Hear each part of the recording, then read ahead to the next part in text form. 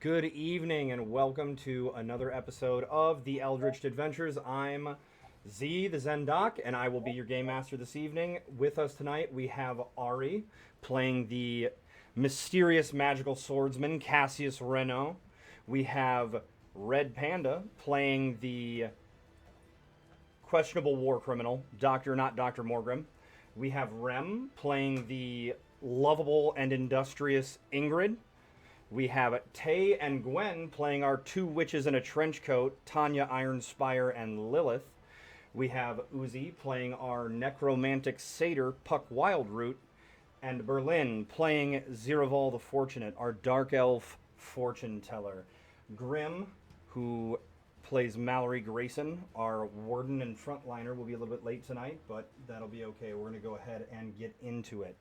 Last session we left off, you guys were finishing up, looking through the town, and found that there seemed to be some cult activity going on in a tower just outside of town.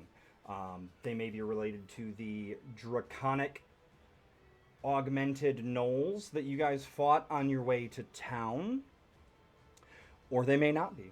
We'll find out. As we get started, you guys are finishing up, you do your long rest, you head over to the tower. We're actually going to start with Berlin. And Berlin, as you guys are walking towards the tower, you feel this tickle on the back of your neck. And I want you to go ahead and roll me either a religion check or an insight check. Your choice. Okay. So I'm going to go with insight because I'm wearing my glasses, so I get an additional +2 to this. Okay. A 13? Okay, so on a 13, you feel this tickle and you decide to turn around. And as you turn around and look, you see this gossamer, ephemeral, almost, you're not sure if it's an illusion, but then you kind of get the sense that you're seeing something that is other. You're seeing something that's not necessarily on this plane of existence currently, but that is in fact not an illusion. And you see the girl, the rather large woman, who assisted with your transportation from Tempest Embrace to... Sorry, my dogs are fighting right now. Y'all, I will put you out if you can't stop. Assisted with your transportation from Tempest Embrace to Horizon's Gate by the name of Salem. And tugging on the back of her shirt, you see this woman.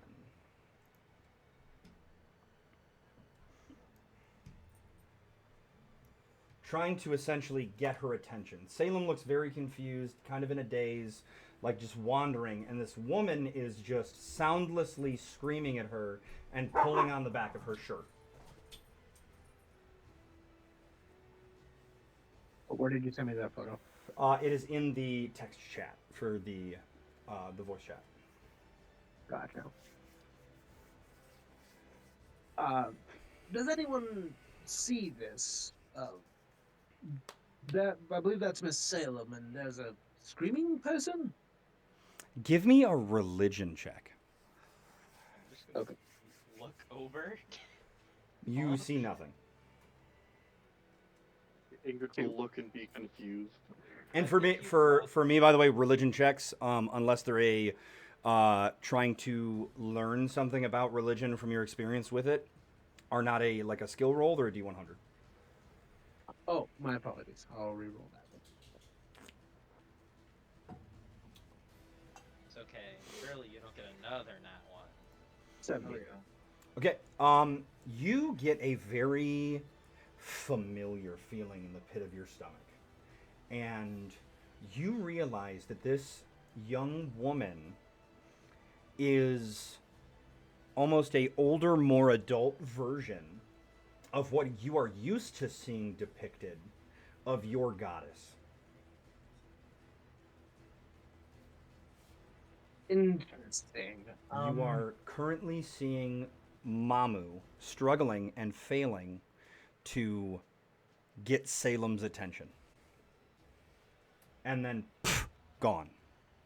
As quick as they appeared, they vanish. Well, that's an interesting omen, so to speak.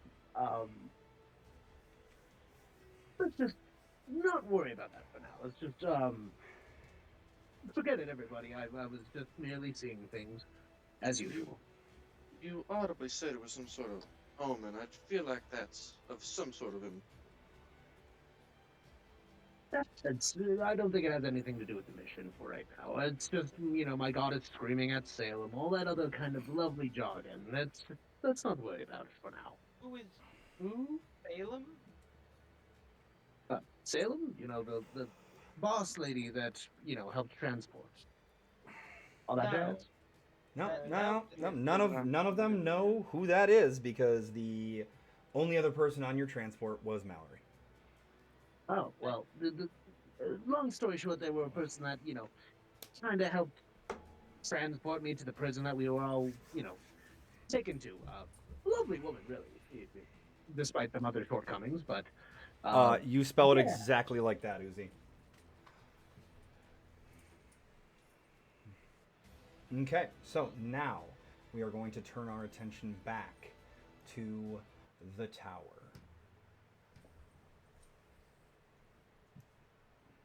You guys are gathered up outside, ready to get after it. So, magical schizophrenia just now of an ill omen that you're just going to ignore. Right as we enter the Well, ominous tower. To be fair, you never said an ill omen, just an omen. Well, so to speak, my experience has been that whenever my goddess decides to start yelling at somebody, it's either, an omen about they're not chasing their dreams or they're ignoring her entirely, and it's really my place to go through and help with that. It could be another thing entirely, but for now, that's just where I'm going with. I will say, based off of your checks, like I had the way that I described from the picture that I showed you, it was a feeling you got that told you that was your goddess. You have never seen her depicted being more than like a child or young teenager, essentially. So that was a very different and strange experience for you to see her as essentially like early 20s. I would say was the depiction of her there, the way that she appeared. And forgive me if I will, it might not entirely be my goddess. There was some different things. It just felt right in my stomach, so to speak. Well, I don't really think there's anything we could do about that. So, I say we just, I guess, go into the ominous tower over there. Do I see like a... Is this a door here? Yes, Is that like is a just stairway door? leading up to the door. Okay. I didn't know if it was a weird...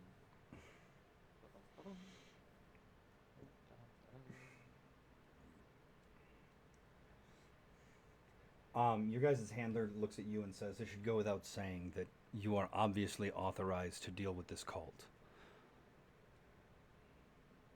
Appreciate it. I will see what I can find." And then he just melds into shadow as he is known to do. What are you guys going to be doing? I'm just gonna hop over here, do my little scurrying. I think as we're Okay. getting ready to head into the tower, we're just gonna check her guns, make sure they're in shape and loaded. Okay. Bombs, I have this, I have assortment of drugs, we should be fine. Zeravol's gonna pop out his pipe and he's going to pack his pipe with his tobacco, light it, take a deep drag, shuffle his cards, and approach. Okay. I wish my body allowed me to smoke again.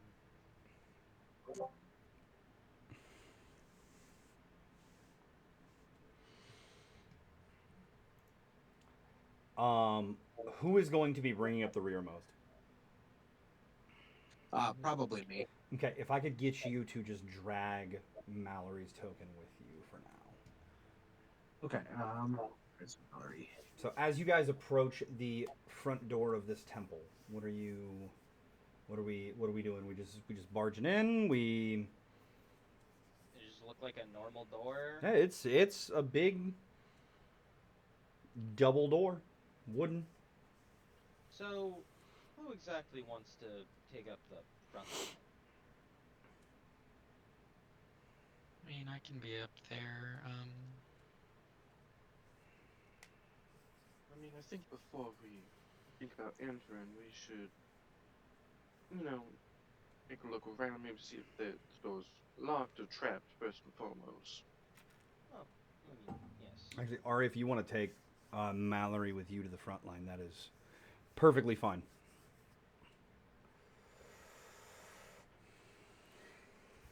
Hmm. I'm gonna sort of go over to the door and try to see if I can, I guess, figure out if there's any traps on it. Sure, go ahead and give me an investigation check. Yippee.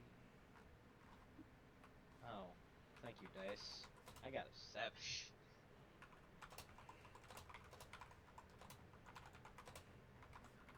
Well,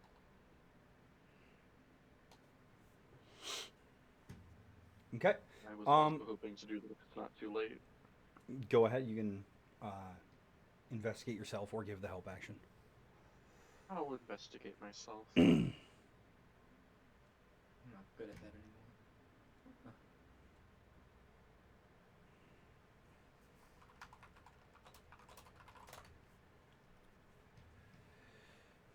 All right, so you're fairly certain that the door is just a normal door, no traps, no other things that you should really be concerned about. You should be fine to just go on and head in. okay. If you'd like to do the honors, Cassius.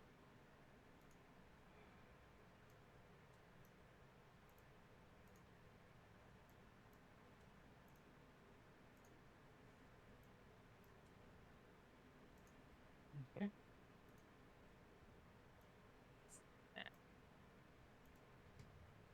Alright. He's gonna take a bit of a look around as he steps in, seeing if he can see anything unwary, like any creatures, any traps, any cultists, anything that catches his eye. Not currently. Go ahead and give me a perception check. Alrighty. That's 12 plus 4, 16. And what is your passive insight? 12. Okay, so you get this eerie feeling, and as you look around, you notice it's not overly unkempt. Like there's not a whole lot of dust, like there's been no one here, but there are a rather obscene amount of cobwebs.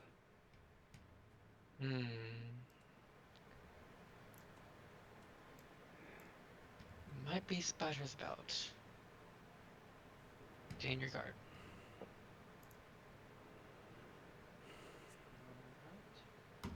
And he's gonna just slowly usher everyone inside as he starts heading forward a bit. Now, Doc, before, as we're entering in, is that, like, purple gem thing actually there, or that's just part of the map? It's purely decorative. Okay, cool. Where do I go? Oh, I'm in the darkness. Miraval is on purpose, like keeping a foot behind everybody, like just kind of specking everything out, letting everyone get in the firing range first before he decides to step on in. Okay. Seems to be some strange little storages up here. Whoa, I can't see. I don't have dark vision. What? Like, why is everyone in the darkness? What are these? What are these over here? It just seems to be little shelves with just random stuff on them. Does anyone have a light? Yes, Uh, I'm gonna light my lamp.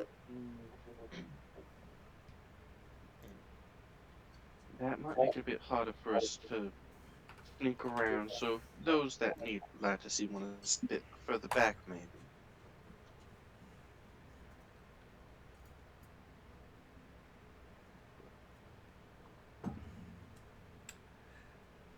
Red, go ahead and give me a perception check. Okie dokie. 22. You hear a skittering sound. Like in a general direction or Just kind of all around you. And it doesn't sound like spiders that you would normally think of, like little bugs. It sounds absolutely massive. Seems there is an arachnid problem over here. This is going to be great. You hear a voice say, "Well, I wouldn't call it a problem," in Abyssal. Oh. Is anyone else hearing the sound, not necessarily the words? the Yes, sound? all of you would hear something speaking. Okay, do we have a direction we hear it from? Go ahead and give me insight checks from everybody who wants to see if they can tell what direction the sound is coming from. I don't, that one. Yep. It is just kind of echoing off the walls. You guys are just not having a great time trying to figure it out. For Tanya, Lilith, and Morgrim, on the other hand, you can tell it is coming from like the back center area of the room generally. Oh, joy. Also, as you got closer to those shelves on the side, you see that they may have contained something previously, but currently they sit empty. Morgrim's gonna sort of, I guess, walk a little bit over here, and if anyone is sort of looking at him, he's giving like a little bit of a signal, ushering towards this sort of spot.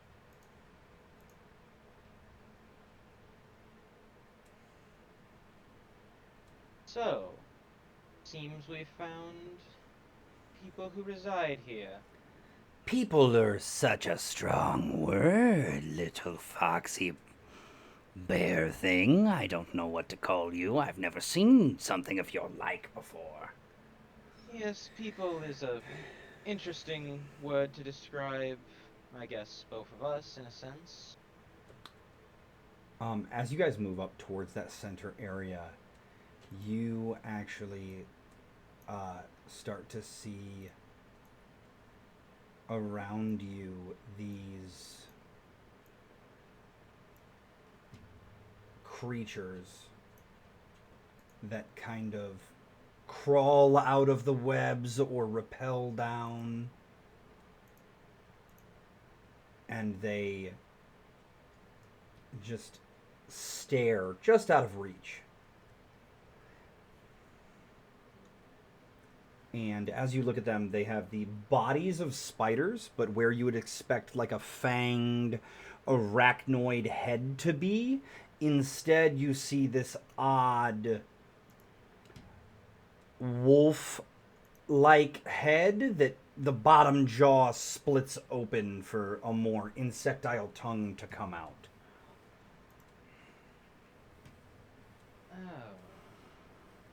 Oh. Trespassers, have we? Well, that just won't do. So, is there a name that I should give you instead of fighter or person? Or are we just gonna skip formalities?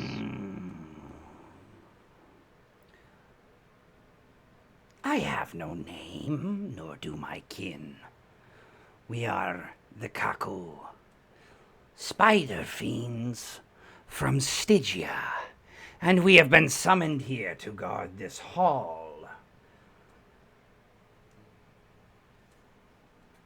Forgive me if I may, but is anyone else freaked out about the little teddy bears speaking words at these things and they're understanding each other? The one closest to you looks at you and in common goes, Oh, apologies. We did not know that not all of you would know our language.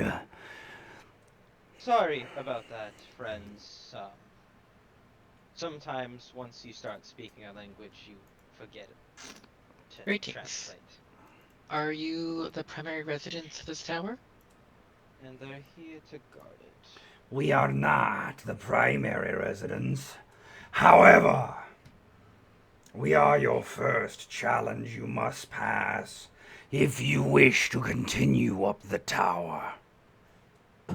Keep in mind that these are fiends, so I don't think you enjoy holy light. Well, what do you have for us? Our only charge is to give challenge. It was not specified what type of challenge, and so perhaps we could be persuaded to give a challenge not of combat, but of wit. Intriguing. That does sound far more civilized. But what is in it for us? For we shall be missing a meal if we choose to have a challenge of wit instead of just killing you and devouring you.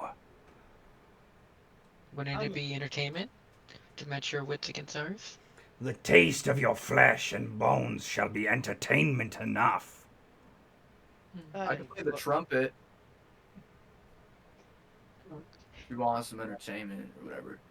Well, I think they're specifically saying they'd rather a meal than entertainment. Oh, shit. Okay, yeah. unfortunate for you, I don't believe you seem to have underestimated us at least. This meal won't come cheap.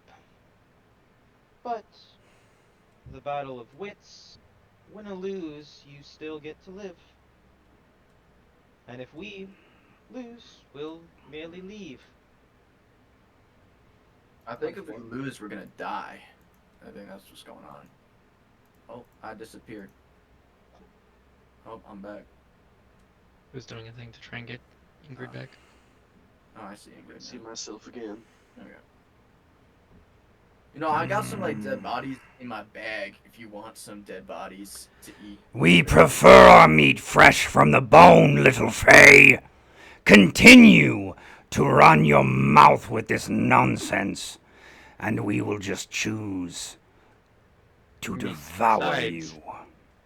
Oh my goodness. Even okay. if they were partial to what you had to offer, they still need to give us a challenge of some sort. So it's not like that's the solution. Alright. What shall it be? Would you prefer a challenge of wit or a challenge of force? Yes, challenge of wit, challenge of wit.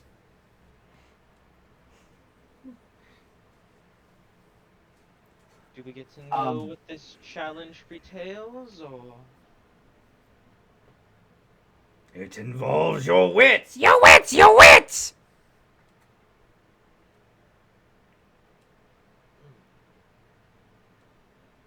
I would like to go through and cast Minor Illusion. In my hand appears like a plate with like a really nice looking steak on it. Would this go through and perchance persuade you in any way, shape, or form? Persuade us what? Going with wit instead of nitty gritty combat. It's not fun for either of us, really. I can see through your paltry illusions, mage. I think what he's implying is we would like to go with the wit. And if you lose, we get to eat you. If we win, you are allowed to pass unmolested. What?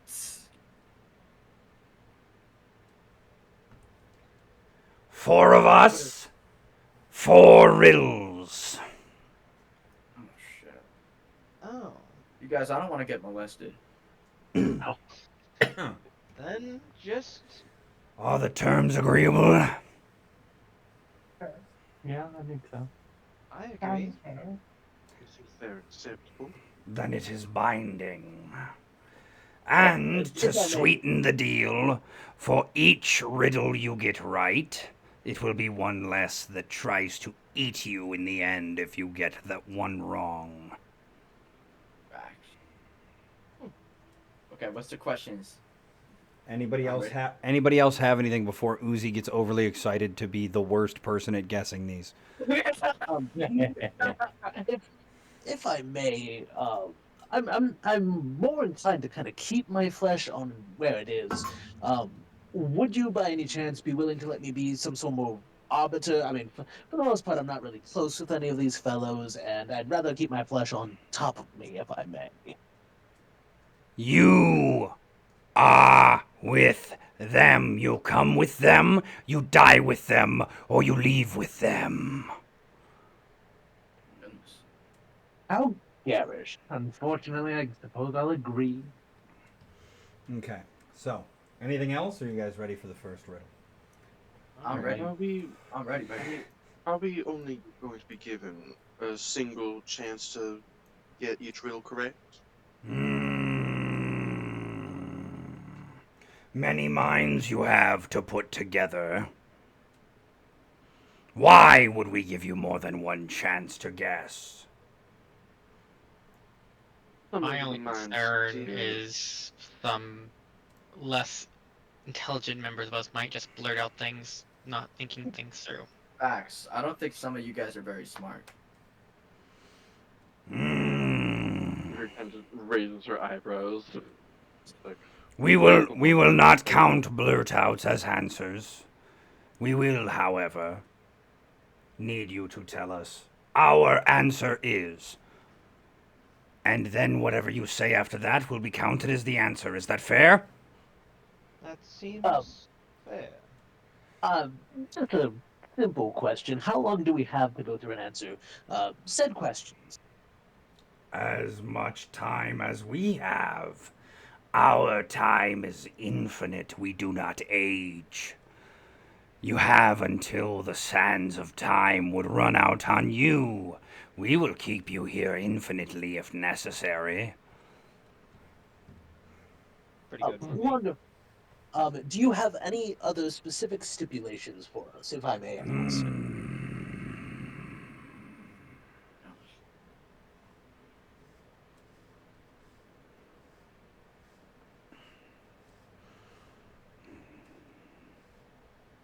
You may either have riddles that give you information to ponder going forward as their answers, and 2 guesses per riddle, or random riddles and 3 guesses per riddle.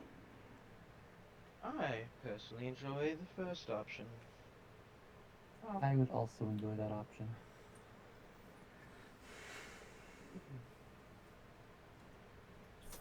That is your only stipulation, to be clear. I believe we have come to a rather ironclad agreement. Why do you continue to pester? Just making sure the terms of our deal are exactly as we speak. So, and it's, by the way, it's this one here talking, and he kind of just like looks over at Cassius and goes, Is he always so long-winded and annoying? So far, yes. know this guy. Understood. Now, anyways, for the first, and the crazy sounding one on the pillar behind you guys goes, In legends told, I'm fierce and grand. My wings, they stretch across the land. With dagger claws and sword-like fang. Tales of me bards have sang. Did anyone hear what you just said? Yeah, your mic kind of Yeah, I got like half of that. Yeah, same. In legends told, I'm fierce and grand. My wings they stretch across the land. With dagger claws and sword like fang. Tales of me many bards have sang. Guys, I think it's a dragon. I mean, that is. But Well, That is was it my a thought as well. but is it a specific dragon? if I may go through and just ask the party to slow down for a second. So Ziraval is going to go through. He's going to kind of just sit in the corner. You guys are going to see as he just kind of like cracks his knuckles, sets out his table that he has, and he is going to ritual cast augury to get an omen on if we answer this as dragon. How will this fare for us? I don't want to spend 10 minutes. That is. That's a long time. I now understand why he was asking that question. Exactly. Okay. All right, Chet, I guess we will reconvene in 10 minutes, guys. Alrighty, see you guys at 37 after. I'm kidding. All right, so upon your casting of augury, go ahead and send me the wording of the spell if you don't mind. Yeah, 1 second.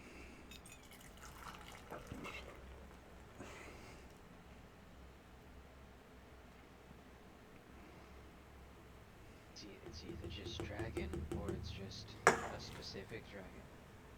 Like it could be a lot of like creatures, though, honestly.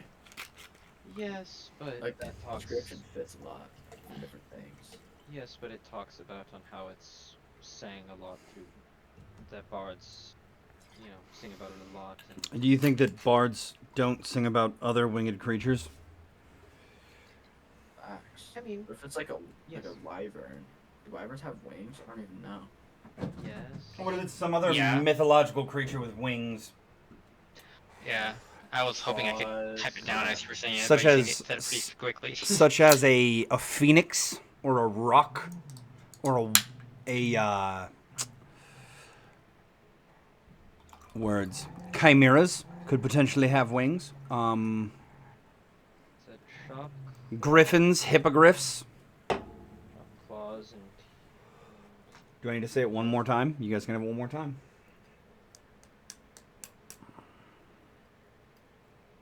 We get it in a typed out format. Jesus, y'all are so needy. God. Sorry, dude. it had wings that.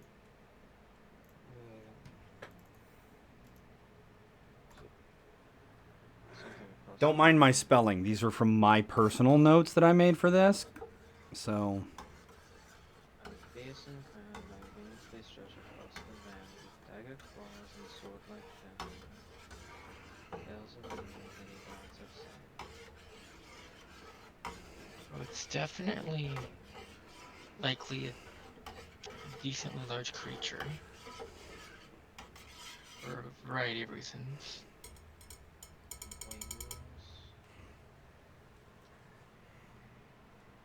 Wings. Dragons another are thought indeed for- known to be fierce and grand.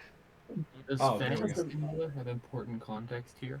Is there a one-tooth flying animal? Well, if I may, I think everyone's a little bit more focused on the thinking it's a creature thing. What if it's just wind or something akin to it? It doesn't have to necessarily be an object, as it could be so much of an idea. I mean, Does wind have claws? and a sword-like fang. Well, that could be metaphorical, but I'm not sure if Okay, many bards have sung about wind. to give you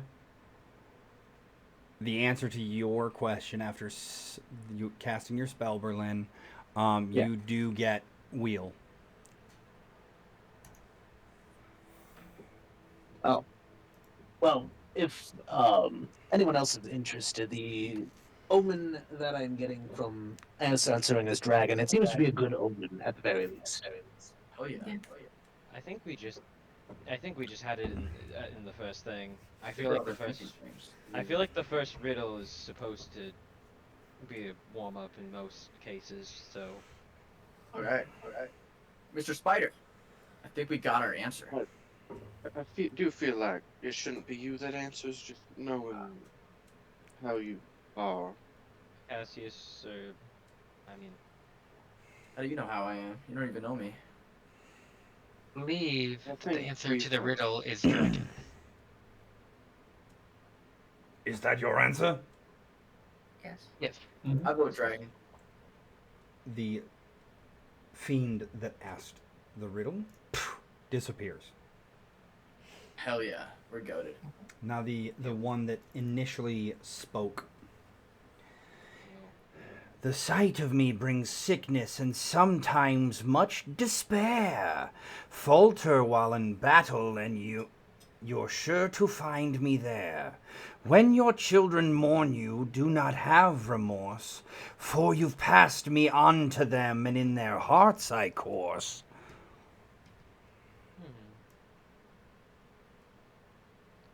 it could be grief.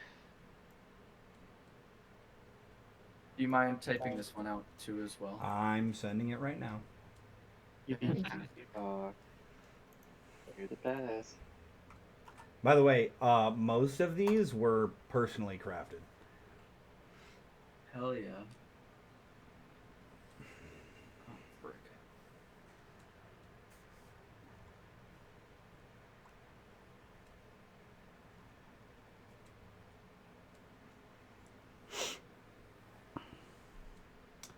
Oh, Now, from I have a thought. I don't know if this is the answer, but I think it might be blood. Mm, Hmm. that also makes sense. And you're sure to find me Thought there. that I and had in was maybe future form you that do bull. not have remorse. Oh, For yeah. you've passed me on to them, and in their hearts I course. Oh, that makes yes. My first thought had Dr. been Morgan, do you have blood? yes, but that I worked don't for the have last blood. bit. But What? I'm rolling. I don't. Oh, I don't have blood, but I've seen it, and it checks out.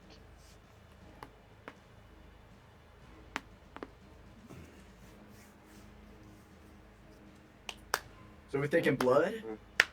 I do think We can that's actually- what we- I'm down to read again. Now, are we gonna do that for all of the riddles? I also don't know if that would be wise.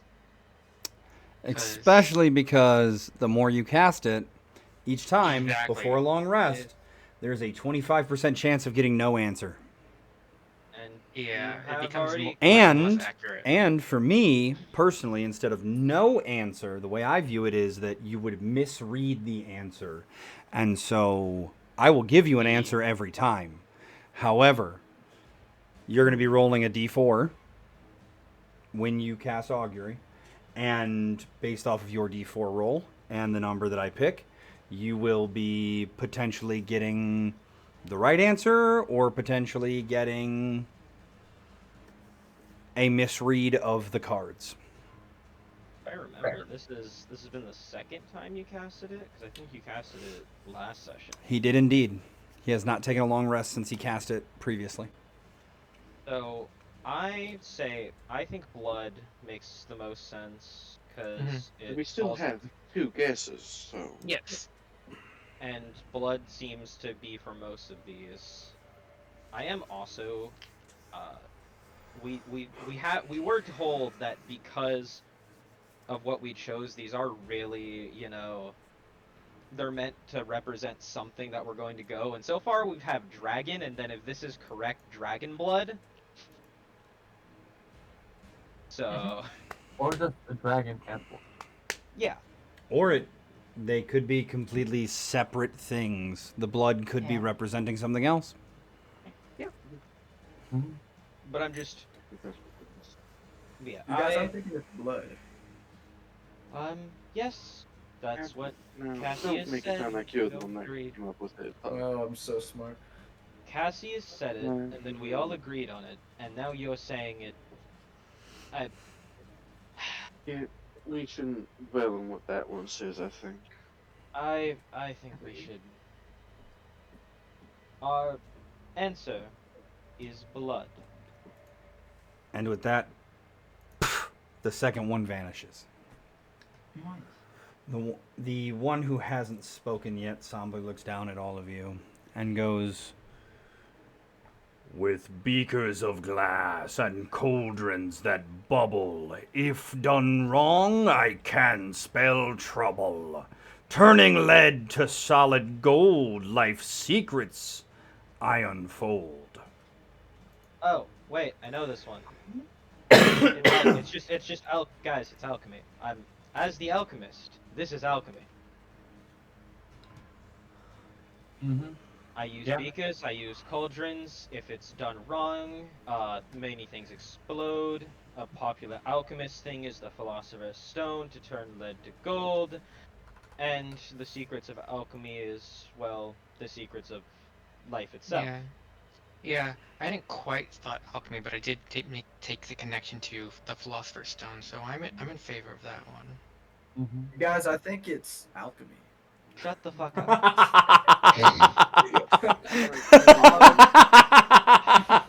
Someone here, Oh. someone here needs to modify the silence spell and cast it on him. So, Huck, remind me, chance I you like get, to make corpses pretty, right? What? You know a good part of making corpses pretty is making them shut their mouths. You should practice it more. That's crazy coming from the guy who's talked arguably the most in the session so far. I say that's good.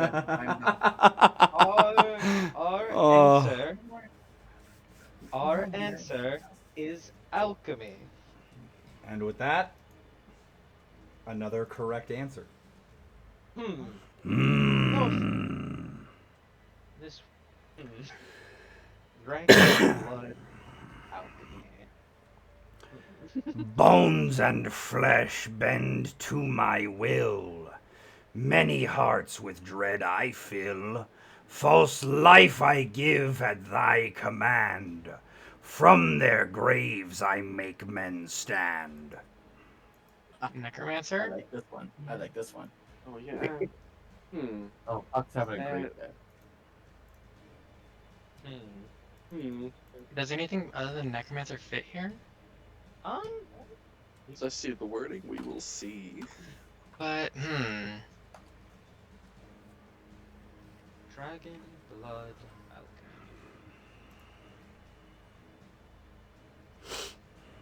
You guys, I think it's necromancer.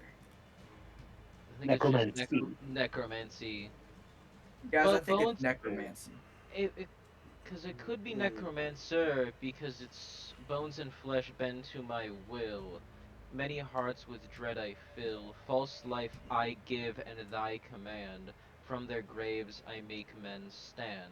So it could be a necromancer. I think it is I mean, necromancer. When I see thy command implies it's a power that one would wield. That is. That and you- also you would be commanded. considering most of the things seem to be like from the perspective of the thing. If it's necromancy, the wording would still make sense. But either way, if it's not one, it would likely be the other, and we have two guesses. So You guys, I think it's necromancy. Yeah. I would So are you going to? agree. So you're going to say it inside the correct format?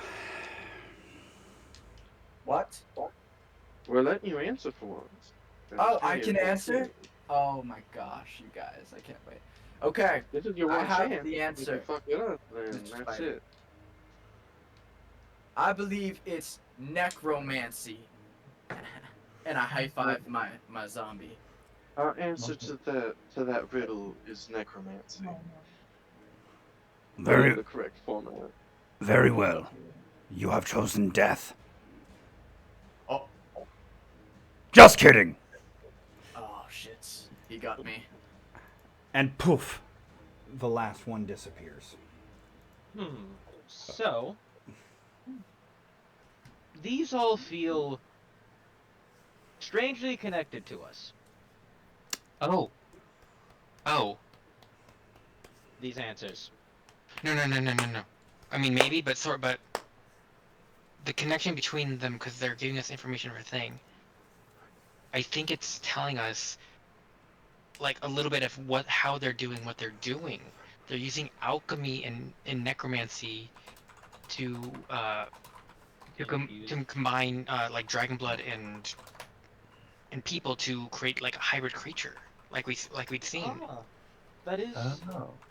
and it also, yes, Oh shit. You're so right. But it also is connected by us. That's mad freaky, yo. I mean, I think that's just a coincidence. Yeah, I feel like that's more a coincidence than anything. And we But- dance. It's such a but- coincidence. but I think coincidences, even if they are still something that we should think about. After all, this is a riddle within a riddle. Mm-hmm. Well, it does have a point, right? So, also, I found like ominous staircase right over there. Yep, that's one. I would like to maybe poke I know. around a bit on the first floor before we proceed. Sure. Go ahead and roll me some investigation and perception checks, whatever you guys are doing. Yeah, I'm gonna go look at these shelves over here again just to see if there's any silly knickknacks over here. And are these like painting or tapestries actually here? Yes. So these seem pretty old. They're moth-eaten, covered in the spider webs. Are you trying to see what the painting depicts? Yes. Go ahead and roll me a history check to see if you can kind of decipher what the scene was meant to be depicting. Okay. That would be 14. Okay. And I'm gonna roll just to see how degraded this painting has become. Okay, so it's pretty bad. You can tell that there is a massive red dragon as essentially the quintessential foe of this piece. And beneath this red dragon seems to be a party of adventurers. And as you look at it, you can actually tell that one of them vaguely resembles Lady Belia. And it's very hard to tell who the other ones are, but there do seem to be 4 other figures in the painting with her. Wonder. And do I get a sense that this is like depicting an actual event that occurred, or is it just more artistic? This does seem historical. I wonder how long ago this was. Roll me a D100. Okay, this die and this die. While he's doing that, Ingrid. I like that 77. Okay, give me just a second. Ingrid, Yeah, you fine. have investigated thoroughly. Which area are you investigating? Just that general vicinity, or are you looking for anything specific? What are we... I think right now I'm trying. If there's, I think, Ingrid is looking for any sort of like hidden things, be it like compartments, switches, chests, doors. Nothing hidden here. This does generally seem to be more like an entryway. However, based off of just looking around and seeing markings in the webs and in what little dust there is, you can tell that there's been a lot of foot traffic through here. And based off of the foot traffic that you're seeing in the dust, it would have been people from the village, as well as there might be quite a few people up higher in this tower. Morgrim, you see shelves. Ziraval, what are you looking for on the shelves? anything that looks worth taking for the most part. I'm playing a very vain and greedy character, so anything that would look good on him and or looks shiny enough for him to want to take home in his pockets. Here, nothing really. Like Morgrim got told earlier, these shelves seem like they held things previously, but it's almost like a tomb that's already been looted. That's unfortunate. This place is drab. Tanya, what are you trying to investigate? Anything in this corner here that while the light was set? Say that again for me. I was looking up in this corner. I don't have. Hold on. Where'd the light go? Oh, I'm back here. Damn it. Where'd the light go? I don't have dark vision, man. Here, let me go ahead and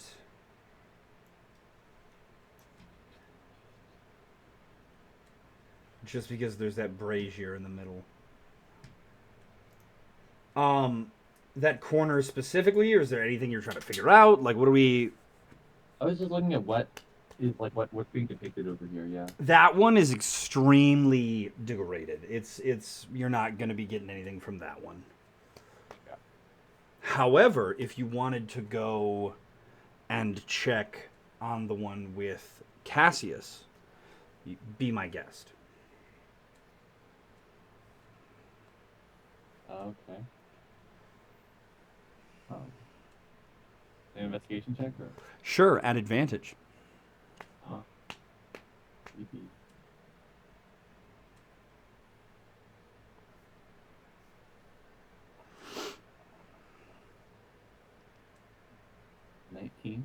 You remember this scene. You saw this scene not too long ago, maybe a month back. Oh. But you saw it in first person as you experienced visions in your jail cell when you met Lady Belia for the first time. Oh. Oh. Right.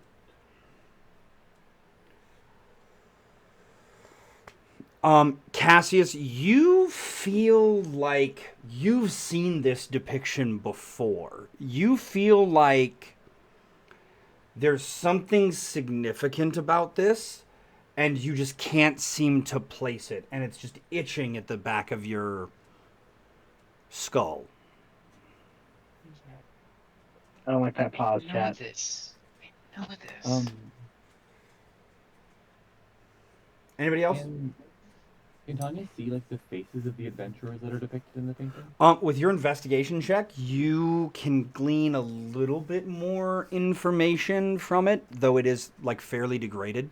The most clearly recognizable figure is Lady Belia.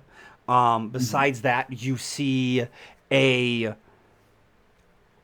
mid-sized man with a greatsword in armor, wielding divine magics.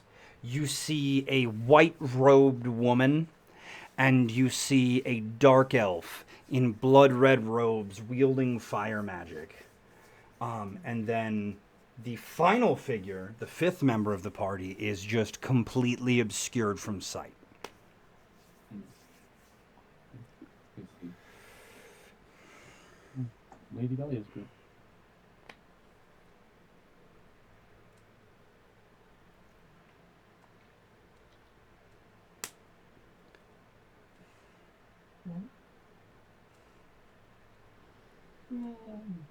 Is D4. Lilith doing anything? Or just Tanya as the ragdoll? I mean, like, not in particular. She's just kind of standing there picking at her nails. It's not going to be helpful at all, not going to check on anything, not going to be interested in anything. She's just, yep, I got this body and I'm looking at my nails. Mm-hmm. She hasn't had it in a fair bit, you know. Okay. Does in a while. Okay. I'll look at the corner if you want. Huh? No, you don't have to look at anything. I was just making sure that you had the opportunity. Anyways, if that's the case, we can move on. That's alright. Grim has arrived. Grim, your party was able to best the 4 Kaku spider fiends in a battle of wits and guess the answers to the riddles. Fun. Of which the So- answers were pertinent to your futures. The answer to the first riddle being dragon, the second being blood, the third being alchemy, and the fourth being necromancy. And we are about to head, I believe, up to the next floor if everyone is ready to do so. We open D&D Beyond. Cassius is ready, though he's not fully paying attention to his surroundings as he's trying to recall where he knows this theme from.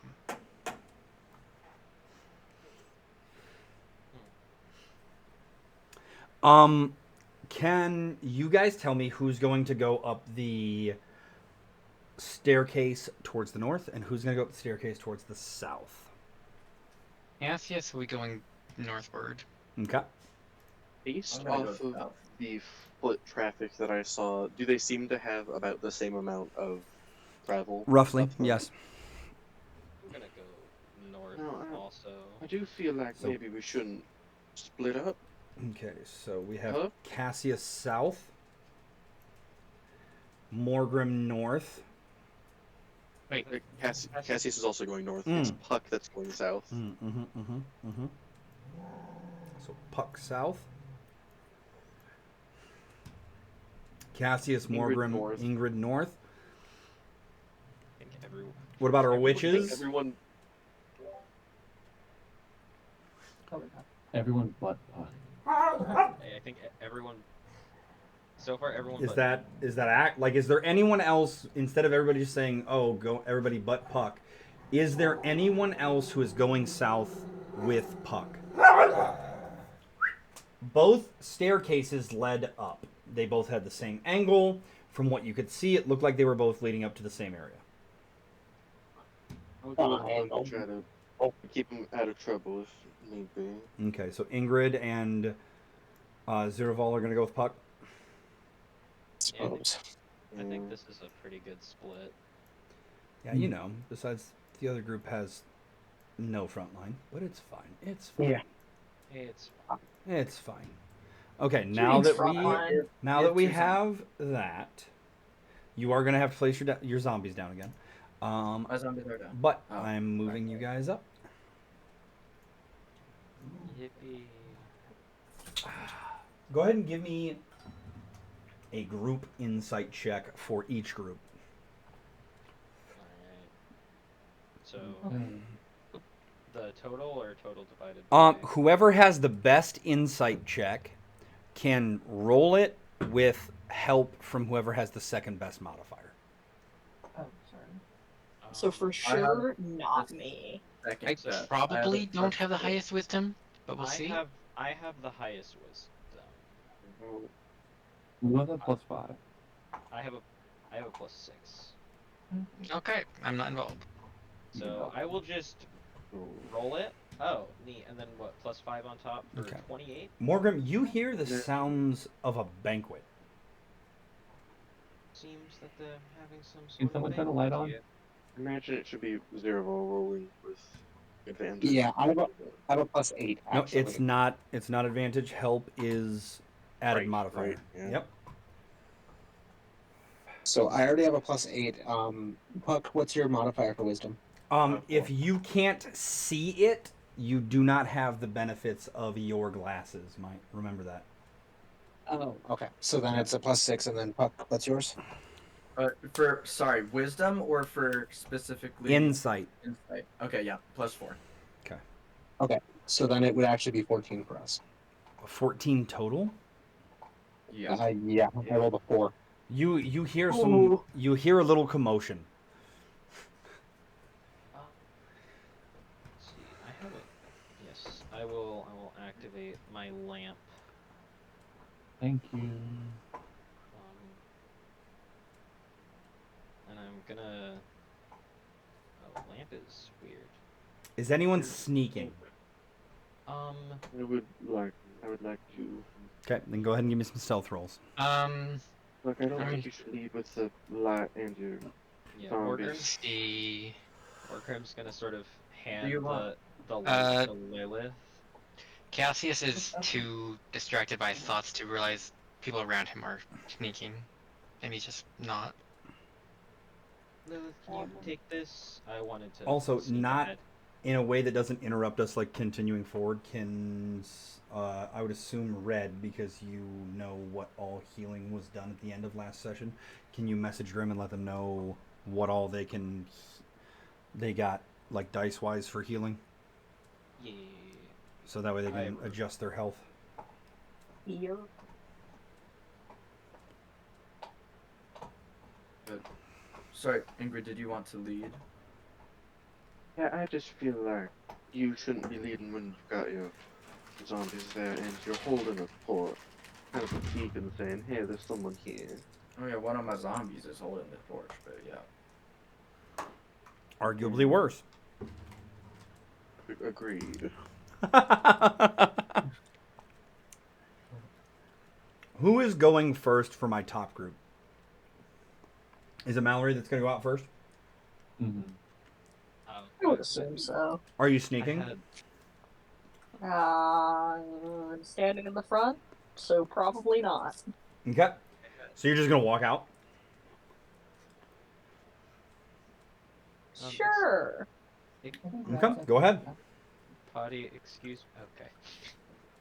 Go ahead. Hold on. It's loading. You must remember I am on a toaster. That is also why we are getting rid of RP maps. The only maps you guys will be on will be smaller maps where RP has a chance to turn into combat.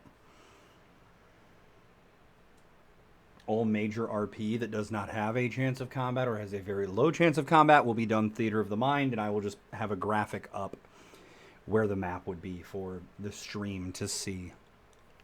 Nice. Grim's toaster is so dog shit that we can't have a nice thing. Oh, what? Hello. Where are you opening? Alright, hold on. We're almost cooked. We're almost done.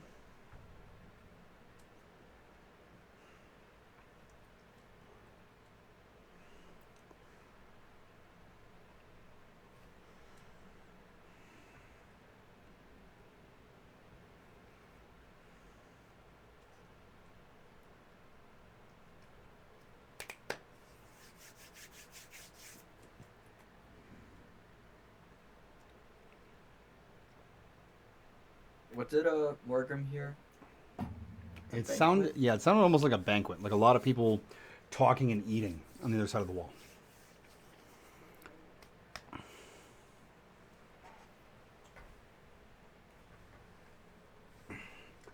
Almost like they were kind of celebrating something, honestly.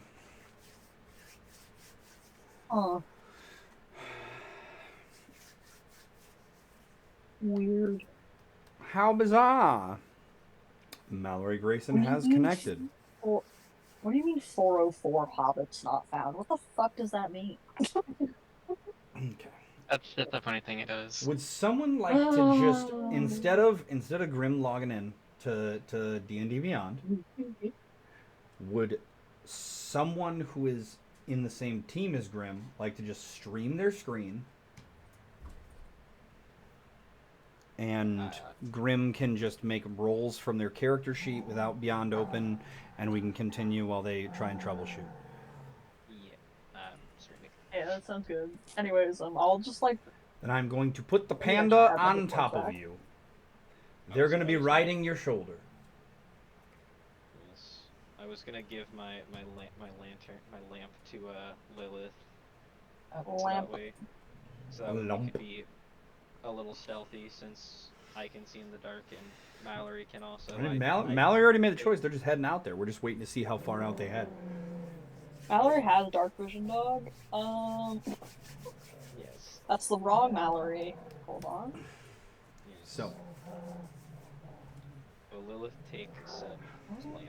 Yeah, I said I'll Oh, take hold it. on. Let me do the short rest healing real Yeah. Let me hold on. There's like a preset thing. Potion. The I'm gonna short. do my light.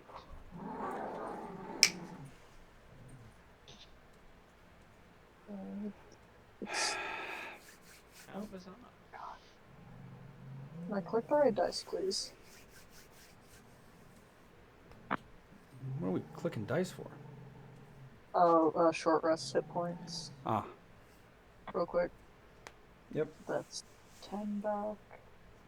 And we're good. Yeah, I'll like walk out. Where am I walking? Are we just like walking out, or are we hesitantly walking? Like, how are we doing this? Probably not like, just like casually strolling, so there's a so little trepidation. you but... come up to the corner, and what you guys can see now is what you see.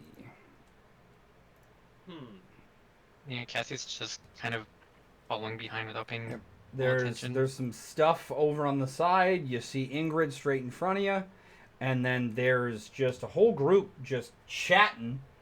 Let me go ahead and roll some group insight here. I mean, perception. I'm just imagining like Mallory just like. And as you kind of poke your head out, they all just kind of turn and look at you right in your eyeballs. No, but I see two Hey. figures from where I am. Yeah. For us, there's a lot. I'm just imagining like Mallory just straight up grabbed the plushie, and just holding it. So, as Mallory pokes her head out and makes eye contact with this group of people sitting at this long table, and goes, "Hey," they all look at Mallory, and for a second, like they start to like look like they're gonna stand up and like come after you guys, like they're like, "Oh shit, intruders!" And then all of a sudden, you hear one whisper to the other and go, "It's the chosen one. It's her, it's the chosen one." What? And they all file out of the table here. One sec. I need to take token vision off. And they kneel before Mallory. "Mistress, we have long awaited your arrival. We have been told of you, but we did not think that we could bask in the greatness of the Dragonborn and the Dragonkin, the one who walks in mortal flesh, but was born of a great dragon."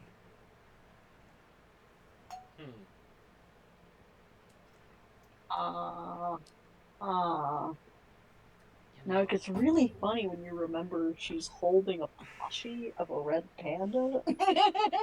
Speaking of that plushie and Ingrid, the two of you, since you can see each other, and since the two of you know destruction together very well, I'm going to let one of you roll, with the help action, a investigation for me real quick.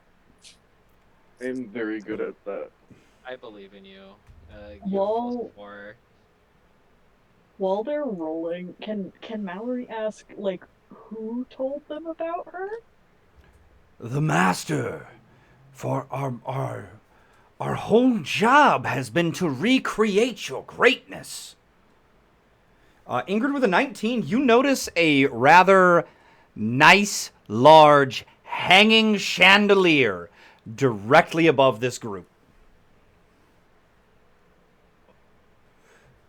I kind of just like look at Morgan, just like shrug, just like kind of like pat my pistol, just like do I? Dr. Morgan's just gonna kind of look at you while he's being comically held. Just gonna look at you, look up at the chandelier, just shrug. What do you mean by recreate me? Did you not see We've been experimenting, trying to graft the dragon into the mortal being. We have been trying to alchemically recreate your greatness. Can I So to hear how many clarify, of them there are there? Sorry. I mean, you see 8 underneath the chandelier.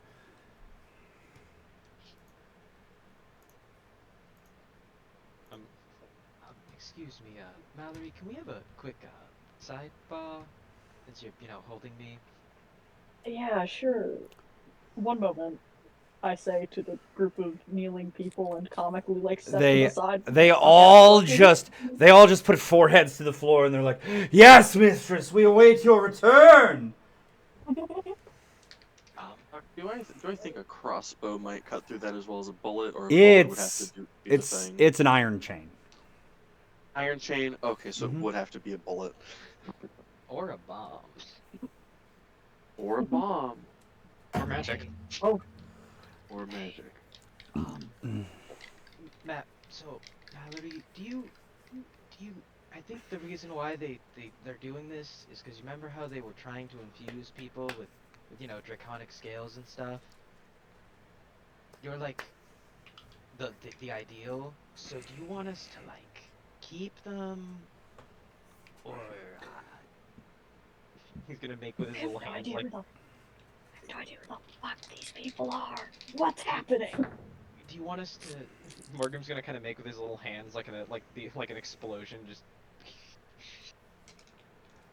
Let's see what we can get out of them first. And we'll see how it goes. I'm gonna kind of, as I guess we go back, I'm gonna kind of look at Ingrid and do like the timeout, like the pause kind of timeout. You just hit her with the T, the hand T, like. Yeah, that's exactly. Chill. Okay, so Ingrid gets the chill signal. They're like, "Ah, mistress, you return!" So, this is like a general question. Yes. We exist to serve. Why go the route of alchemy? That is what Higher has decided. We would use alchemical processes, we would use other magics, and we would attempt to fuse the might of the dragon with the body of the man, so to speak. It's much, much beyond our pay grade. We are simply low-level cultists. We just are here to worship and serve and provide the menial labor. For instance, I drive the wagon, right? Like we started, we were told, hey, we're supplying the village with stuff. The villagers are then gonna come see us, bring the villagers that come see us upstairs. Our people will do some experiments and things, and then they'll go back on their way, and we essentially are just like the minions, right? Like I'm not going to act high and mighty. Like I'm not gonna pretend I'm better than I really am. Like we're just minions. We don't know the details. We just do the things. And what we do know is that we are a cult of fiendish supporters who worship the coming of the Oliphant, the great fiendish dragon that will one day eat the world, and their herald, who is a fusion of both man and dragon, but not like, like the Dragonborn that are like dragon people, like they're like descendants of dragon in human form. I don't know. It's weird. We're more talking about like the fusion of mortal races and a very powerful ancient dragon. You know what I mean? I mean, of course you do. It's you. You are like the herald of the Oliphant. Except for they were trying to create more of you, I guess? I don't know. But yeah.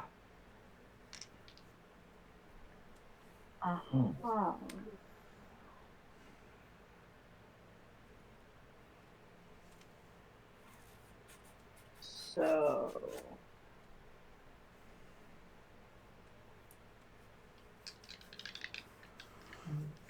Such a silly image inside my head.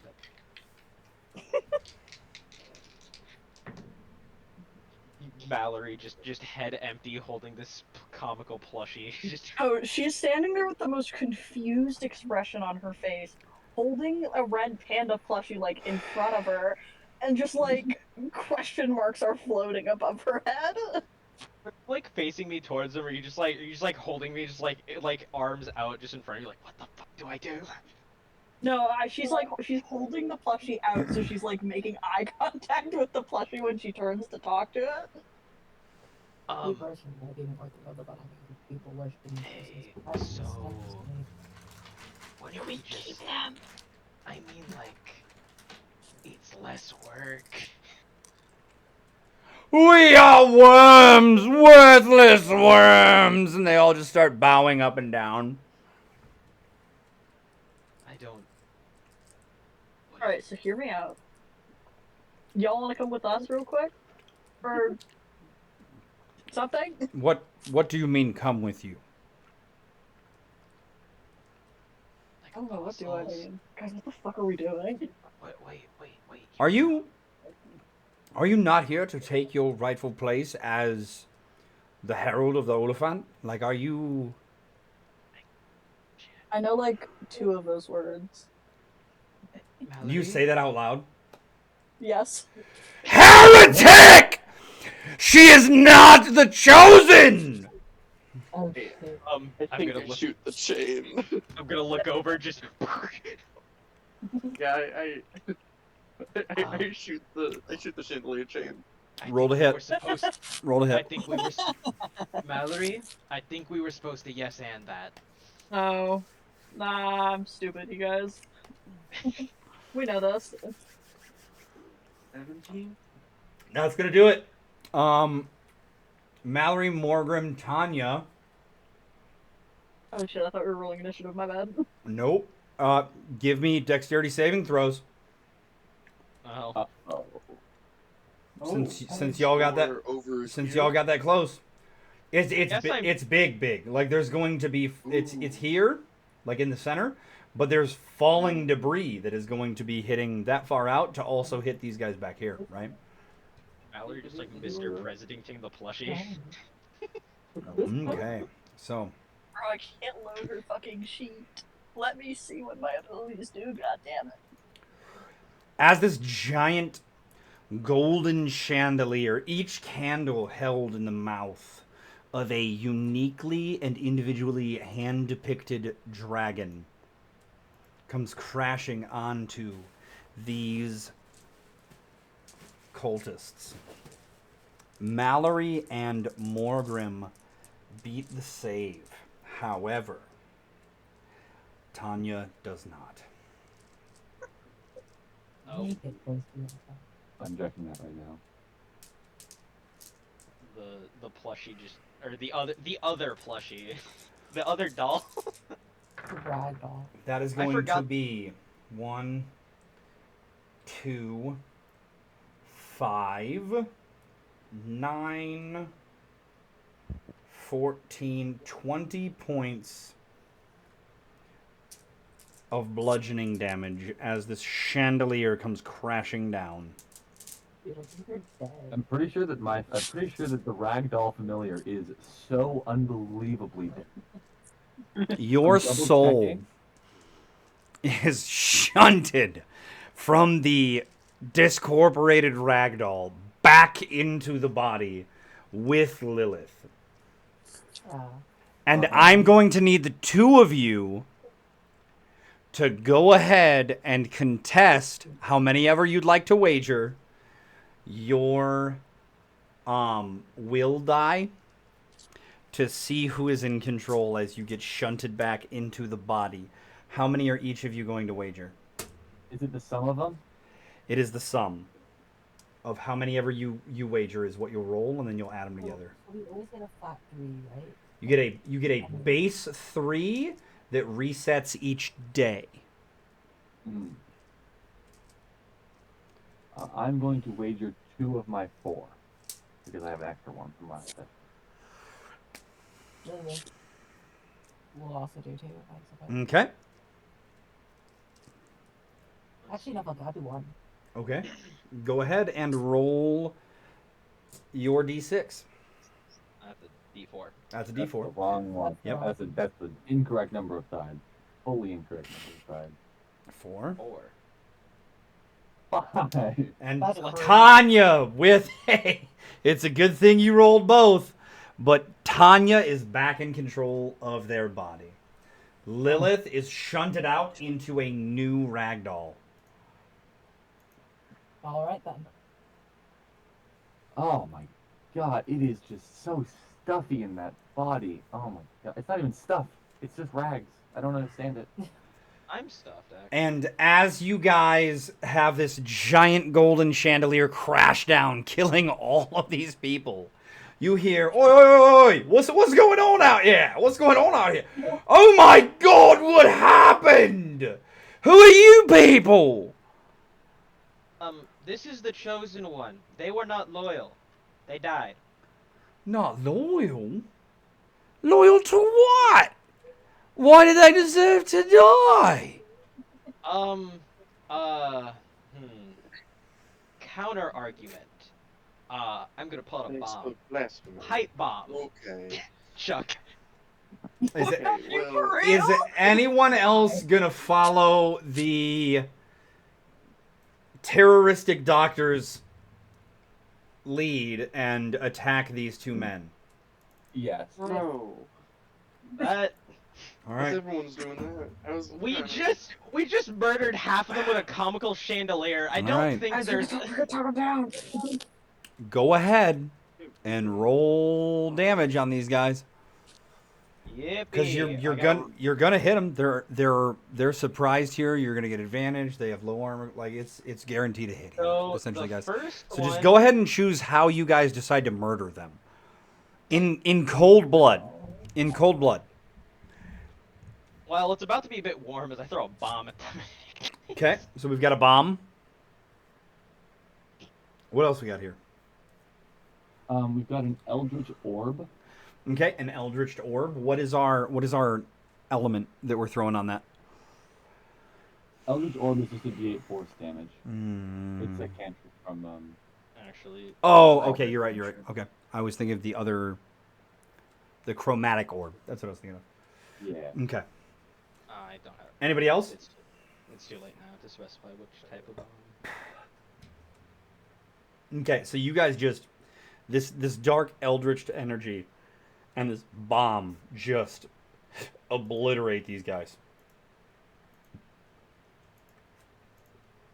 You know, that feels a little Murdery? harsh. Did that one feel murdery to anyone else? No. People are trying to convince him. Oh, Yes. bad. That Yeah, he is not sure what to think of them. Like he's no longer distracted due to all the loud noise, and he's uncertain, given that they just seem to be asking a question, not being hostile or threatening in any way. I panicked. That was not great. It's I'm not sorry, important. guys. I panic bombed. Ingrid, go ahead and Crazy. tell the class how you feel about the doctor's panic explosive murdering. Did that bring anything up? Yeah. Some flashbacks to the not asking questions about who we were selling bombs and arms to. Mm-hmm.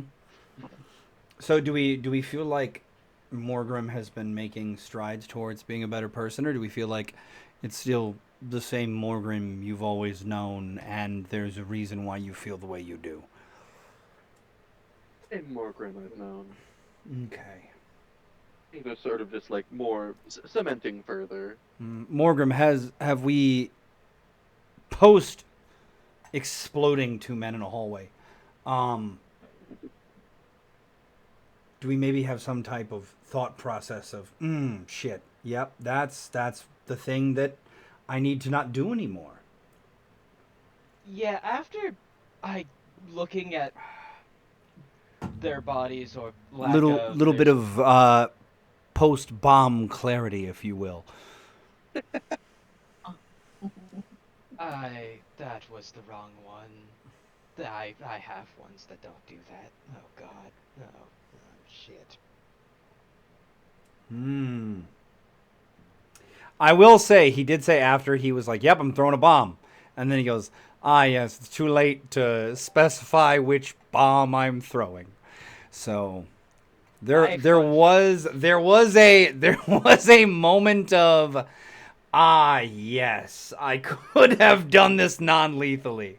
So I fun I have my quiet bomb that is non-lethal. I forgot. I'm gonna like look away from Morgrim and just walk this way and see what's over here. okay, That's fair. can everybody quiet down for me? What do you got, Tay? I'm just saying I can hurry and I'm gonna pat Dr. Morgan on the head and just be like, it happens to the best of us, buddy. It's cool. Oh, don't. Okay, No, I don't. all I right. don't What deserve is that. even going on in here? You come in and you see a chandelier having squished 8 dudes, and then you see another 2 dudes over in this general area that were exploded and defiled by eldritch energy. Jesus fucking Christ, guys! What the hell? While you guys discuss your next plan of action and how you plan on doing things moving forward, I will be right back. Okay, somebody help me shovel some bodies into my bag, please. Well, Cassius, not I before that, because this is something that I'll need some input from Doc about, because basically Cassius is gonna try and figure out if he can see what if cremation is the preferred method of burial, well, of whatever the word is. And if so, he'd like to do that to give them a proper rest, as it were. I mean, that's fine. You could fucking do whatever. I could still get them as like spirits. I was just going to go through and take a look through the corpses to see if there was anything like of note. But Yeah. But that's only if he gets an idea that cremation is how they think they would best be going to rest or whatever. See, not having having my bombs on a separate little page, it makes my brain forget about them. So putting So them inside. go ahead and give me a religion check. Alrighty, and this is gonna be a D100. No, this is going to be Okay. a int-based Just wanted to religion, check or first. you can give me an insight check. I'm certainly gonna take the religion. Okay. I'll keep rolling awfully. That's a 12. Okay, you can tell that these people would love to have been bathed in dragon's fire.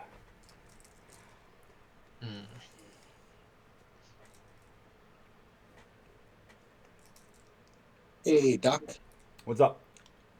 can I dig through the wreckage for anything interesting? Sure, go ahead and investigate for me.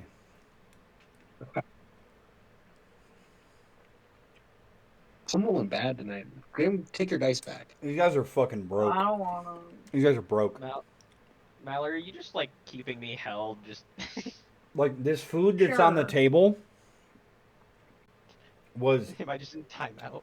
the grandest meal they've probably had in a long time. They were not joking when they said they were minions. Like, Is there still food on the table? sure. What kind of food am I talking You about? Like, you I'm gonna- did interrupt them in their celebration. Oh, they I'm gonna- succeeded. I'm gonna sniff something, and I'm gonna pick up something. I'm gonna sniff it and see if it's like okay for me to bite it. It's a turkey leg. Go ahead. Wonderful. Yeah, I bite into the Okay. turkey leg. So while they're debating whatever they're doing, I'm gonna be over here eating and feasting. Okay. I would like to poke around the bedding area down here. Okay. Very sparse, very monastic almost. Not because they were choosing to be men who had no worldly possessions, but because they had given quite literally everything to the cult. And they were getting very little in return.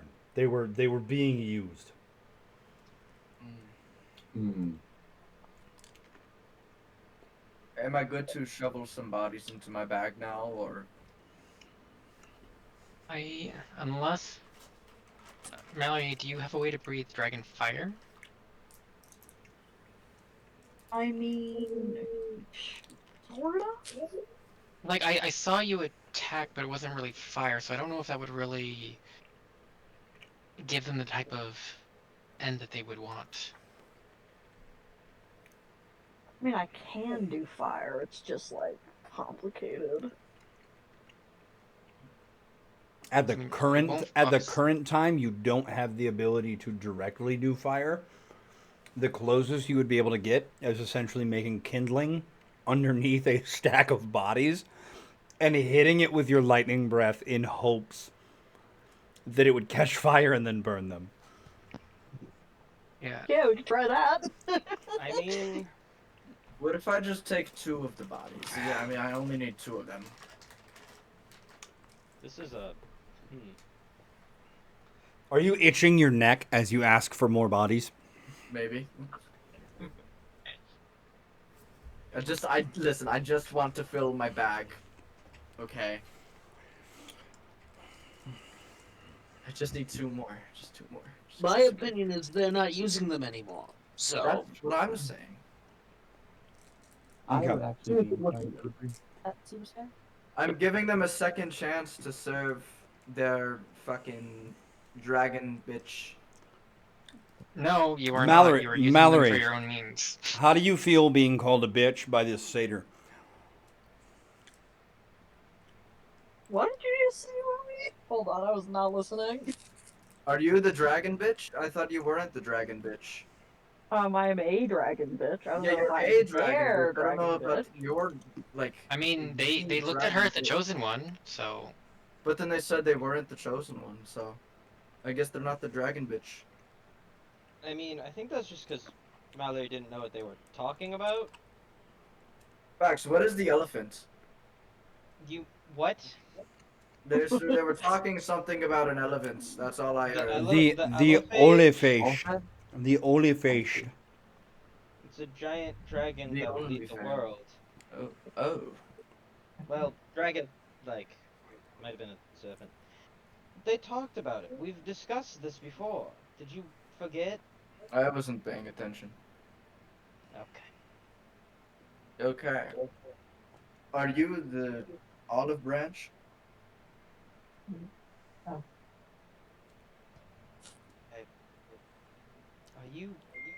Are you dense on purpose? I mean, yeah. Like, look at my body. I'm pretty dense.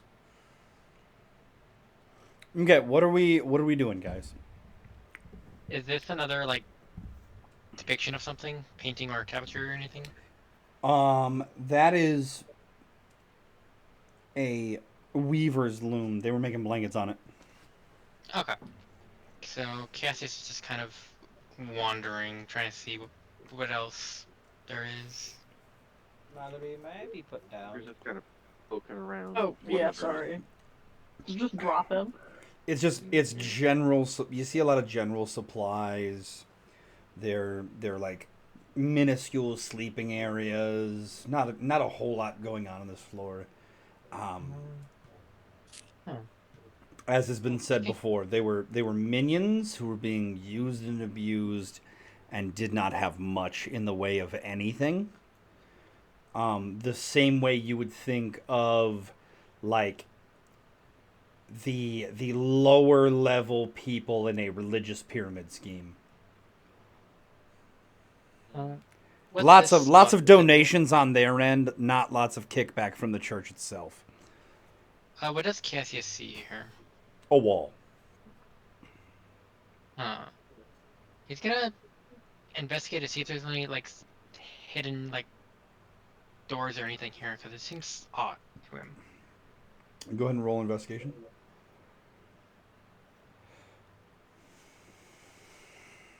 Ooh, that's 22. Okay. So, it looks like it may have potentially been like a dumbwaiter or a bellhop or something in the past, but the derelict state of the tower has collapsed the shaft and the door is essentially rusted shut. Okay. Useful in the past, but not so much now. Interesting, interesting. Hello. Hi. I found a chest. Well, possibly. Is there anything in these? Would be able to look inside. General supplies. Okay. This is just a storage room. Things like hempen rope and rations and things like that. Okay. Are we ready to ascend? I mean, One last thing, actually. He's gonna take a look at this, like, what looks to be like some sort of like worship altar and see if he can recognize to whom. You see over the brazier a depiction of the symbol that you've seen previously on both the armor of the gnolls and on the doors of the townsfolk of that demonic red dragon sigil. Okay, okay.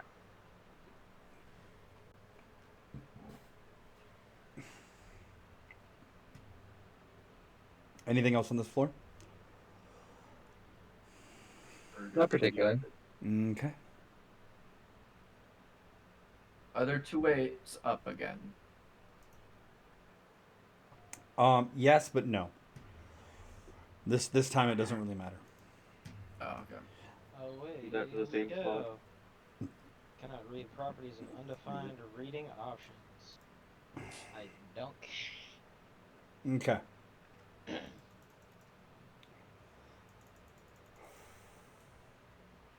Oh, where's everybody? Oh. You all come up to a rather open, and I actually need to, because this is a very low wall. The only person who really can't see over this wall is Morgrim, but it'll buff. Oh, Oh, that's fine. I'll just like interesting. be on my tippy toes.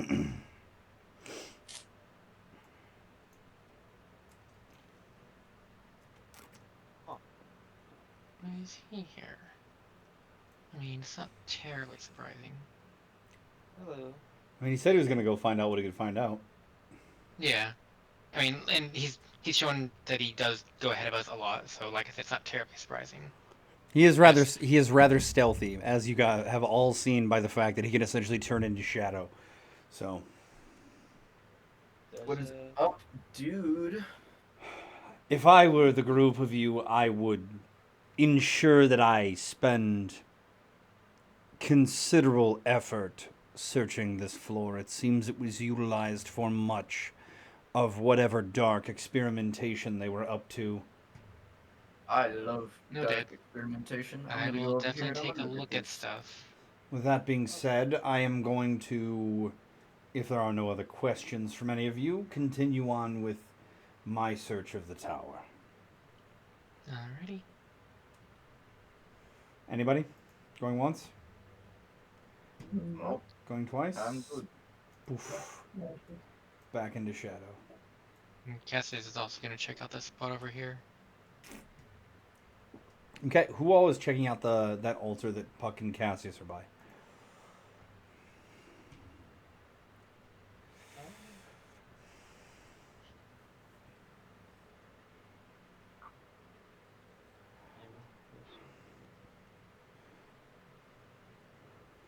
Okay, so those that are by that central altar there with Puck and Cassius, go ahead and roll me investigation. Okay.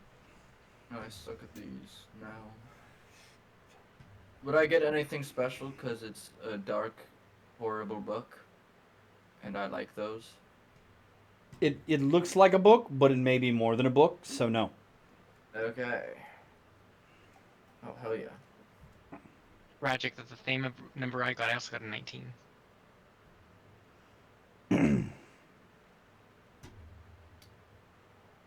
So you find on that altar slash desk slash ritual area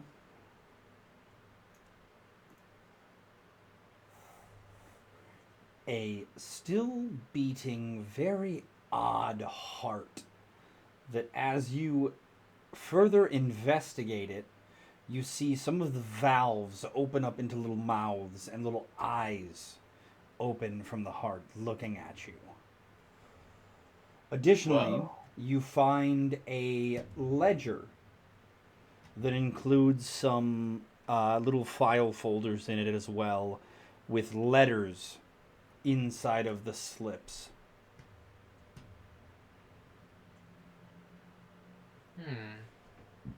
Are y'all seeing this freaky heart right here? I mean, yes. I'm curious about the ledger. Am I able to read it or determine what language it's in? It's in common. You can go ahead and Okay. give me just a general intelligence check to understand what's going on in the ledger. Okay. It would take more time sitting and studying it to get a deeper understanding of the book, but through a cursory glance, I will give you some information. Yeah, this one I did roll quite well. Nat 20 for 25. Okay, so with a nat 20, what you are getting is this ledger is essentially the stockage, both supply in and out of the tower, as well as letters that seem to be orders and directives from someone referred to as the commander. And any time that it has to do with monetary exchange, there is a person referenced as the money man. Okay. Interesting. First character was the what? Commander. Commander. And the letters from all the stuff with the money man have to do with logistical support, how much is being paid for what money's coming back into the coffers, what we're buying, where supplies are moving. The commander's notes, on the other hand, and his letters have to deal more with personnel movements, when high value targets are moving about the area, when VIPs are coming to visit, things of that nature. Okay. I'll definitely have to give this a proper read at another time, as there's a lot to go through. Okay. It's interesting. Up at the upper table, Morgrim and Ziraval, go ahead and give me a investigation as well. Yippee. Nope. Not rolling very today.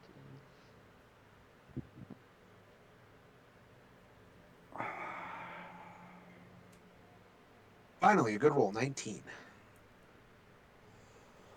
The two of you find a desk that seems to be focused on alchemical experimentation, so I will give Morgrim advantage on the roll since he has the pertinent background for it. So I can roll again. Yep. Okay. I also did not see your initial roll, so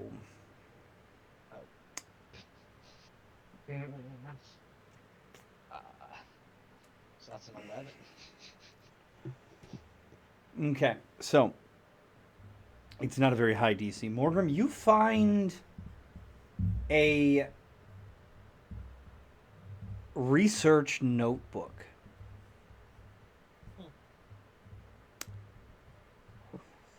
Is there anything in particular you're going to look at in this research notebook? I'd probably go towards the end of like the most recent logs. inside of it? This is a full, completed, every page written on notebook that details the experimentation that's been going on in the tower. And at the very end of the notebook, essentially on the page that attaches itself to the cover, is the signature block of the journal's writer. And you see Doctor, so DR dot, and then the initials ZB.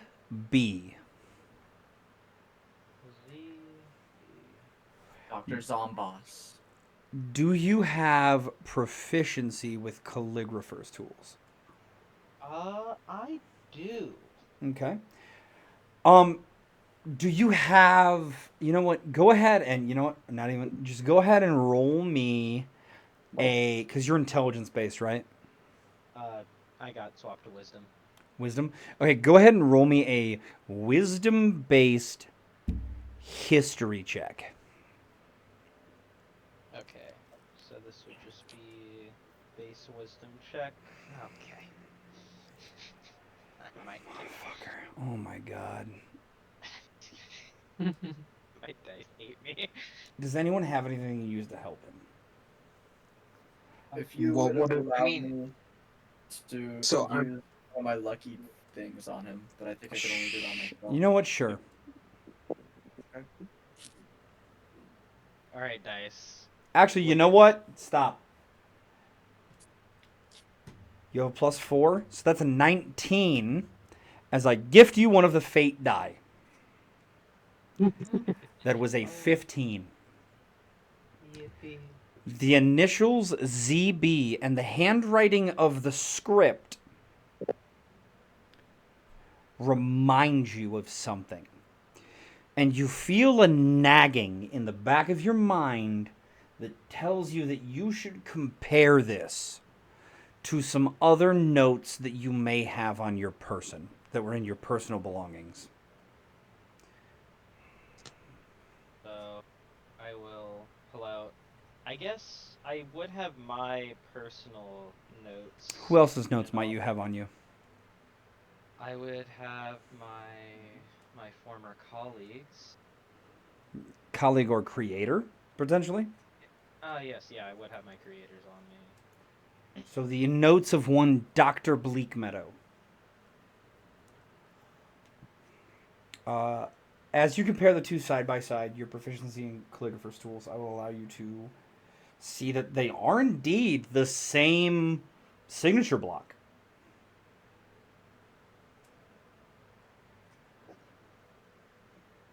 However, roll me an insight check. I can't wait for the dice to give me like awful. Good enough. As you stare at these notes, you feel this odd nagging in the back of your mind based off of calligrapher's tools, your intelligence that you have over years of study, and your understanding of the written word. This, from what you see, doesn't appear to be a man's handwriting.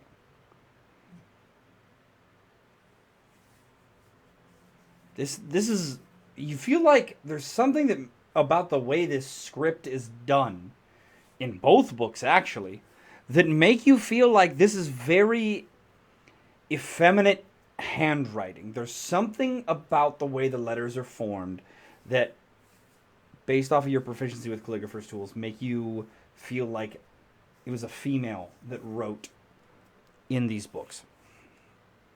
Which is very odd because Dr. Bleakmeadow was a man.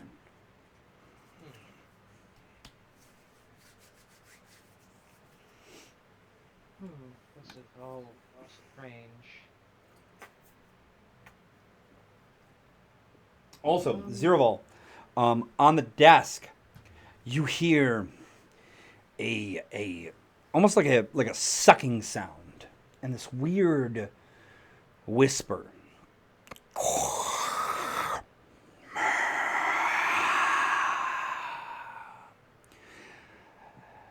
Let me drink the light. And as you look around, you see this odd lamp hanging next to the desk. Excuse me, were you talking to me?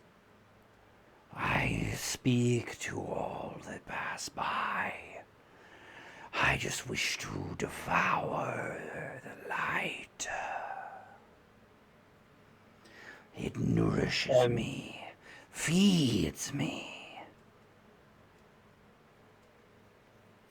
If I do that, you're not going to, butcher me or anything of the sort? I'm a lamp. How would I butcher you, you ignoramus? Come now. Well, Let's be realistic here. I'm a lamp. What's your name? It has been so long that I've been a lamp that I do not remember.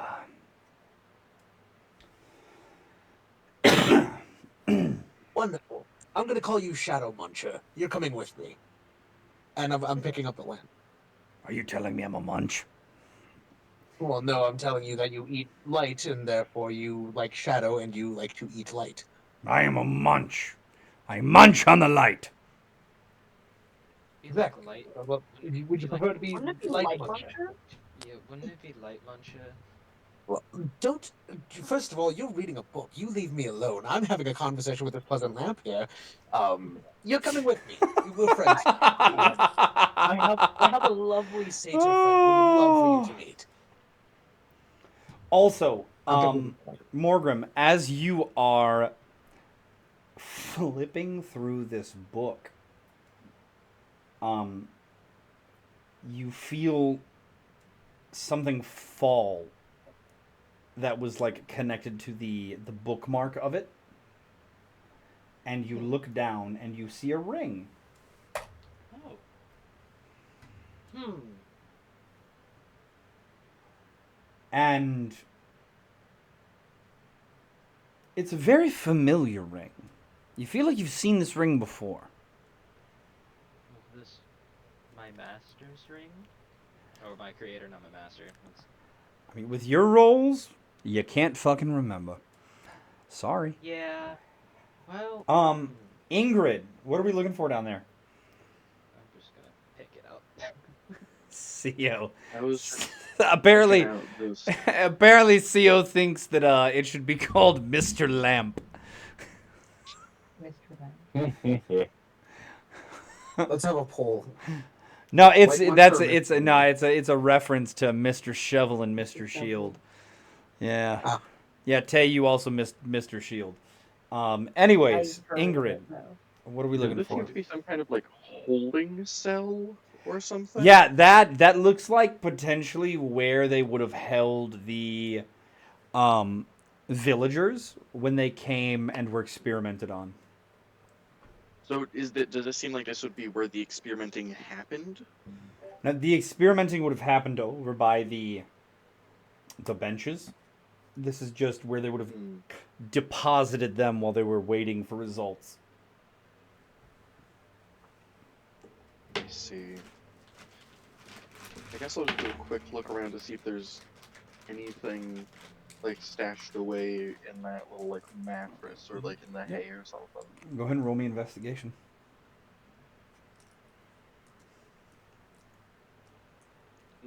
Last second rolled over to a 1. Well, that's going to be nada. You find loose straw and a bucket with very, very old, very moldy, gross, disgusting, stinky refuse in it. Cassius, is there something we're looking for down there? Just does this look like it was another part of the dumbwaiter thing? Nope. Oh, then he's just gonna, just like before, see if there's anything weird there, because it's There's a the wall. section off. Just a wall. Okay. Tanya, what are we looking for up there? She was just wandering around up and past the alchemy area, looking to see what this room is. Seems like there was more experimentation done up there. What's this corner up here? Like a little. Is there anything in this corner? Or is it just a nook? It's just a nook with an old crate in it. Okay. Crate's empty. Okay.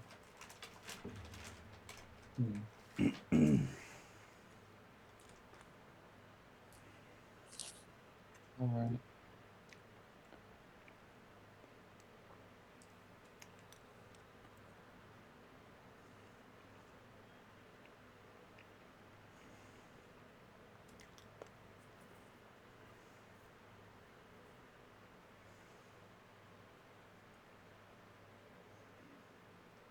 Well, should we all meet up and discuss what we found, everybody?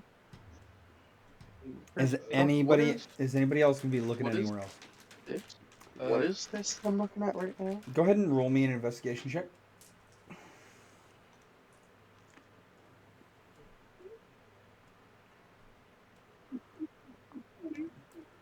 You find some weird vials full of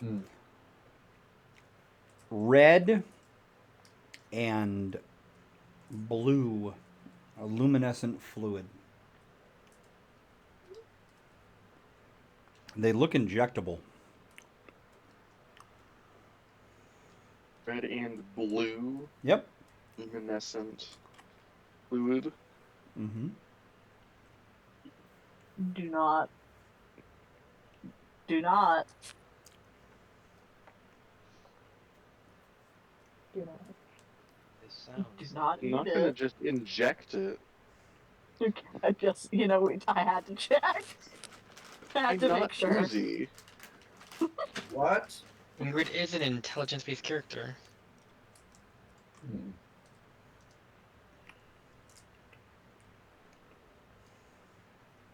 I feel. How many of these vials were there? One of each. One of each. Okay. As well as a weird manuscript that you don't understand. Dr. Morgan, There as you know what this well. stuff is? Dr. Morgram is very focused on their book. This is strange. Oh, never mind. Dr. Morgram's back. Yes. Huh? Ingrid will hand the things to Tanya if she wants to have Dr. Morgan look at them. But kneel down and Ingrid show ain't them gonna. off. Ingrid ain't gonna talk to Morgram though. Yes. I'll just kind of put the books back inside of his little pocket. Yes. I'll, I guess, open the book.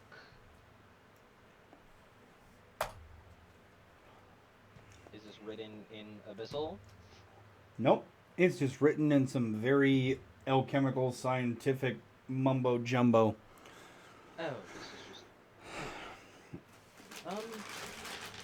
Less engineering and more alchemical. Got it. It seems like a lot of alchemical research. I'll try to decipher it now, but You've already deciphered it. I sent the blurb in the chat. Oh, you did. Oh, thank you. Mm-hmm. Oh.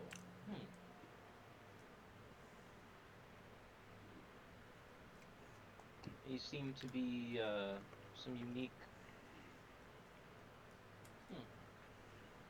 Oh. Mind you, the manuscript does say that they are theory and may not work as intended.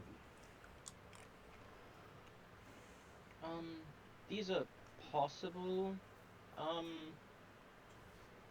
special elixirs that look to be derived from different creatures. This one possibly lets you shoot fire and be hot to the touch. Then this other one, well, you'll be able to, I guess, shoot, well, have lightning coursing through your veins. Interesting. Think you could reverse engineer these? I mean, possibly. I need to have some time with them. There's a lot of other things that I have on my mind currently. Like, if I'm right in the research of these, this seems to be similar penmanship of the signature to my creator, but as if they were a woman. Red. Yes. Studying both books, it's the same handwriting. But based off of your expertise with calligraphy, both of them seem incompatible with your memory of a male doctor because they both seem to have been written by a woman.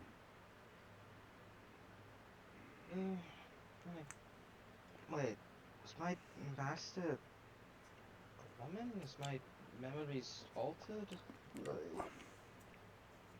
This is a lot.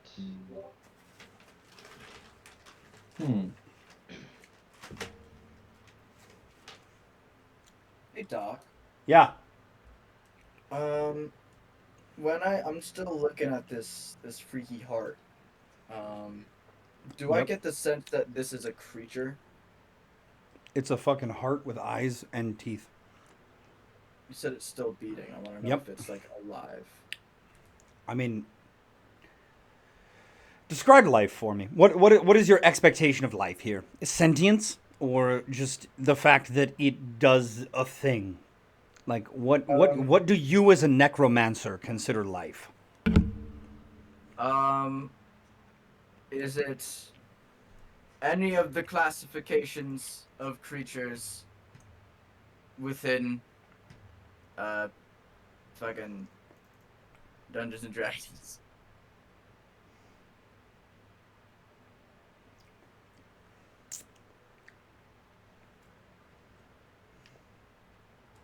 No. It is a manufactured thing. It is a humanoid heart brimming with eyes and teeth wrought by some type of crazed necromancer's arcane experimentation. Almost like a side product. Like this was something they were just like throwing shit at and fucking around with, and we're like, that's weird.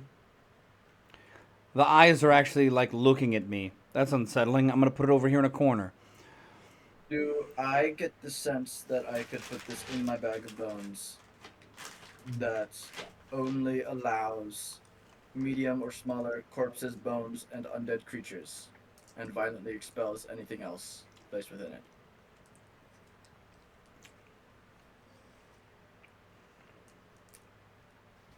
Sure. Oh yeah. I'm going to pocket it and put it in my bag. I'm going to get rid of one of the bodies, and I'll put it in my bag. There's a lot of bags that the party has. You could put it in. But, all right. If I may, Zeraval is going to come up to the zombie holding the lamp, and he's going to hold up, I suppose, newly named Mr. Lamp up to it. Mr. Lamp goes, ooh, yummy. And the bright light radius of the torch turns to dim light, and the dim light radius of the torch turns to darkness. Interesting. All right. Thank you. I feel very nourished. You're coming with me now, is that okay? I love to travel. Much new and a differently flavored light to devour. Did you just eat my light, dude? Not important. Does the lamp have like a chain on it? Yeah. Okay. Basically, Zeraval is going to tie him into the rest of his like scarves and whatnot using the chain, so that he's just kind of like always there with him, like right on his chest. As you do that, are you like wrapping the chain around to where like the lamp like hangs like a necklace almost? Yeah. Okay, so as you do that, you actually see the chain and the lamp itself shrink to turn himself into a tiny lamp-shaped pendant that you wear. Cool.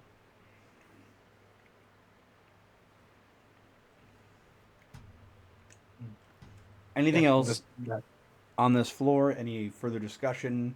Anything anyone wants help figuring out from other people? Like,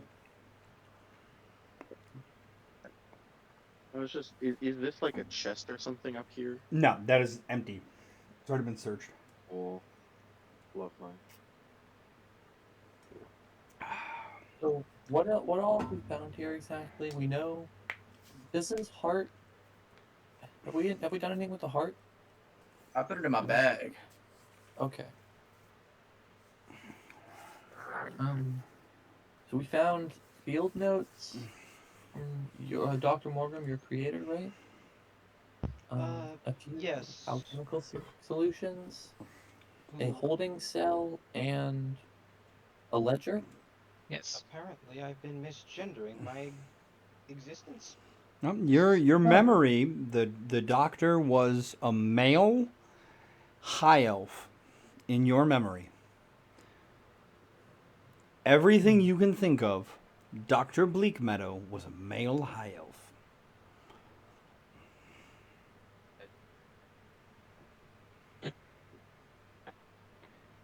The script seems effeminate.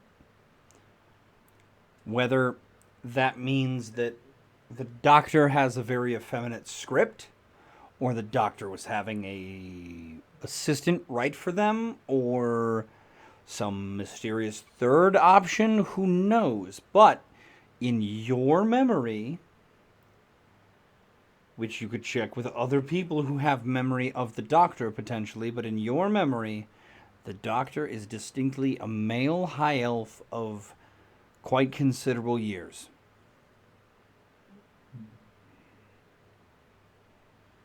Hmm. Okay.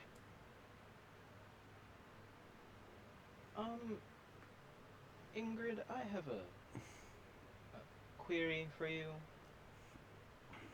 Do you remember the description of Dr. Bleakmeadow? Just because a lot of the information that I've found doesn't line up with things, and I'm just making sure my memories are correct. Now, Doc, I believe you said that I haven't. Oh. Now, I can't say that I've seen him before, but how old is that? Are those writings? Could they have been from a long time ago, or? It's hard to tell. Go ahead and roll me either insight or investigation, whichever's highest, on the notes again. Both the old notes and the notes you found today. Let's go gambling. Oh, you kidding me? Yeah. They look like they were written at the exact same time. What time? You have no fucking clue. In fact, it looks like both of them might have been written today. That's crazy. You know, they could have been written today, but maybe at the same time. I don't. Maybe someone. Look at those. I was about to say maybe somebody else has proficiency with calligrapher's tools. You could ask. Anya does actually. You wanna just proficiency in most tools. You guys wanna look at this? I could help with it, but I'm brain scram. Do I have a brain? Oh fuck. I don't. I feel like you've done enough. Yeah. Can I take a look, Morgan? Yeah. He'll sort of pull out the old notes of Dr. Bleakmeadow in the book that he just got. Sort of hand it to you. Is Cassius going to help? Okay, so you'll be able to add Cassius's modifier for either investigation or insight, either one, because you What's guys your are Investigation is definitely the better one. it. Okay. You guys can mix and match. Is it plus 2 high? Oh, we can mix and match. Yep. Okay. So Then I'll roll whatever your highest is, added with the proficiency bonus, like added with the additive bonus of whatever Cassius's highest is. Okay, so I'll roll insight then. Yeah, you roll. I'll say what the total is. That's gonna be a 15. Alrighty, that's 22. Okay. So you guys can tell that the older set of notes that Morgan has proffered that he says he's had with him for quite a while are at least 2 to 3 decades old. It seems to be research on alchemical properties and soul transference. Whereas this new book that has been discovered today seems to be at most based off of the age of the ink and the writing. One, it's most definitely the same person. It's definitely the same person. But this newer book was written within the last month. Oh, interesting. At most recent, 2.5 weeks ago. At oldest, a month. And much the same as the good doctor, not doctor, plush boy, panda man thing assumed. It does appear to be a very effeminate script that wrote these notes. And for anyone watching in the chat or later in the future, this is not some men versus women thing. Is an actual, like, there's a tendency in written script for you to be able to tell generally when there is a male or a female writing. And so we are going off of that tendency. Okay? So don't fucking cancel me for saying this looks like a female wrote it. Dr. Morgan, I don't think that this was written these were written at the same time. This one seems much older than this more recent journal. Yeah, the one we found here, like, that's a few weeks ago at most, really. Yeah, maybe a month tops. Yeah. What? I don't think these were written at the same time. That is one interesting discovery. Yeah, if you didn't catch that, you might need to get some sleep. Yeah. It's... Ingrid, did you know the doctor here? As just said, I can't say that I have met nor seen any imagery of the Ingrid, you know that you personally did not know the doctor, but shortly before you came into the professor's life, that the doctor had been the professor's research partner for a long time. And that the professor had a rather long and illustrious history with the doctor, which is why Morgrim wound up in the professor's care, was because shortly before your arrival, the doctor disappeared. Doctor disrespect. And that left you and Morgrim with the professor. Did the professor have a female lab companion, like a lab helper? Have the professor? I mean, I guess you could say that I've helped the professor. When I was doctor, I don't know. When I was working with Dr. Bleakmet, it was mostly just us two. And the professor. Oh, and obviously the professor. It was, and then, I guess, and then it was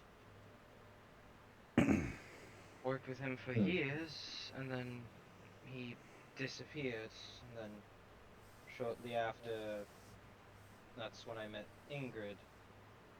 So, for all I knew, this shows that at least he's still out there somewhere. He just writes like a bitch. I'm just kidding. So, as far as my years with him, I remember him obviously being a him, but this is primitive writing, and so is this old journal by him. So I don't. Mm. This is a lot. I also found. Hold on. Let me. He's gonna pull out the ring. I found this inside the book. Oh, interesting. Wonder what Interesting. that is. Less inside the book and more like the bookmark. Like it's a ribbon, right? One of those old school like ribbon bookmarks. And the bookmark was inside the book, held between two pages. And when you were flipping through, once you got to that page, because of the weight of the ring being held in the loop of the bookmark at the top, once you opened it far enough to where the weight differential between pages and the ring were enough to where the ring could pull the bookmark out.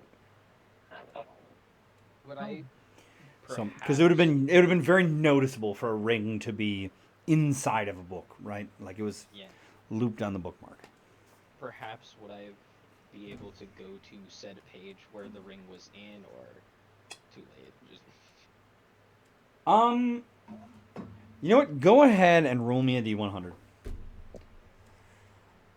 I hope this. Before you roll, oh, I guess I'll pick. Oh, all right. So, yes, you can generally tell where the bookmark had been. It's been there for a bit, so it's pretty solidified as to what page had the bump. Here. This on page. This specific page details the utilization of a combination of factors, both the body parts to include blood, bone, and flesh of dragons, along with alchemical processes and demonic blood magic, and some slight necromancy in different levels and equations to attempt to meld them all and graft mortal beings with draconic ability.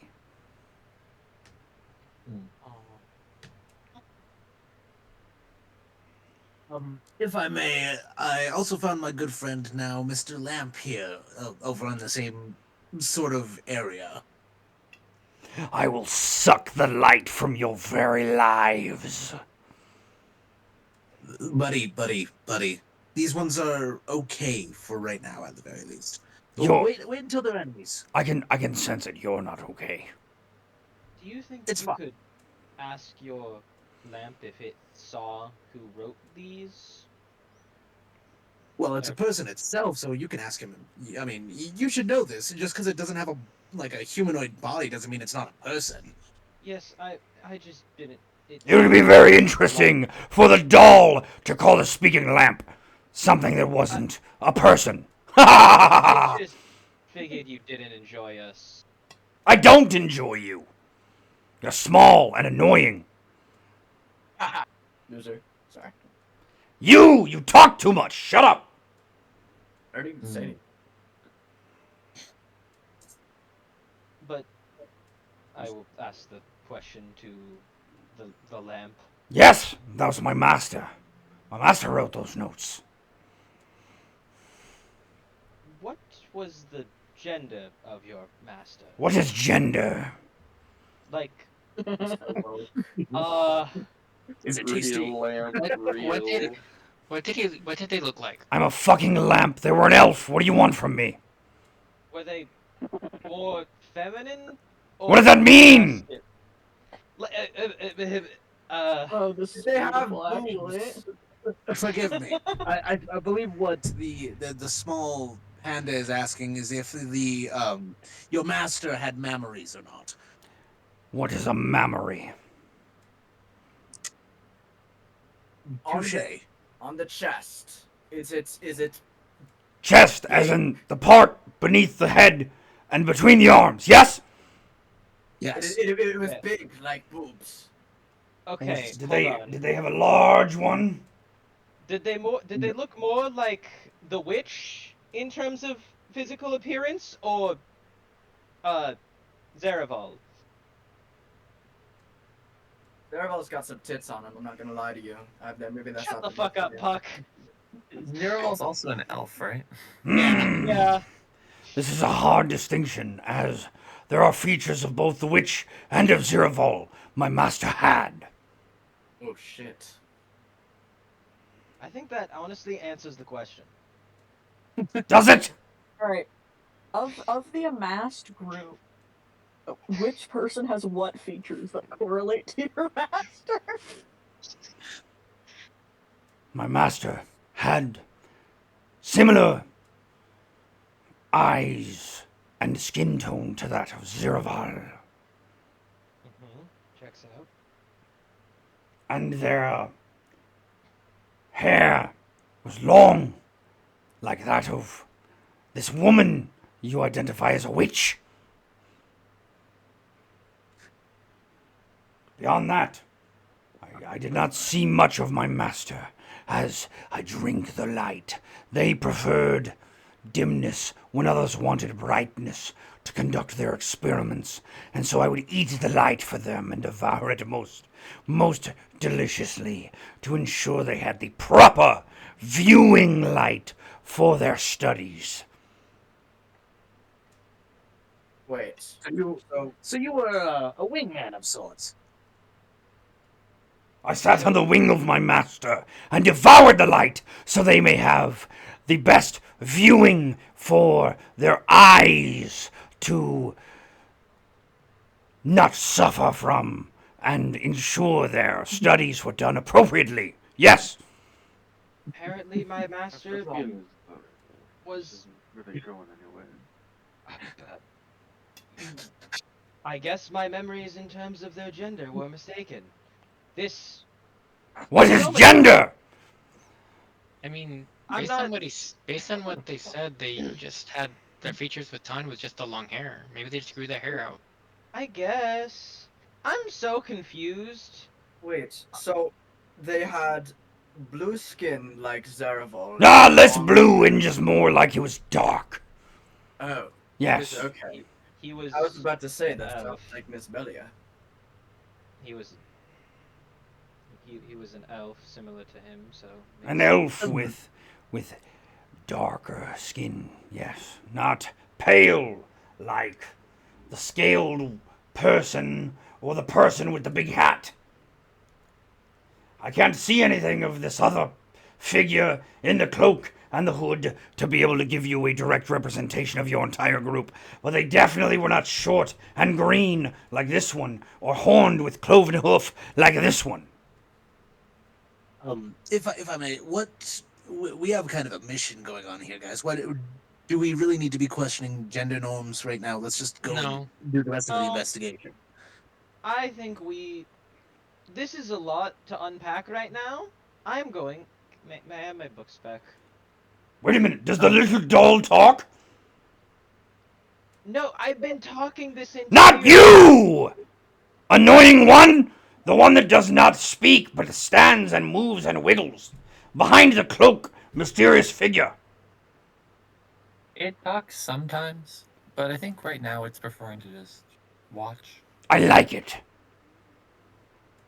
I get the sense that it likes to create light, and I wish to devour it. May I have You know, its light tends to be a little more destructive than regular light. Fascinating. I wish to know what it tastes like. Maybe get a chance. Cassius is going to hold out his blade and let it light up with the green flame from Green Flame Blade. What level of light is that considered? It's a cantrip. So, every type It of doesn't. every type of light in the presence of this lamp within its radius goes down a step. Bright light Okay. is dim light. Dim light, like, you get what I'm saying? Yeah, I get what you're saying. It's not specified in this at all. So whatever light the blade sheds is dimmed in the presence of the lamp. E. Anya, may I have the book spec? Yeah, here you go. Yeah, well, Now, I feel like we've spent more than enough time questioning this lamp, and we should get moving. yep. Oh, I agree. There's probably some ominous threat above us that we should deal with. Where is the stairs up? Over this way, Yeah, it's over this way. right I will down go. here. Thank you. Ah, there we go. Now, I'm certainly not going up first. Mallory. Mallory. Yep, I got it. Go ahead and give me your guys' order that you will be going up the stairs here in a moment once I load over. Okay. I'm assuming Mallory is going up first. Yes, sir. Cassius would be right behind her. So I'll Mallory, go behind Cassius. followed by Cassius, followed by Ingrid, No, we'll go after Ingrid, I guess. followed by Puck. Then Anya I will fall after Puck. With your doll with you, or will the doll be elsewhere? The doll will be with me, yeah. I will go behind Tanya.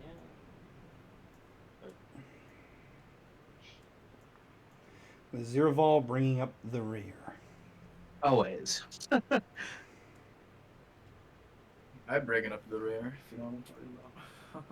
That's enough out of you. Sorry.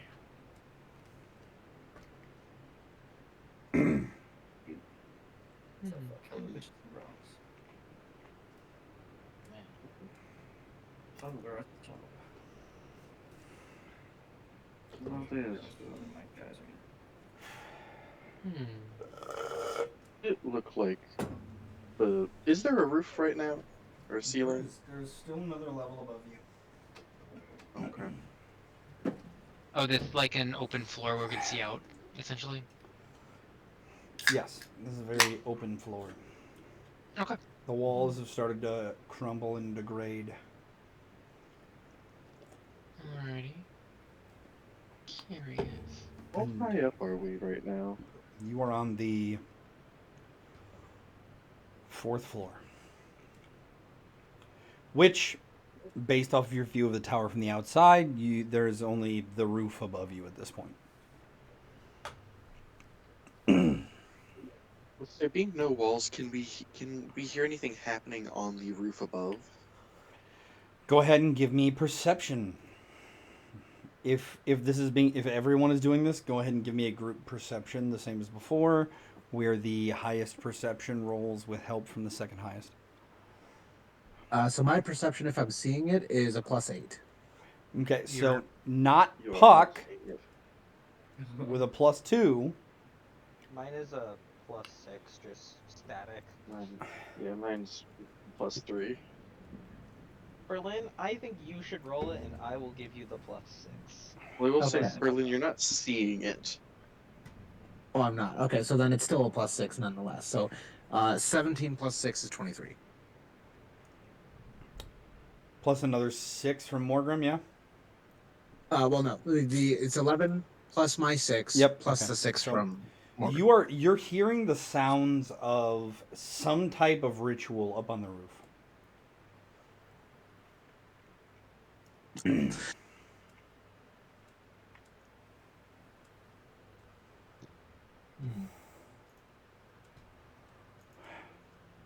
You share with the class? Well, I thought that was like a group thing, so I thought. Yeah, I we was gonna say, since with the group thing, are we all hearing it, essentially? Does it sound like the ritual is coming to an end, essentially? Give me an insight check.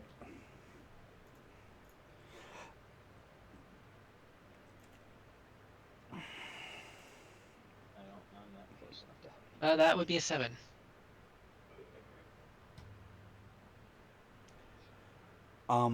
You're not sure. You just know there's a ritual.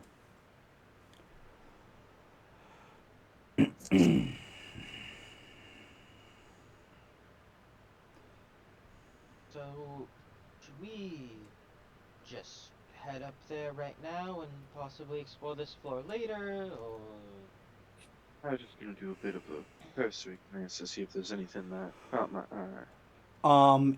Ingrid, as you move up into the floor across from you, you see a man studying the shelves of something. You're too far to exactly see what, but there is a cloaked figure looking at the shelves. Their back is turned to you. Ingrid will just step back and whisper to the group as there's a cloaked figure looking at the bookshelves up ahead. Be wearing like all black, maybe tinge of red. I mean, Out of curiosity, I'm assuming we don't want to have a repeat of what happened downstairs. I mean, I think it really depends on the vibe of the person. Like, Makes things easier to just do it that way. Well, while it may make things easier, I would like to not extend my sentence for any reason. So I vote that we would go through and, try to be political about this at the very least. we We were got given permission to blanket permission take care for the of tower. them, but I do think that if we can get any information, that would be a good idea. So, Zerval, if you want to come up and talk, that would be lovely. I suppose. And then, yeah, Ziobal will make his way up to the front of the line. Okay. Now, of course, if things go south, but Yes. Just, not jump into Just a moment murder's a for me pretty good to idea. roll Looks some at stuff. more. Okay, we have, yep, okay. So as you guys are talking, he's going to turn around and start to walk towards the center of the room. Making his way towards the other wall full of shelves.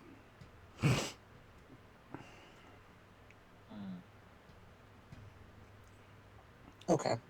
He has a book in his hands. Looks almost as if he's cataloging something.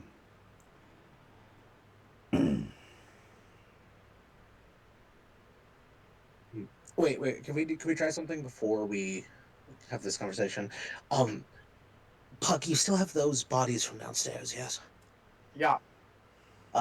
Could you give me the robes from them, or give all of us a robe basically from there? Yeah. I'd dump out all the bodies.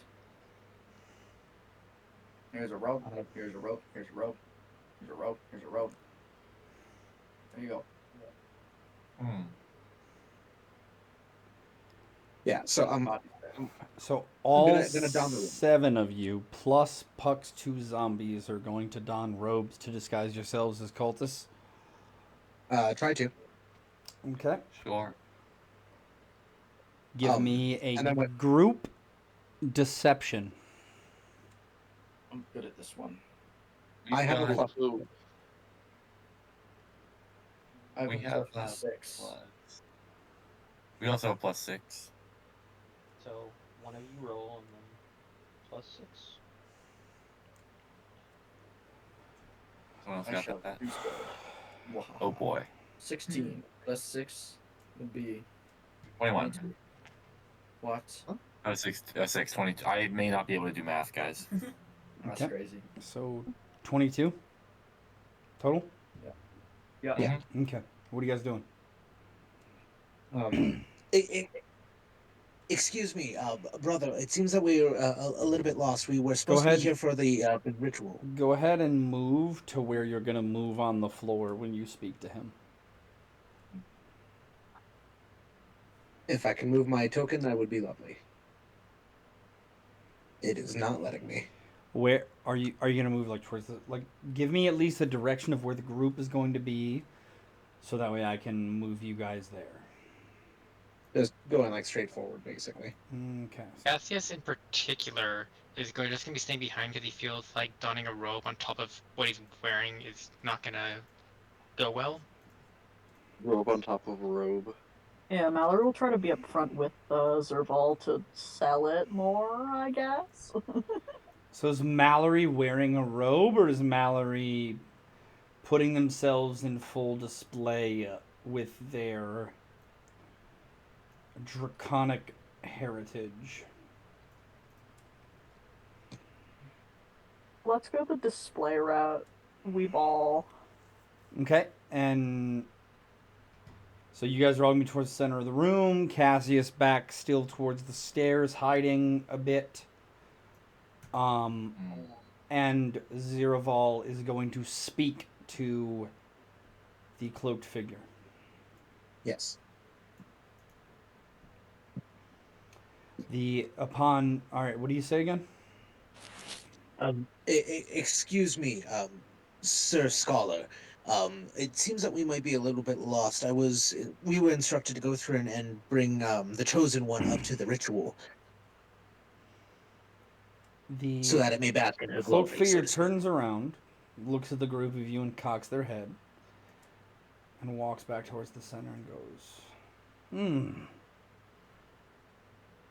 Miss Drakenfell, we did not expect you to come.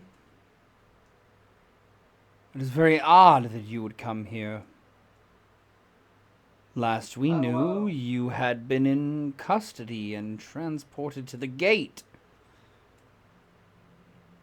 I got out. You got out of a special program within the guild that allowed those in prison to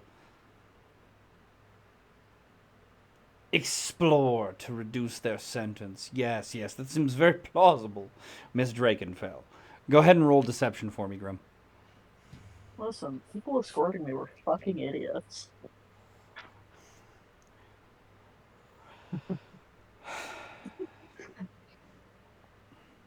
Not I'd only say as one of those idiots. Yeah.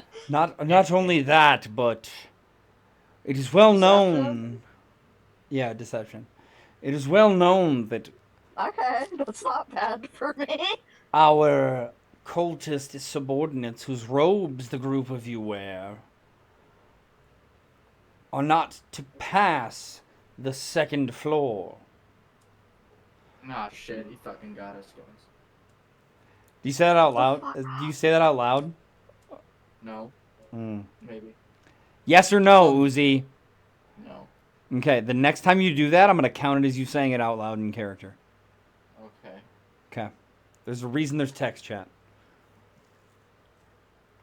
I cannot see your rolls, so I'm going to need you to tell me what they are, Grim. Okay, 16. Okay. Almost. Very, very close. It was a 18 for the deception check based off of what you guys are doing. Not only have you impersonated my subordinates, but you're going to deliver Miss Drakenfell directly to me, so I can bring the master the exact individual they are wishing to recreate, so they can have the doctor experiment on them with more accuracy. I will be rewarded most handsomely for this. From behind where he is, Cassius is going to try and attack him before he can act. Okay. Since he was a little separated from the group, so he might not know that Cassius is actually there. Go ahead and roll me a flat dexterity. Okay. And I am going to roll a D100 to see. Not roll 20. Super good. That is a 12. Okay, so with a 12, you are going to get a surprise round on him. Everyone go ahead and roll initiative. 18 for me, and I'll roll again in here just so it shows up. But a nat 1, baby. Are we doing Let's the new fucking surprise or go. just the old one? No. Only Cassius is getting surprised. Okay. Mallory, why did you move? I have not touched anything, so. I went from a I don't know. 19 to a nat 1. Fuck you, Dave. Oh no. Doc, my actual roll was was a 16, but it gets a +4, so it's a 20. Except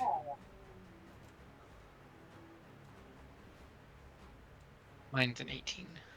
you know what's really crazy about that, Berlin? What?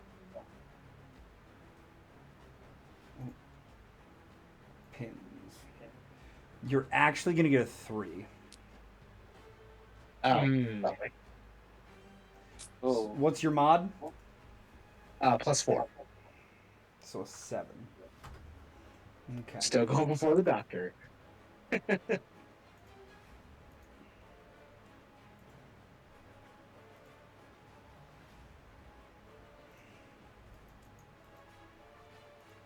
Okay, and then this one's going to be, and they're gonna take the 15.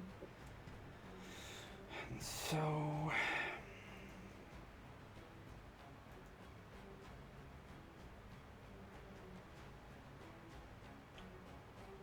where I can't.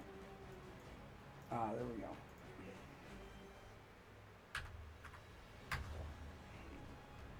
Okay, so is anyone else their initiative not correct? Mine was actually 18. And I don't know if 18 did I total? click initiative? Yes. You did. Grim, you're out of 13. Okay.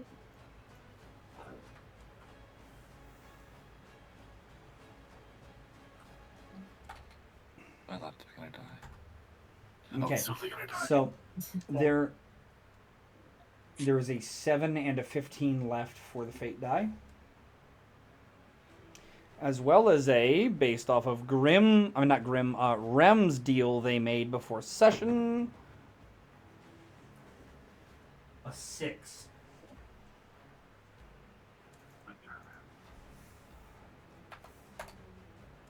Because Rem was very quick when I said, who wants to have a fate die be given to me for one piece of information that's written on my whiteboard. So, with that being said, surprise round. Cassius, what are you doing? Okay. He's going to be attacking with his blade. And actually, you know what? I'm going to get rid of that other 15 as well. So there's a 6 and a 7. Okay.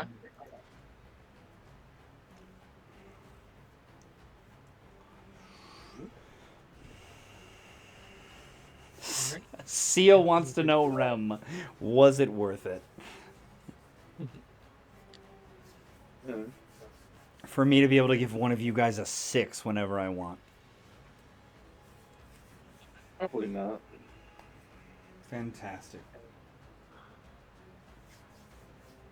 All right, Cassius, what do we got? I got a 22 to hit. Okay, that is going to hit. Okay, and that's the green flame blade part, and... What's your range? I would be moving if necessary. I can't see where he should be. Because I don't see a token for him. How close do you got to get? I have to get within 15 feet. Okay, so...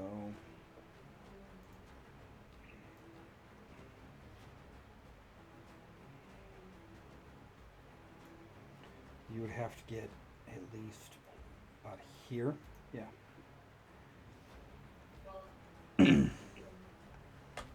Okay. Oh, there is my book.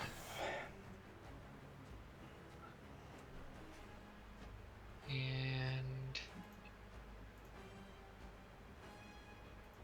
yeah, he's gonna imbue sleep into his spell, in his spell attack as well. So, there'll be a wisdom save from him. Okay, what's the DC? 16. Okay, he's going to use a legendary action to roll.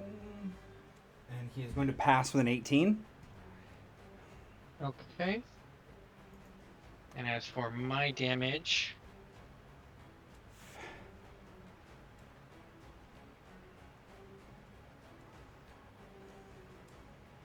that will be 17 damage. Okay. Go ahead and make a dexterity saving throw. Okay. That would be a 13. You are going to fail that as you take... Let's see. Where did my d10s go?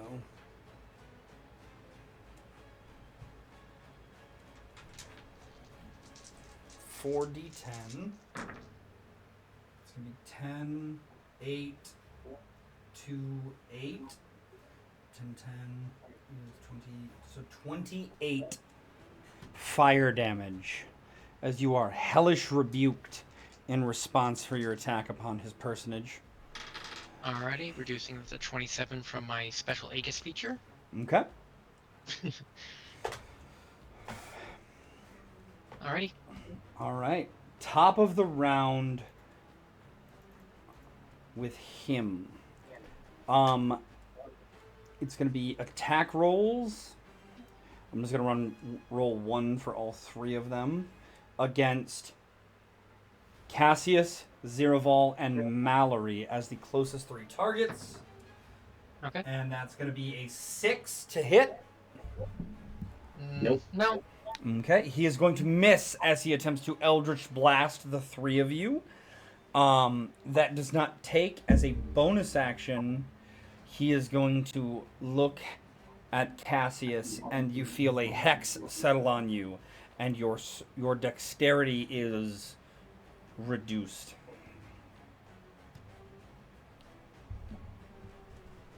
Cassius, it is your turn again. Alrighty. Going to attack again with his thing. That is going to be a 17 to hit. A 17 will hit. Alrighty. And he's going to once again imbue sleep into the blade. So wisdom 16 save. Okay.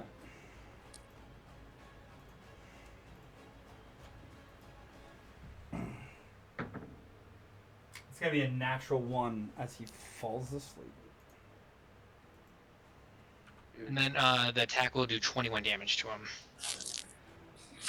Okay, and that is going to be halved as it is a glancing blow for a total Alrighty. of 11.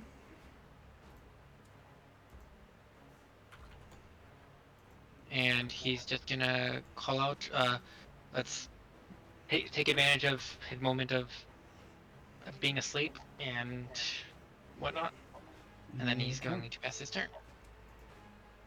Okay, as all of you stand there, you look down at your feet, and bubbling up through the odd broken floor is a congealed mass of blood. Ew. It's gross. It's not concerning. It is going to reach out and slap Mallory with a bloody tentacle. And that is going to be a nat 20. Okay. I say no. All of us say no. Thoughts? How are you saying no? No. Okay, so not with any real type of ability. Okay, that's going to be a 9 plus 4. So 13 bludgeoning damage. Okay, I'm gonna do the fucking, what is it called? The dice thing. Your endurance die? Yeah, I'm saying Okay. no. Heart emoji to Do you that. want to hear How the much damage rest? was it? Do you want to hear the rest of the ability yet? Yeah. Okay, are you a large or smaller creature currently?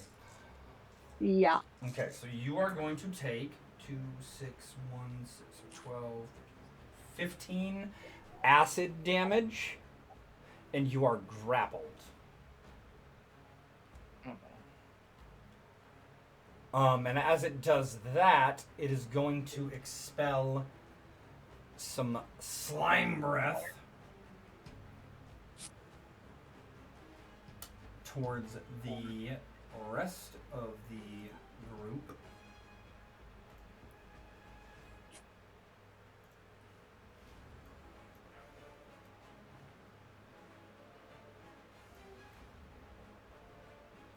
Going to need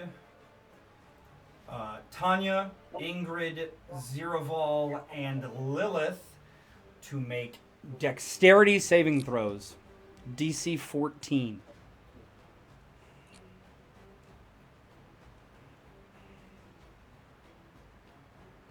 Failure. 18. Fail.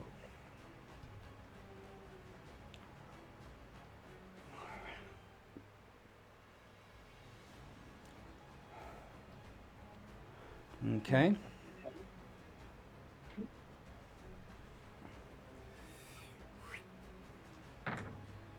You guys are going to take 12 acid damage. Those that succeed will take half.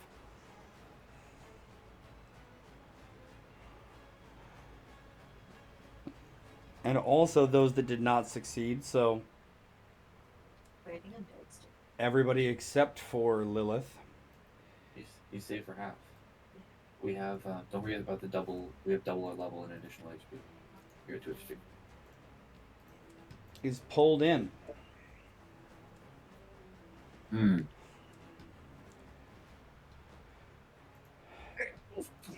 Now, as the slime ends its turn, you see a giant draconic abomination come wrapping around this pillar. Master, may I devour the intruders!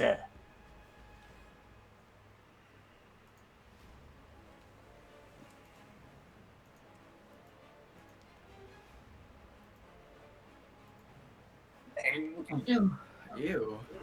It looks like my sister. That's crazy. It is going to hock a fucking loogie and spit at Uzi. No. Does a 23 hit? Yes, it sure does. Okay. You are going to take 9 acid damage. Ouch, I say in pain.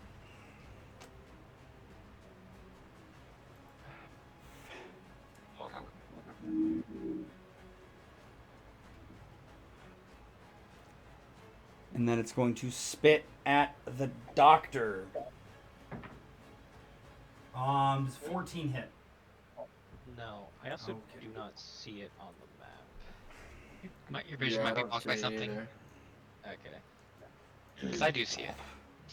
I don't see You're just a little bit I don't too see short, it either. bud. Here, let me go ahead and erase this other pillar, I guess.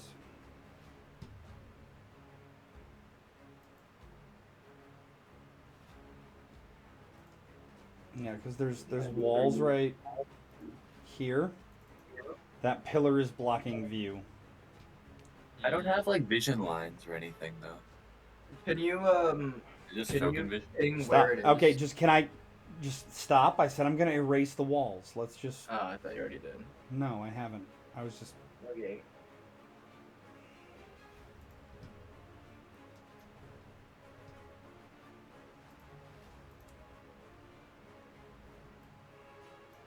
There you go. Oh, I see.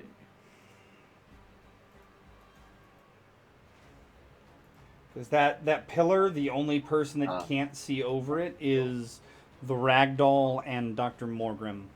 But based off of Dr. Morgrim's distance back from it, he'd be able to see over it.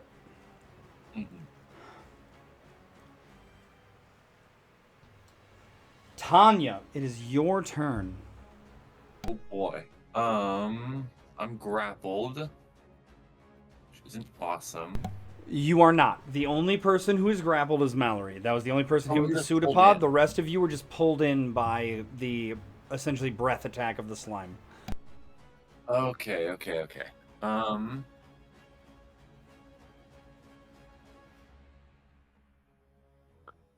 Let's see. I think that Tanya will, her hair that was activated by prehensile hair last session will reach across and touch Mallory and cast Hex Ward on her. Reduce the damage she takes by 2. And then she's gonna leave the situation. Hold on.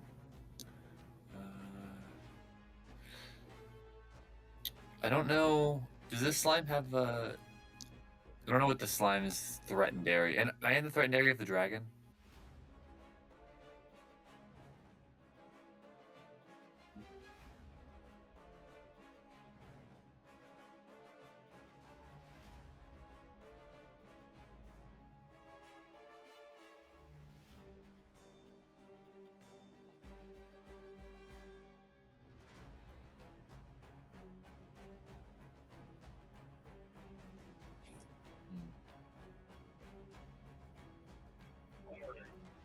So you are currently not within reach of the dragon. However, you are in the reach range of the slime, so you move away, the slime will have an attack of opportunity. Yeah, that's what I figured. So I was worried about. But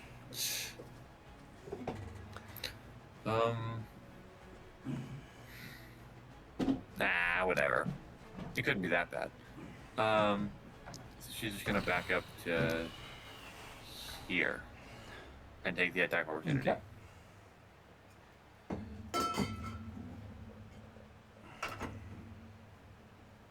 That is going to be a 14 to hit. Exactly hits. Okay, so this will be a glancing blow. The pseudopod is going to deal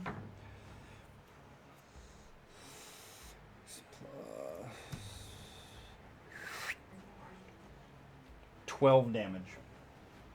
12 damage. Bludgeoning. Great. Does it already have? Huh? Was the 12 already have from a glancing blow, or? No. Oh. So it would only be 6. Okay. And then that's everything I can do this round, so I'll pass the turn. Okay. Mallory. You're up. Well, I'm in here, I guess. Does grappling give disadvantage on attacks again? No. Mind me. I don't think so. Okay, Nope. that's what I thought. Alright. I'm getting its ass. In theory, if D&D Beyond will be alive for 2 minutes.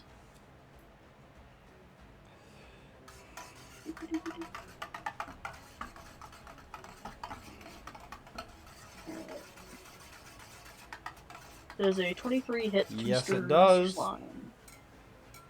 Yes, sir. Alright, give me one of these. Oh, God. 5 damage. Okay. Let's go. Of what kind? Flashing, I think? Okay.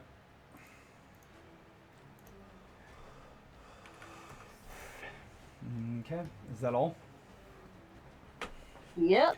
You don't want to try to, like, you don't have a bonus action to attack Nope. with your other hand? Nope. Are you sure about that? I'm pretty sure that if you I'm are positive. if you are baby. warden warped. Not the next level. No, I'm not talking about extra attack. I'm talking about offhand attack.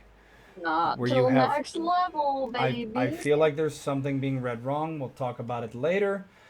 Anyways, moving on. Ingrid. Okay. Oh, that's all. I know what you're talking about. It's only if I cast a spell. No, I'm talking about the fact that you should have been warped and using your claws as natural weapons. I am using my It claws would have been essentially you have 2-weapon fighting. Everyone has 2-weapon fighting, and so you can make a attack and a bonus action attack with your offhand. No, I can only attack as a No, bonus. action if I attack. everyone at base, like all creatures, have 2-weapon fighting at base. You just don't get to add modifiers to it with your offhand if you don't have dual wielding or the 2-weapon fighting style. That includes your natural and unarmed strikes.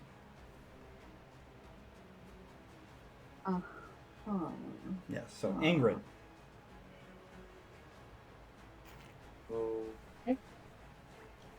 Ingrid is gonna take a couple steps back. Okay. You are going to take an attack of opportunity. Oh.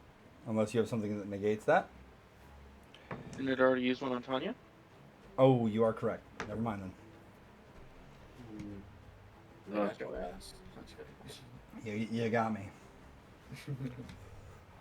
Oh. Main hand. I'm gonna shoot at I'll shoot the slime. First attack for a 27 to hit.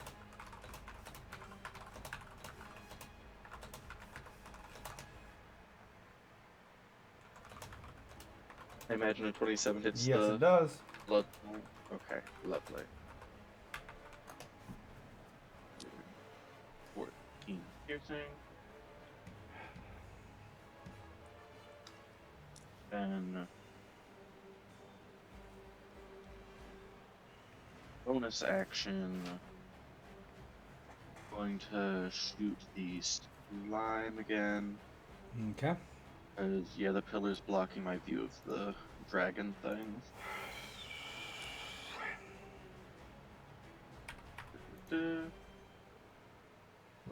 For natural 20. Okay.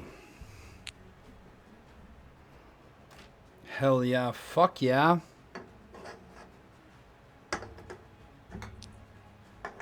And that's perfect crit, right, for D&D Beyond? I don't know what D&D Beyond's perfect crit is. It is. So. Or you said that is it?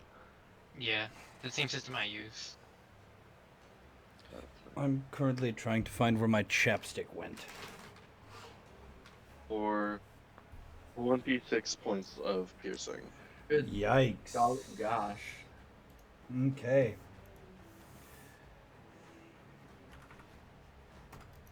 All right. And that is the end of your turn?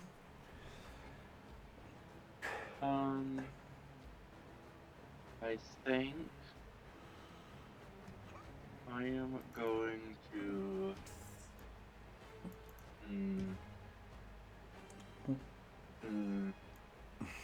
Yeah, I think that'll be it for now. Oop, not what I was trying to grab. Okay.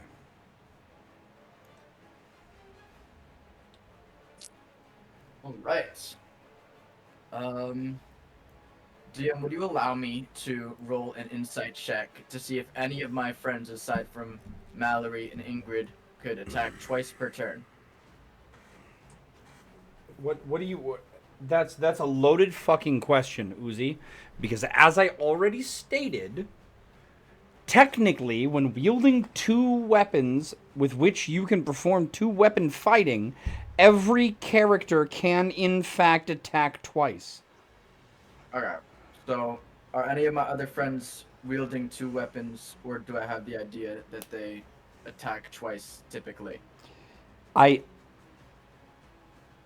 You have no clue except for what you've seen from the fight with the gnolls. Okay. In that case, am I within range of the freaky glob? What is your range? What? No, What? am I within its range of attack? Like, if I ran away, would I get an attack of opportunity? Not currently, and also it's already used its attack of opportunity on Tanya. It has Okay, not awesome. circled back in initiative order yet. I'm going to scoot this way. Is this a pillar blocking me and the big freak? Say again?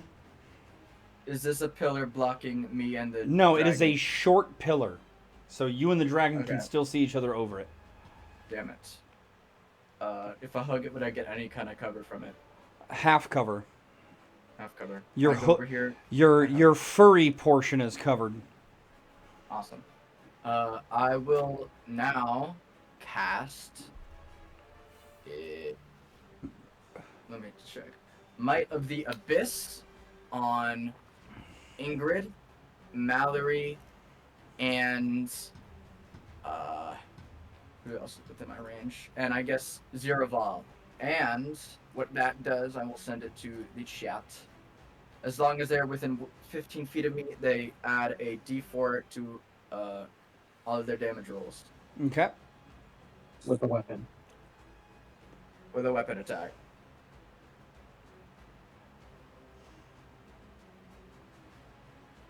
Mm-hmm. Interesting. Is that your turn?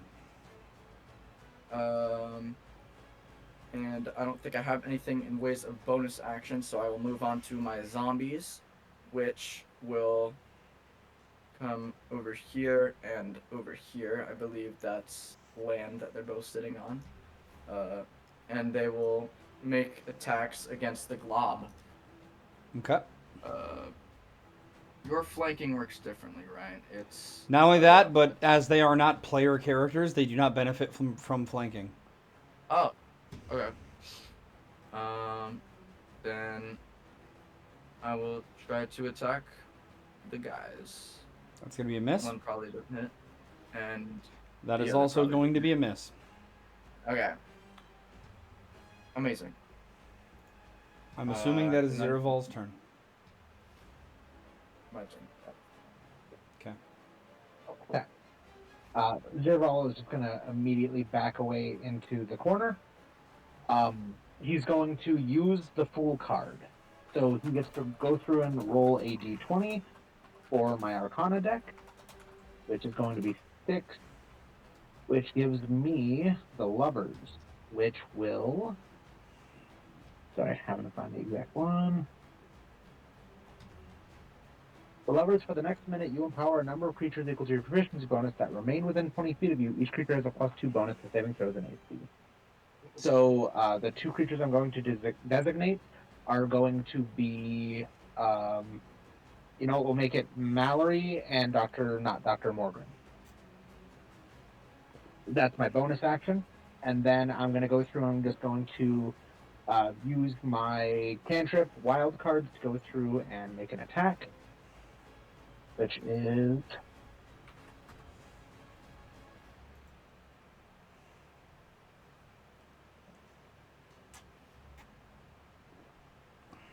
Are we attacking the slime still? Yes. Okay. 19 to hit. That will hit. And it is taking a d8 of 4, or a psychic damage. It will be 2. Okay. You said it's 2? And that's going to be mine. Correct.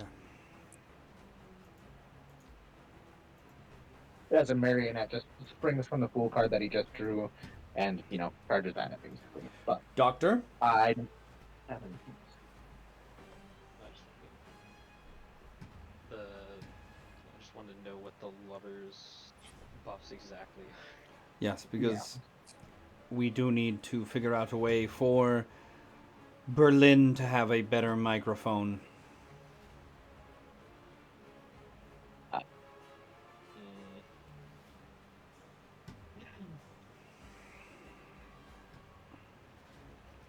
Okay. Thank you. I'll just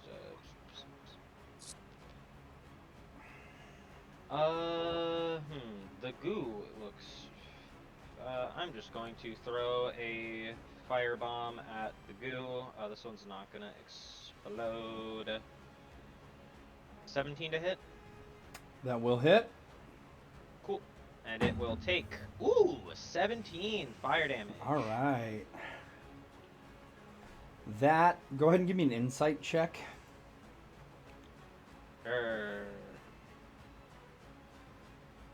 Fuck. I got a 7. You did a great job. You fucking nailed it. You should throw more fire at this thing. And you should tell everyone else they should throw fire at this thing. Top of the order with Jiren.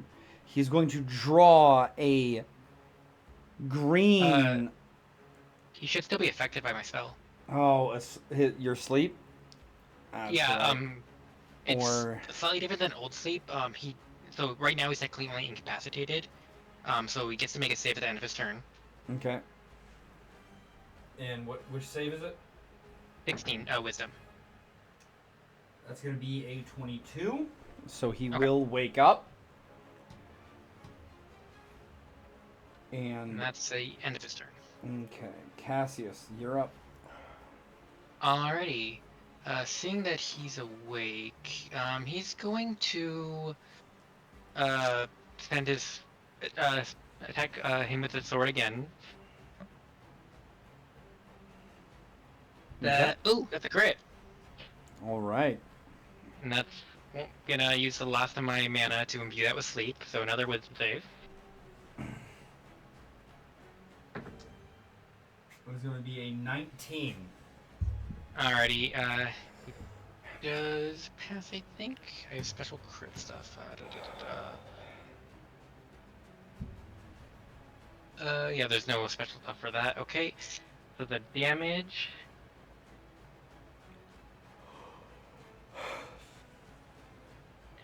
Plus.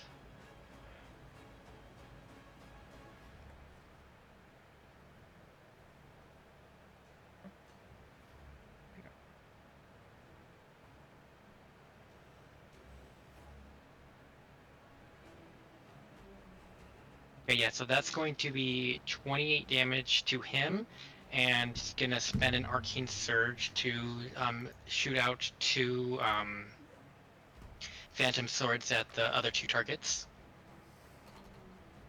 Damn it. Those each get their own individual attack rolls. So that's going to be a 26 against the slime. That'll hit. And what's your range on that? It would still be 15 feet. Is it 15 feet from target or 15 feet from you?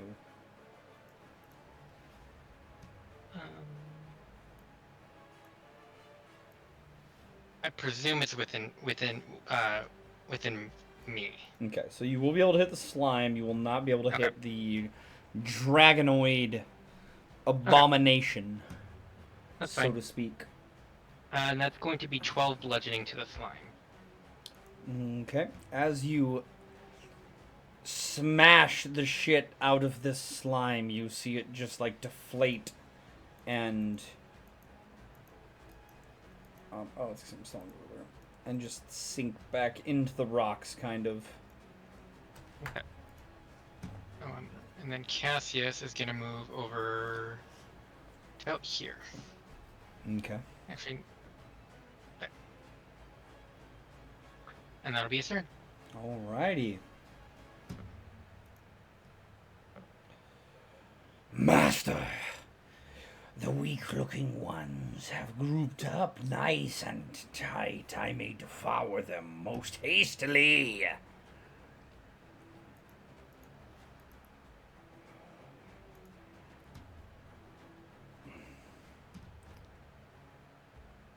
$30-foot cone.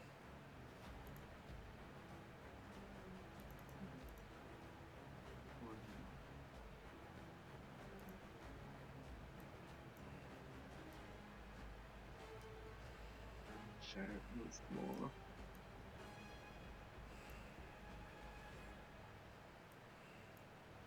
Oh my lord. Yep. So, Ingrid, Tanya, Puck, and Lilith. I need everyone to make a DC 14 Constitution saving throw. I doubt this counts as a spell.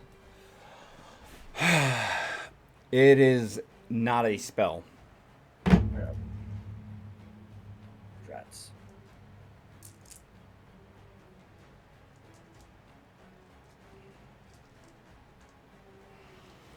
Okay, so Tanya's going to pass. Lilith is not. Ingrid is not. And Puck is not. So Tanya will take half. Everyone else will take the full. It's going to be 1, 3, 6, 10, 14.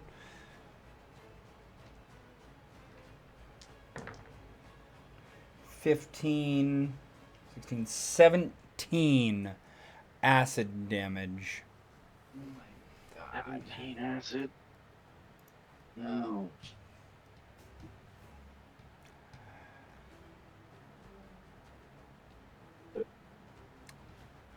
Okay. Still concentrating.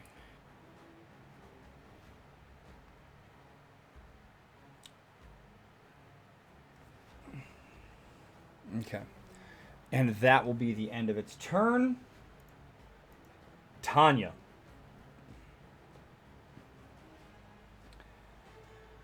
And Tanya, if your hex on Mallory requires concentration, you need to go ahead and give me a concentration save.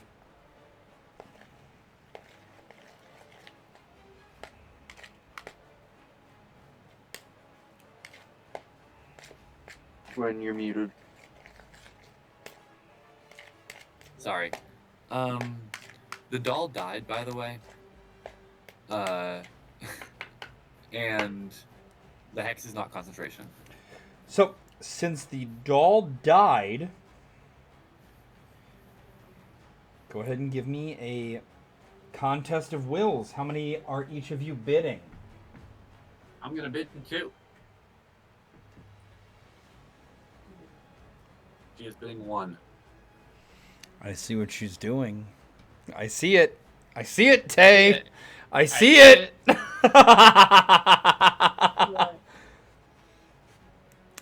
Fine. Tanya maintains control of the body. She don't care right now. She's like, you deal with it. Yippee. She's like, you're fine. No, and now at this point, if I call for another contest of wills, Tanya has no will die to utilize, but Lilith has 1. Yep. That's why we said we see what you're doing, Tay. Even though it was intentional, because Tay's brain is not that big.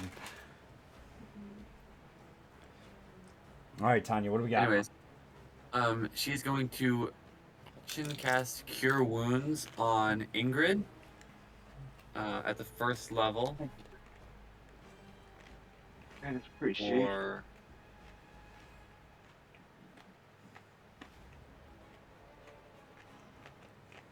oh my god. 19 hit points. Back. I did the wrong thing. I did damage instead of healing. How much health do I have? Oh no. I know I have 19 from the healing. But Have you taken any damage previously? 19 and 19 would be 38. well, no, I had less than that, but I damaged myself instead of healing myself. Uh-huh. So I don't remember what I had before that, but I know it wasn't 19. It was Just put yourself to 30. 30. Okay. Yeah, we'll call it a day. Anyways. Tanya says, "You're doing great in this fight. Just don't stand anywhere near me," and fucks off to the other side of the combat. Cackling all the while to extend the ward hex on Mallory. Okay. She's gonna move to about what the hell? Out here. And if that is the end of your turn, Then it'll be That's Mallory. the end of my turn. Hello. I'm gonna do. Oh, it's dead. Never mind. Not gonna do that. Hold on. She's cooking. On the far edges of the map. Wait. Hello? D&D Beyond. Now you bounced all the way to the corner of the map. You going to the dragon or you going to the guy? Durgan. All right, you're at the Durgan. What are you doing? Punching it. As Okay. one does. Go ahead and roll to hit. Yeet. 23. That will hit. And then I have the Abyssal thing from the Uzi. Ah, let's go. Another 5 damage. Okay, and then I will roll, 8. I guess, as a bonus action, because apparently that's something I can do. Yep. And never mind. That's my turn. That is going to be a miss. Grim. Ingrid. Okay. I'm going to action shoot.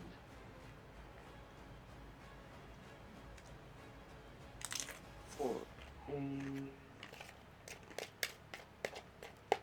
Need you to hit. Oh, this is the dragon, by the way. Sorry. Okay. That will hit. Lovely. Healing. 14 piercing. And the D4 is what type of damage, Uzi? Whatever damage type your attack is. Okay. So 15 piercing.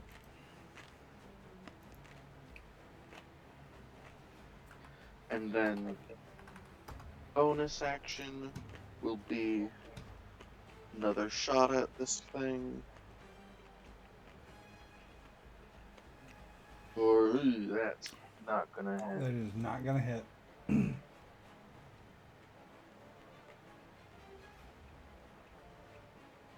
Okay. And then I am going to use my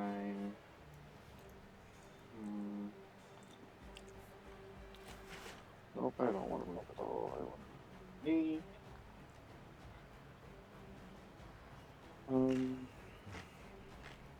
This is a pillar that I can't get on, is it? Correct. Okay. And is that solid ground? It is difficult terrain there. Okay. I'll just take step onto there to spread us out a bit more. And we will end my turn. Puck. All right. So sorry. Oops, I just moved this guy a little bit. Is this guy still sleeping? No. Mm-mm. Nope. Okay. I will use my Charnel Touch feature to, let me take a look at this, make a spell attack at him. Natural 20. And I'm gonna expend 5 of my 15 points. I'm not sure if that gets doubled or if it's only like die rolls that get doubled. Okay. DM. Read your class We will feature. say in the ability. It doesn't. It doesn't? Okay. Nope, because That's- it's essentially like okay. negative lay on hands, so it would not describe that in the feature. I Okay. swear it did, actually, but we'll move on. I don't think it does, but I did count it as a crit. So Awesome. So it takes 5 necrotic damage, I believe, and it must make a saving throw, a strength saving throw, or be restrained. 17. Damn it, I say. It passes. I will end my turn and move on to my zombies, and they will come on over here, and one will provide flank to my friends, but it doesn't get flank because it's a summon. I will make 2 slam attacks. Another nat 20 in a row. Holy shit. Perfect crit. For a total of 9 damage. And then the other one will make an attack. 16. Oh wait, sorry, 17. I forgot to use my spell attack thing. That will meet the AC. Okay. For have 7 damage to 3. Hell yeah, zombies, turn in work. All right. That's zero. That's my turn. Different verse, same as the first. I'm gonna go through and shoot the dragon with my wild card. Okay. That did not do what I wanted.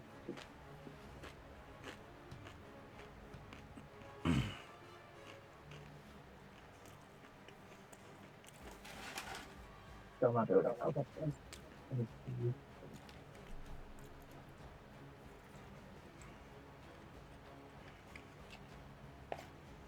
Does a 23 hit the dragon? Yes, it does. Cool. Just gonna take some psychic damage. 8 points of psychic damage. And Zerval's gonna follow Tanya's thing and just be a little bit further away as well. That'll be my turn. Okay. Morgrim.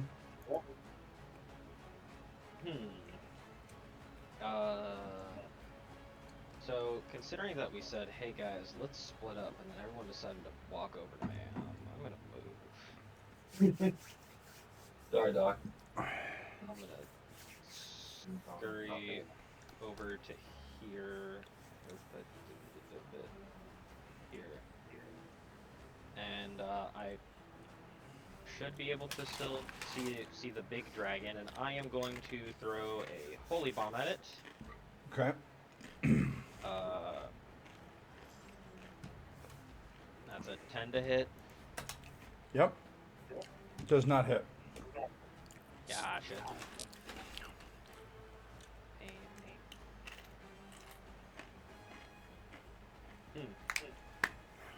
I guess it's the end of my turn. I don't have anything else. Okay.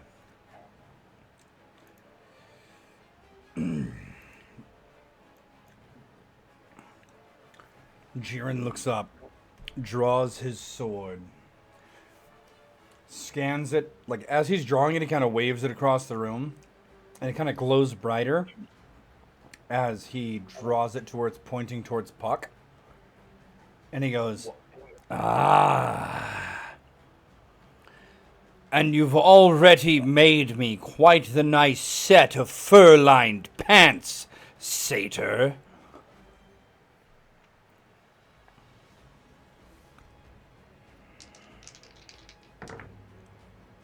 Okay. Does a 22 hit? That's gonna hit. As you take 2 blasts, and Mallory, nat 1 is not gonna hit. Blasts. 12 plus. So you take 16 points of force damage as 2 streams of necrotic blast slam into you, Puck. Ouch. I'm down. Sorry, Eldritch Blast. Not necrotic blast.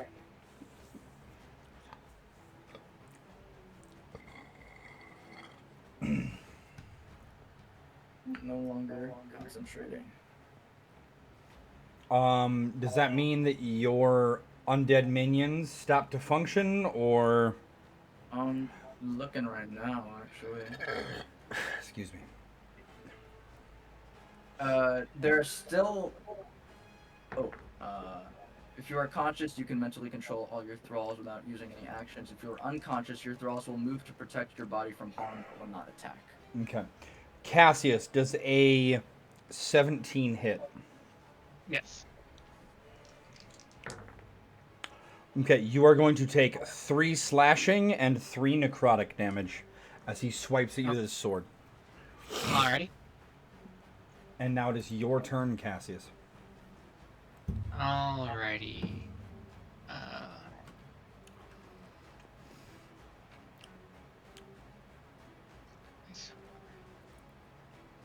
Let's see, how far am I away? Go from here.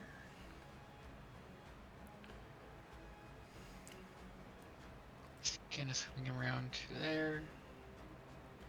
And he's going to make an attack at the Warlock. Okay. I'm not gonna get advantage from that guy. Okay. I mean, I need to make sure I can hit both targets. That's gonna be a 23 to hit. That will hit. And that is going to be 11 points against him as a Phantom Blade shoots out and goes after the dragon as well. Okay. That's going to be a 27 to hit. That'll hit. For 15 points of damage. That one's all force. Okay. And that's going to be his turn.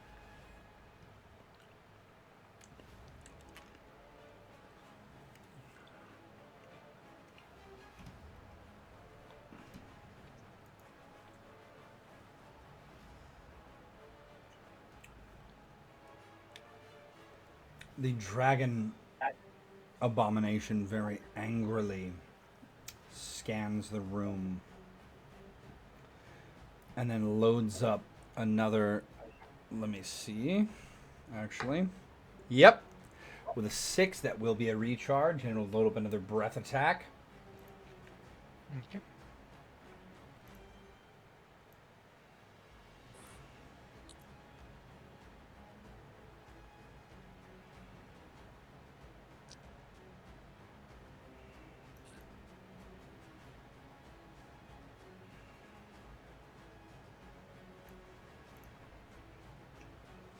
I believe that'll wind up hitting both zombies, Cassius, Morgrim.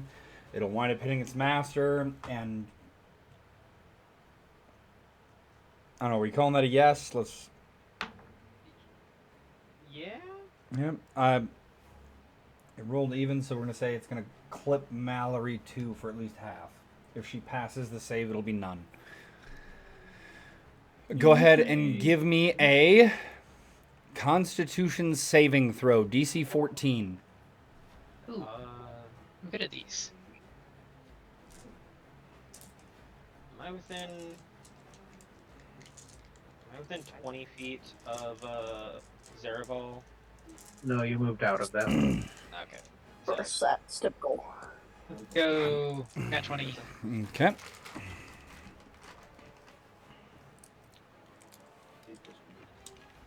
I'm going to say with that, you will take none.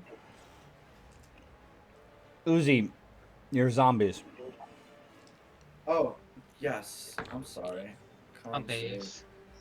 And that's going to be a nat Number 1, 20 nat from... 20. Wow. Number 2, unnatural 20. Okay. So the zombies will take a half. That's going to be 9, 10, 16, 18, 26. 26 acid damage. Damn. Mallory will take 13. Halved again to 6. Your zombies will take 13. Morgrim will take the full amount. His master will take 13.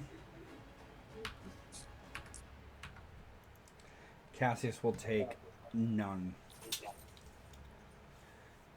And it will be Tanya's turn. She's gonna peek back around the pillar that she's been hiding behind.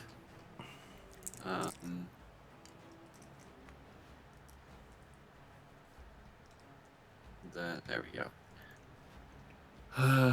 Realize that everybody's gotten fucked. And walk back over to Puck and give him a first level cure wounds. Yeah, dog. Your spell slots for that, right? Let me roll that.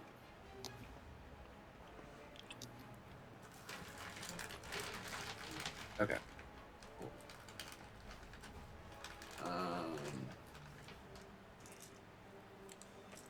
For a cool 16 hit points back.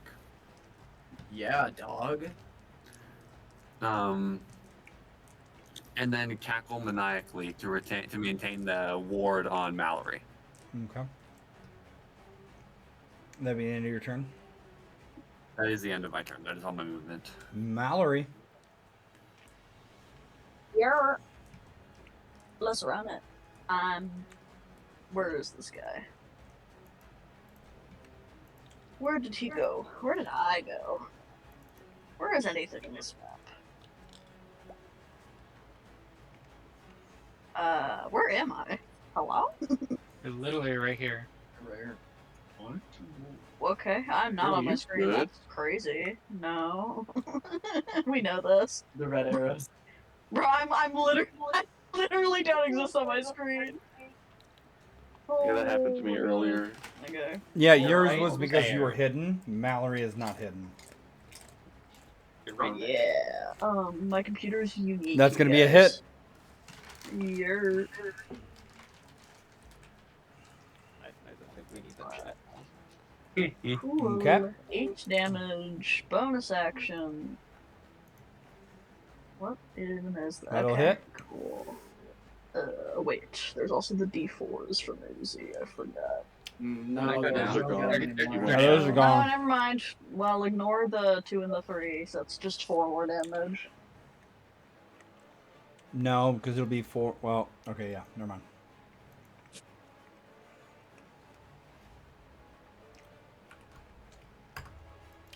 Okay.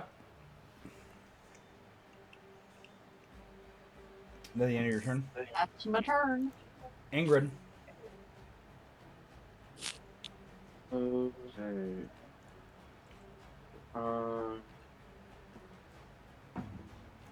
There's something. Oh, you know, that's what for me anyways. Okay, so action. I am going to shoot at the dragon thingamajig. For a. Oh, where'd you go? There you are.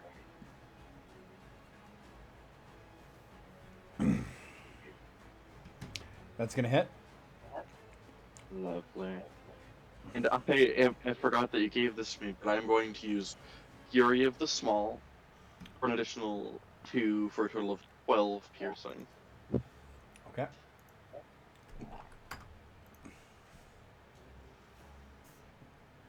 And it's still up. Yes, it is. Okay. I am going to.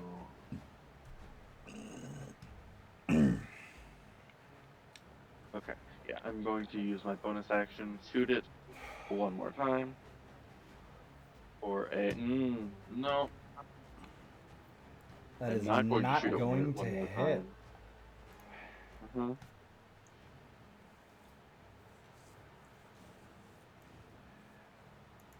Puck. Okay. I'm gonna try to charnel touch the guy again.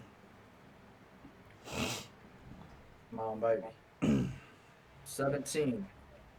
That's gonna meet it. Hell yeah. For 5 damage. Rounded down, I guess it's 2. And it needs to make another strength save.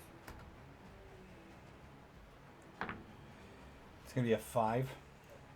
That's gonna miss or fail, I mean. And he is now restrained. As you guys see, Puck sort of shoot this seed into its chest, and then roots go down its body and stick it into the ground.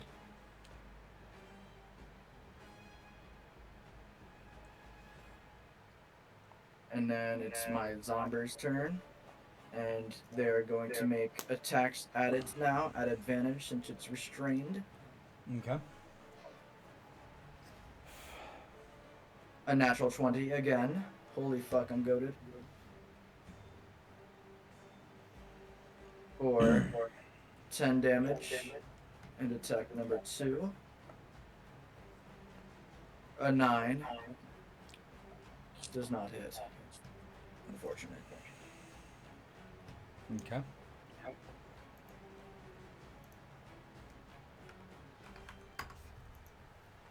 Let's see what their turn. Zero Vol. Different version. Same as the first. I'm shooting at the dragon. Okay.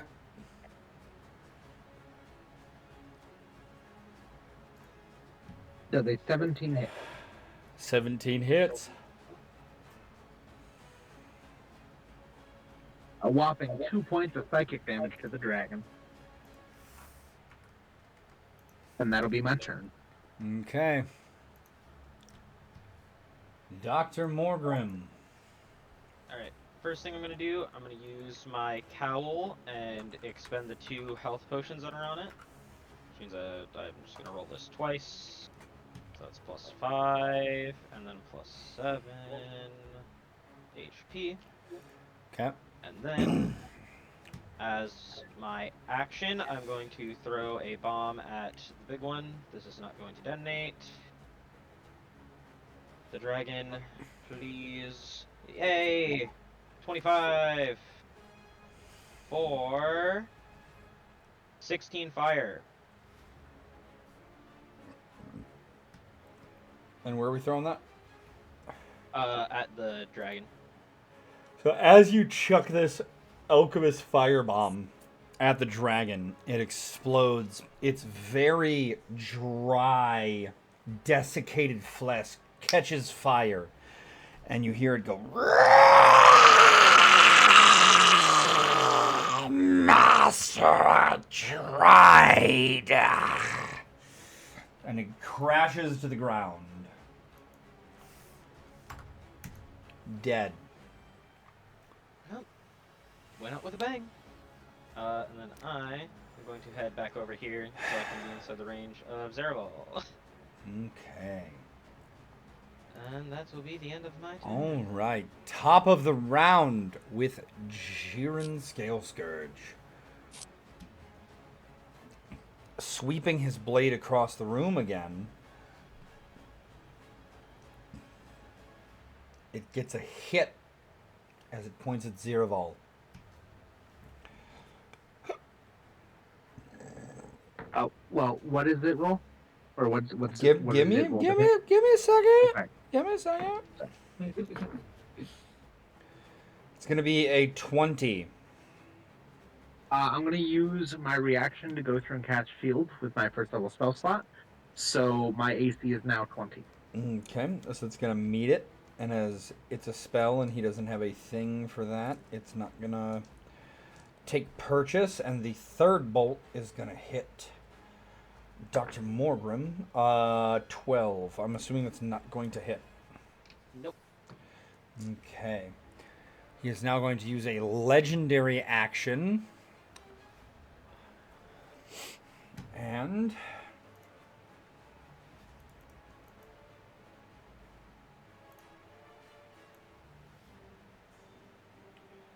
centered on Puck.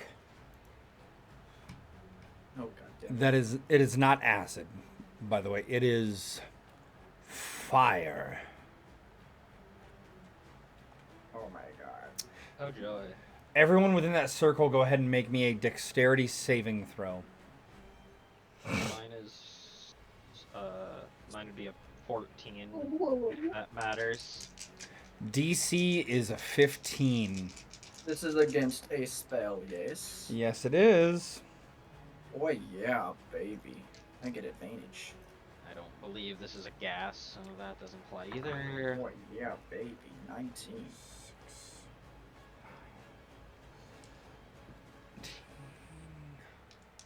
I need one more.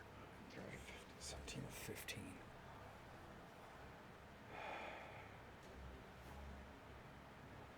So, those of you who succeeded will take half.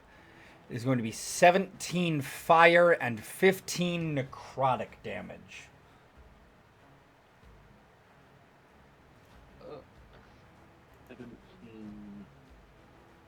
15 necrotic. I take half. If you succeeded, yes. It was A DC 15. So Sorry, Morgrim failed. Everyone else succeeded. Okay. What was the damage So again? so Tanya got it. Ingrid got it. Morgrim failed. I need a dex save from Mallory.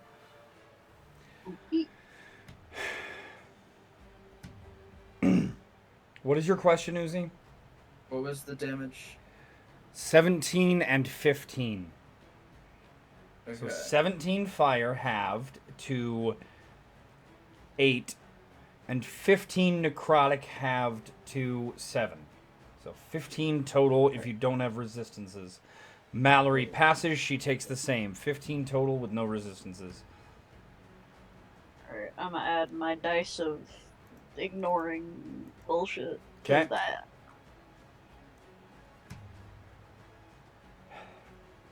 Okay, so I ignore 11, take 12. So you'll take 6 because it's still coming from somebody that's... Yeah.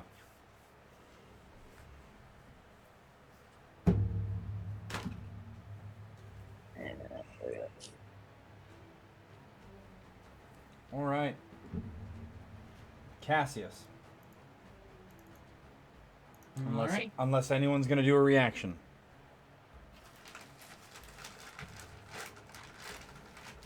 Okay, Cassius.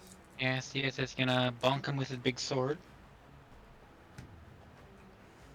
That's 25 to hit. Okay. That will hit. Not great damage, only 10.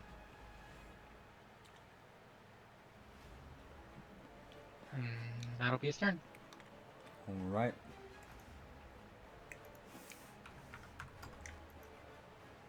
Go ahead and make me a dexterity saving throw, Cassius. Okay. Oh, sorry, Constitution. Oh. Oh. Nat 20. All right.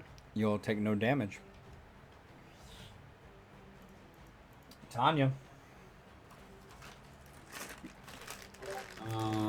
I got the damage right. It was I'd have to 8 fire, 7 necrotic, right? Yeah. Sure. Okay, cool.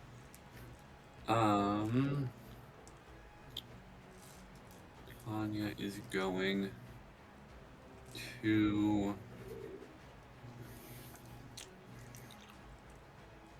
is she within 15 feet of this guy? Where's the ruler? No. Yes, she is. She is? Yeah. The guy or... Oh, Oh, great. sorry, that's the dragon. Yeah, yeah, the guy's still 15, yes. From edge to Okay, edge. cool. From edge to edge is 15. Okay, cool. So she is going to... Her hair is going to reach out and attempt to cast Inflict Wounds. He is as restrained. You first have level spell. advantage.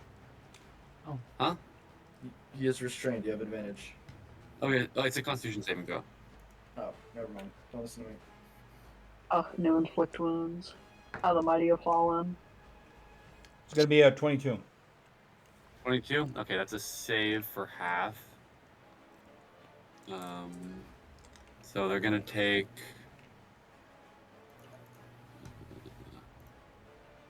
5 points of necrotic. And then where is it? I wanted to check something.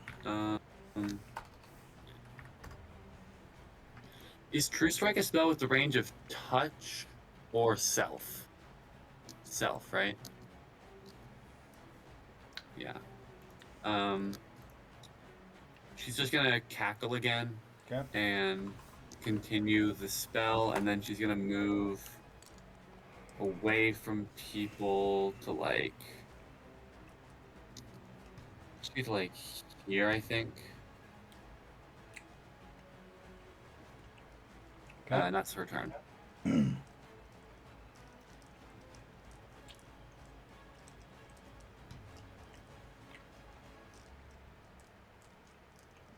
Mallory.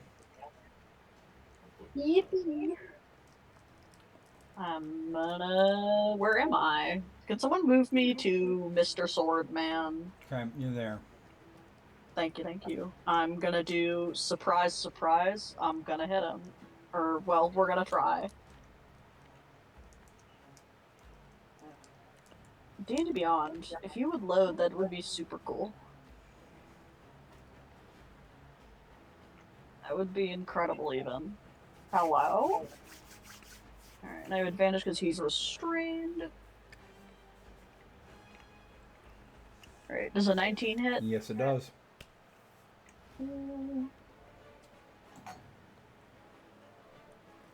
Bonus attack. Does a 15? I No, doubt it does it, not. but does it? Okay, Nope. yeah. That's my turn. Okay. Ingrid.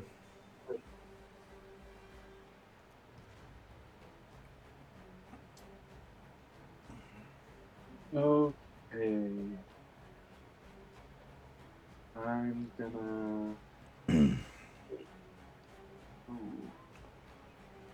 I didn't see that. I'm going to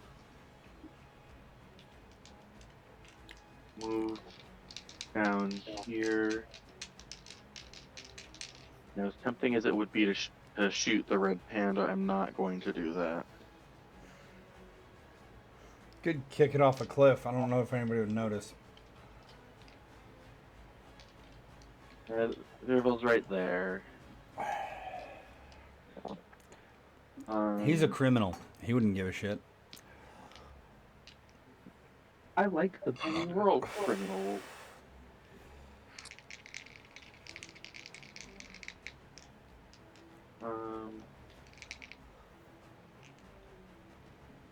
Yeah, I'm gonna shoot the sword guy. Okay. Action. A 22. That'll hit. Or 14 piercing. Okay.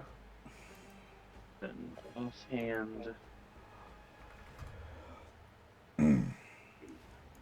26. Okay. Or 10 piercing. Okay.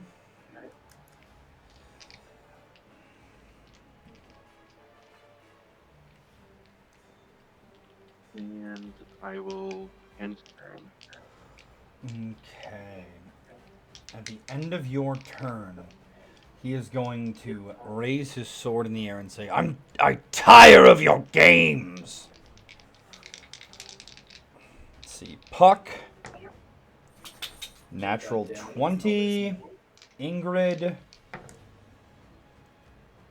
12 plus 14. Ziraval. It's going to be a 15. Misses.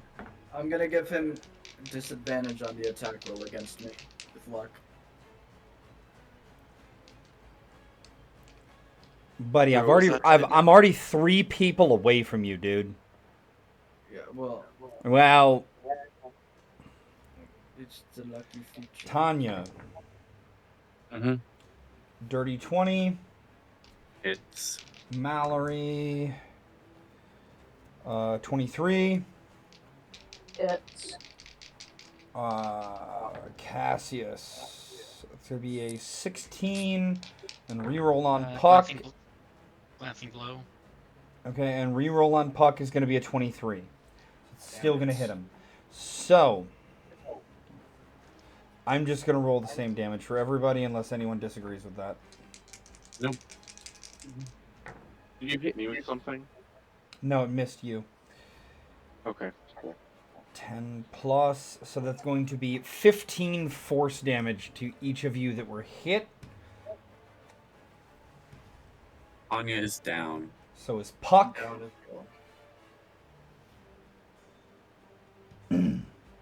And with a glancing, that's gonna hit because I believe it matched your AC, Zerval. Yes. Nope, Oh, I still have the shield activated. That's right, shield. Okay.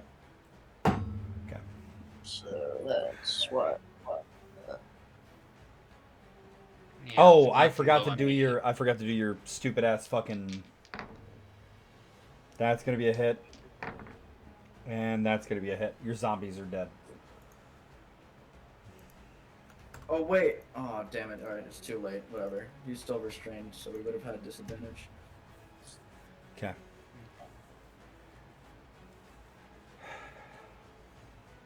All right. Puck. Zerval, you are up. Okay, so Zerval is going to move so that he can actually see the people. And he is going to cast, with his last second level spell slot, Aid. So, Dr. Morgrim, Tanya, and I suppose Puck, all of you, well, no, I'll do Cassius for the third one. All of you gain an additional 5 hit points to your maximum, and you get healed by that much, so you're back up. Yeah, fuck you, Puck. What the hell, dude? Well, you're likely to go down before it gets back to you. Oh. So, Okay. and then moving up here, I'm going to draw the Fool once more Okay. with my bonus action. So with the Fool, I roll a d20. So Tanya and Dr. Morgram should both be back up with 5 hit points apiece and 5 additional maximum hit points.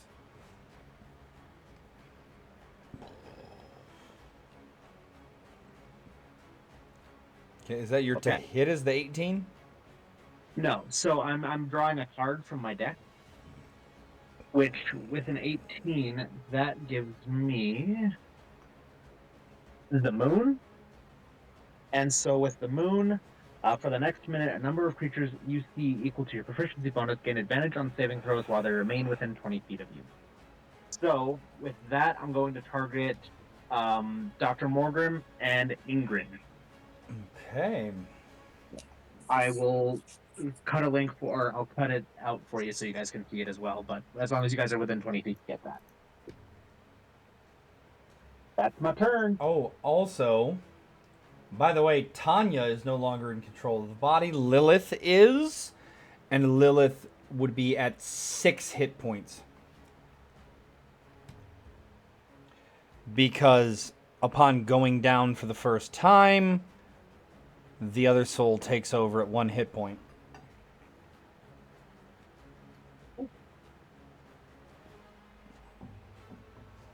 Yippee. Okay. Dr. that's all for me. Morgrim. Cool. I'm going to throw a bomb at the warlock. I'm gonna throw a quiet bomb. So if this does do enough damage to be lethal, he will instead go unconscious. That's a 14. Will not hit. I'll just go kill myself. It's fine. Be here instead. I will go back here. That's the end of my turn.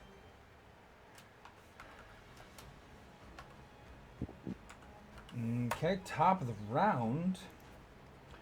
He's gonna sweep his sword around again, and it alights on Dr. Morgrim. I tire of your games, plushy little rat. And witch, I wish you to be gone from my sight. Morgrim, nat 1. Tanya, that's going to be a 16.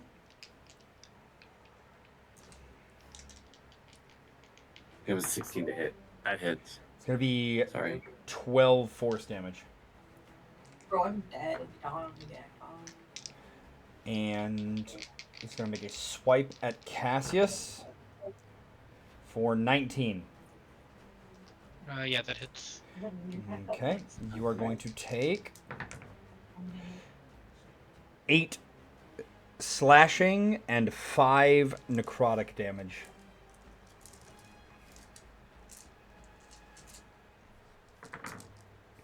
Okay.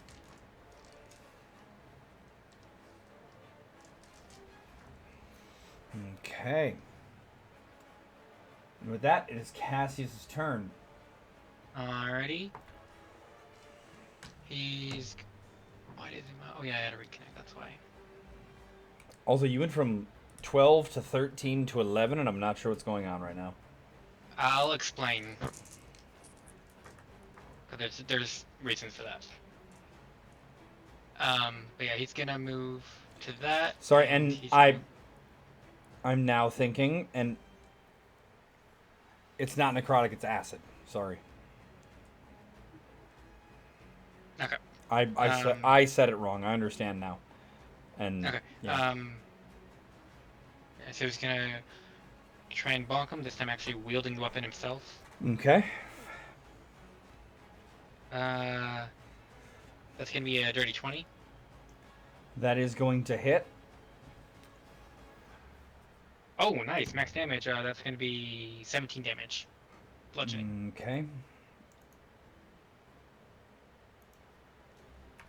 He is looking really ragged, really upset. And as you do that, he's going to look at you and go, "You specifically have worn my patience so thin, you creature." Give me a Constitution saving throw as he uses his final spell slot on you. Come on. That's going to be... what's my bonus?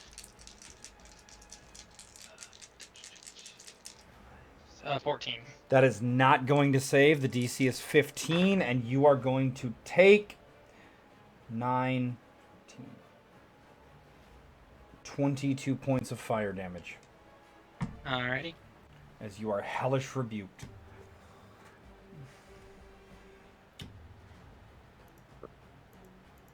Mallory.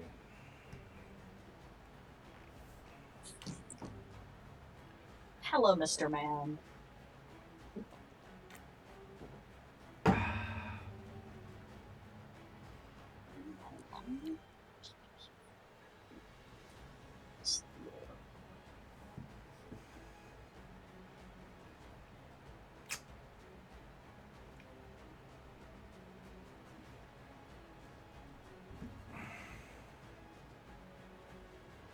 That's not it. This is it.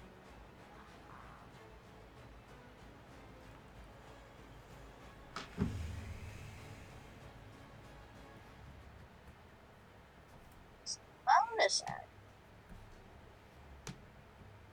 Are you trying to figure out how to do what I think you're doing? Yeah. Okay, so you've expended 2 endurance die from what I know. Yeah. It should Which be is the max number I can with Yep. my cross. So it should be, I believe, a dex save on his part. Yep, dex save. And bonus action. He's as gonna. an Yep, he's gonna fail Fuck it. it. So now you're gonna expend both of you. You're gonna expend 2 endurance die worth. roll my 2 stored dice. Okay. 16. You want to go ahead and describe how you open your mouth, unhinge your jaw, and blast lightning through this man, ending his existence? Oh, it's like the full, like, from tail up the back. Like, it's the full Godzilla bit. Oh yeah. It starts the end of the tail, goes up the back, lighting up through the armor, and then blast. Okay, and is that just going to leave a hole in his chest, or what are we going for here? It's gonna leave kind of deep scorch marks, like, imprinted into his skin. Okay. With that, you guys are out of combat. Yeah, dog. And Jiren falls to his knees, clutching the scorch marks on his chest, and says, Maybe you are the chosen one. And just falls dead. All right. I'm gonna help Puck up.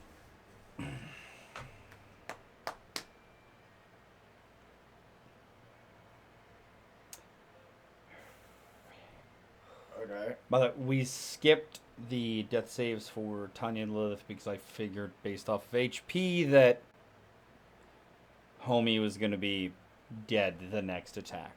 So. How are you helping me? Basically, I'm gonna smack some, or I'm gonna just take some tobacco out of my pouch and I'm just gonna smack you. I'm basically just getting you up. Okay, well, roll to hit then, since you're not using any Okay. type of medicinal stuff. Cool. And you're trying to attack him with carcinogenic tobacco instead of trying to stabilize your friend.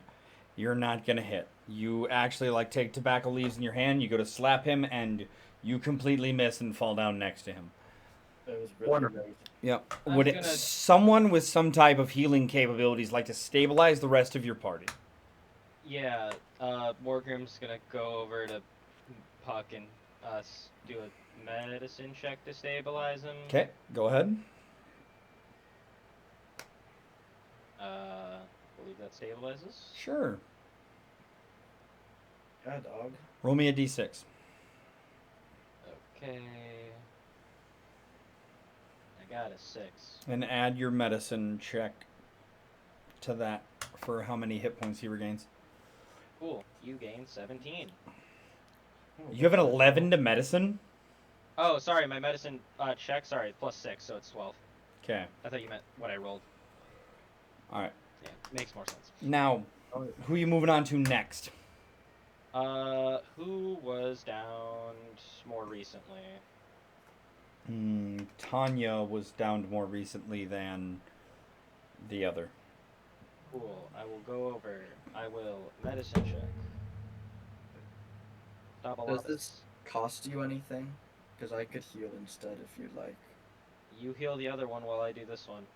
Okay, I cast Good Berry, and I pop it in his mouth. Cool. That is a 14 for Tanya's. Do the same thing as before. Okay. Yippee. Which part stabilizes here? Which person? The person that is. Roll me a d100, as if you're coming out of a long rest. Oh boy, here it comes. Who is in control? It's Lilith. God damn it. Oh, that's twice. That's 2 in a row. That's crazy. 10%, man. It's a 10%. One. Hey, it's more. 10%? So far, it's been 100%. Yeah. 10% of the time it works all the time. So, And then- Puck, what are you doing with this good berry? Oh shit. This guy doesn't have a mouth, does he? He has a hood. He has a hood and a mask. Are you removing the mask? Yes. Okay. I'm going to remove the mask. As Puck takes off Cassius's mask, Ari, would you like to tell Puck what they see? Yeah, you If see a you, skeleton there, right there. oh, I was about to say you can message Puck since no one else is really around, but if you'd Yeah. like to just say it, I mean, you already said it, so. Yeah. Yeah, we can all close our ears.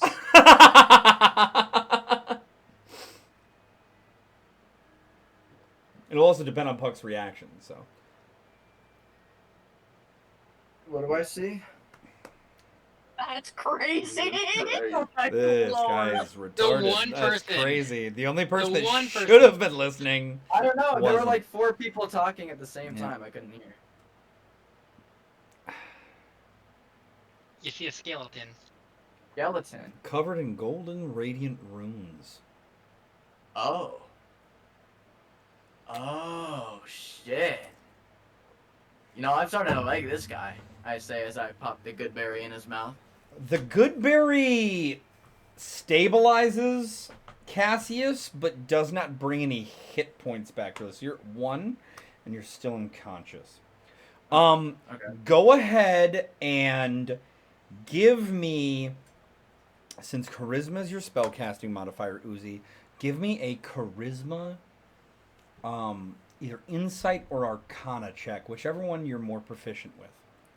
I'm more proficient in insight. Okay. It would be 2 more than what I get. 25. Based off of your experience, you're pretty sure that the same way a paladin's lay on hands would work for a normal individual, that your charnel touch would work in a similar way for Cassius if he is like your undead creatures you summon. And so necrotic damage would indeed heal him. Oh, shit. Just blanket necrotic damage? Yep. Okay. I will cast Chill Touch on him then. Is Chill Touch necrotic or is Chill Touch... Hey, Chill Touch, you dumb bitch. Chill Touch stops you from regaining hit. Yeah, I said Fucking idiot. I said charnel. Your charnel touch. Oh, shit. Yeah, your specific class ability that you have. Okay. As a necromancer. In general. Yes, necrotic damage in general, but I thought chill touch No, was... chill touch is not called, even though it should be. Okay. Chill Touch is called Chill Touch when it's necrotic ranged spell attack. It's no longer range. It's a touch thing now. Oh, fun. Okay. Yeah, so that if makes more it is sense. necrotic damage, it would indeed have a positive effect on Cassius, though. But it No, also the says you can't stipulation of regain it. Chill Touch is you can't regain it. However, that is on non-undead creatures normally with an No, nothing regains hit points with hit by Chill Touch. there is nothing that states that in the spell. It just says no hit points regained. There's no stipulation on adjustments for necrotic damage healing undead. It makes it so that way other beings cannot heal from healing stuff.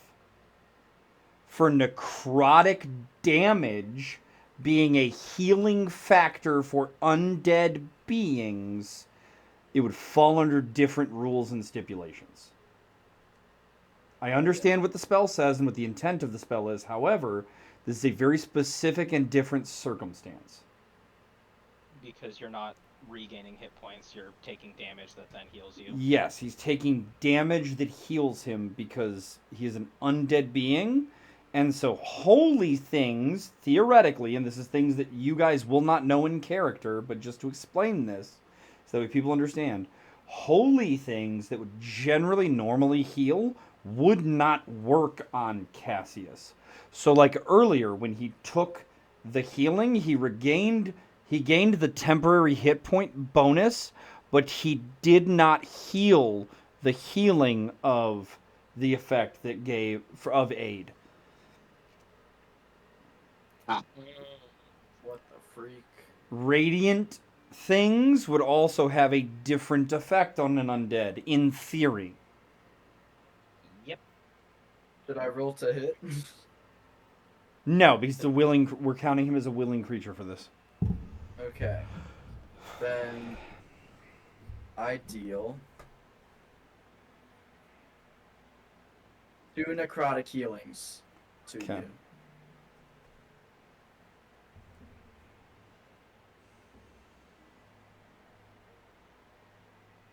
And I will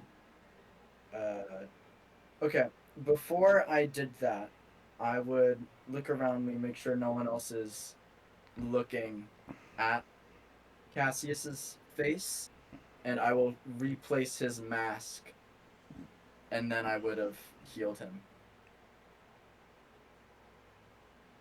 If that's okay. Okay.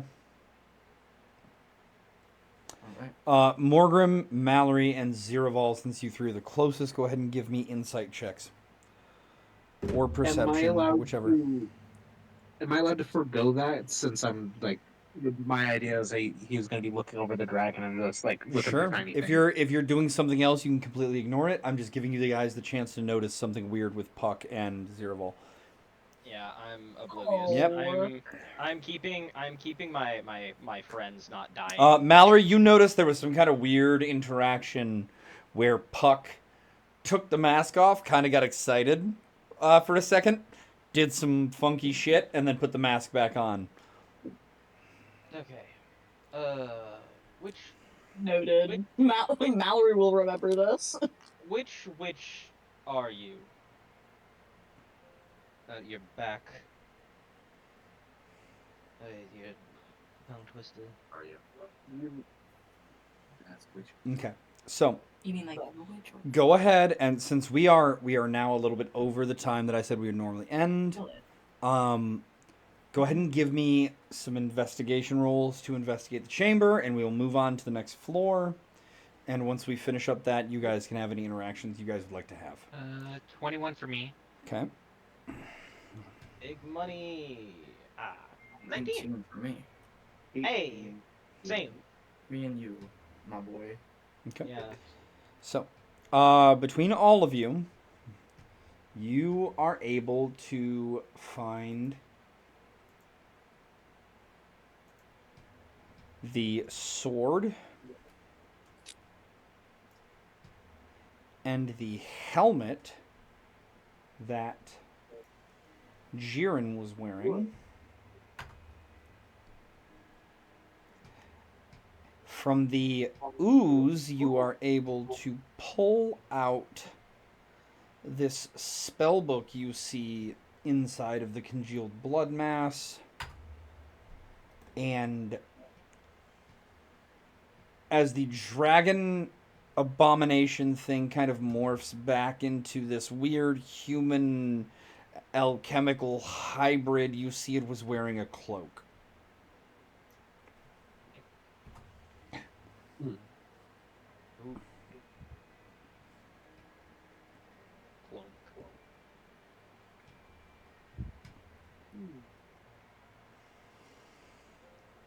Now, are we all... Is there anything else before we move up to the top floor? I don't think so. I will... Shove this shit in a bag and let's keep trucking. I would have helped. You guys want to give me perception? Okay. Is this site based? No, it's give me a group perceptions, the two highest. This is hearing based for the ritual that was going on upstairs. So that would be Berlin. Do you want to roll it, or do you want me to? You can. Sorry. Strider, I just rolled that 20. Oh, neat. Awesome. And then yours is also +6? Yep. So that would be 28? Okay, let me roll a D100 real quick. Yeah, that's what I thought. All right. So, as you guys come up the stairs, you see a figure floating above a crystal pylon. To the four cardinal directions, you see these stone plinths with what appear to be dragon eggs that have been altered somehow by this magic, and pumping substances into the plinths. You see alchemical machinery. Behind each one of these, you see a cultist fall to their knees and then crumple to the ground. You then see this figure float down, wave their hand as all four of the eggs, which now look nothing like they initially would have looked, float into the air and begin to follow them towards a portal here on the side. Nearest egg, launching at it. Someone grab that shit! I was gonna. Can I try to shoot one of the eggs? So at this point, Bro, can I throw the eggs are not where they are on the pedestals. They're all essentially like in a little group behind him. Yeah, can I pick up the fucking raccoon and launch it at it? Go ahead and give me a athletics check, and Red, give me a dexterity saving throw. Oh no. Catch it, bitch. Can I I am shoot not a the mark. egg closest to the guy? Say again. I got I want to gotta- shoot the egg closest to the guy. a 19 on my dex save. It might be 21 if I still have Zarabel's thing. Okay, roll to hit. Fucking roll to hit on Ingrid, by the way. Alright, grab that shit, grab that shit. Let's go! Oh, I rolled a grab. Okay, Yeah, so roll the you grab, hit. get that shit. So as you fly and as the bullet follows almost directly next to you, both of you hit, as he waves his hand, you hit a physical shield, and you're not necessarily shunted away, you just kind of freeze.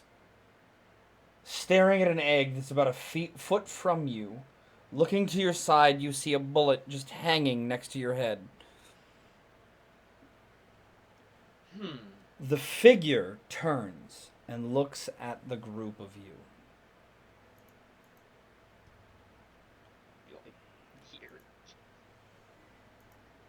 It appears to be a pallid, almost elven, but something foreign about him man, wielding a large staff. He motions the eggs towards the portal, and they begin to float through. He looks at the portal and says, "I'll only be a moment," and walks towards the group. Am I just still in like stasis? Oh yeah, you're just hanging there. Hello, hello. I was hoping that my fodder below would keep you busy long enough for me to not have to gaze upon your sorry sight. It looks like they weren't up to the task. Good for you. I'm very proud.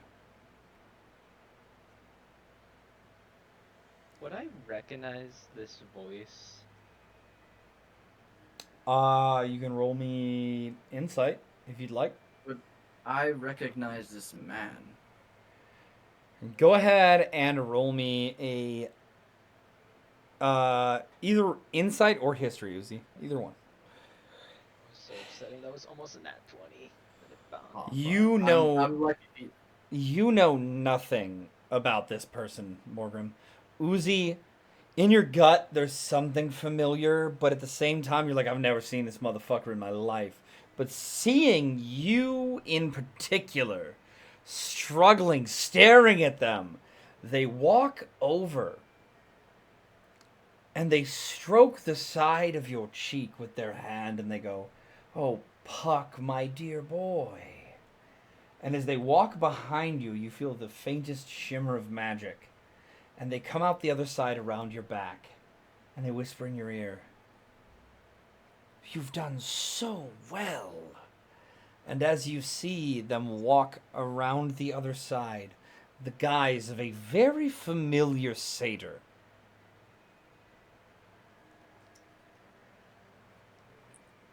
Who do we think it is, Puck? Uncle.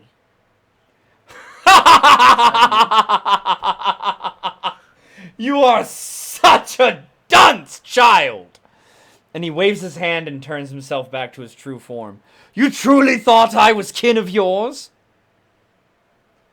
You were a manipulation, an experiment to see if I could get someone predisposed to the magic of nature to commit to defiling it. Oh my, and you showed me so many great things, young man. I would say you were a success as an experiment. However, you're no longer needed. So, I do believe this is the last you'll be seeing of me. I hope you and your friends do well in the future. I don't expect to see you ever again. And he walks back towards the portal.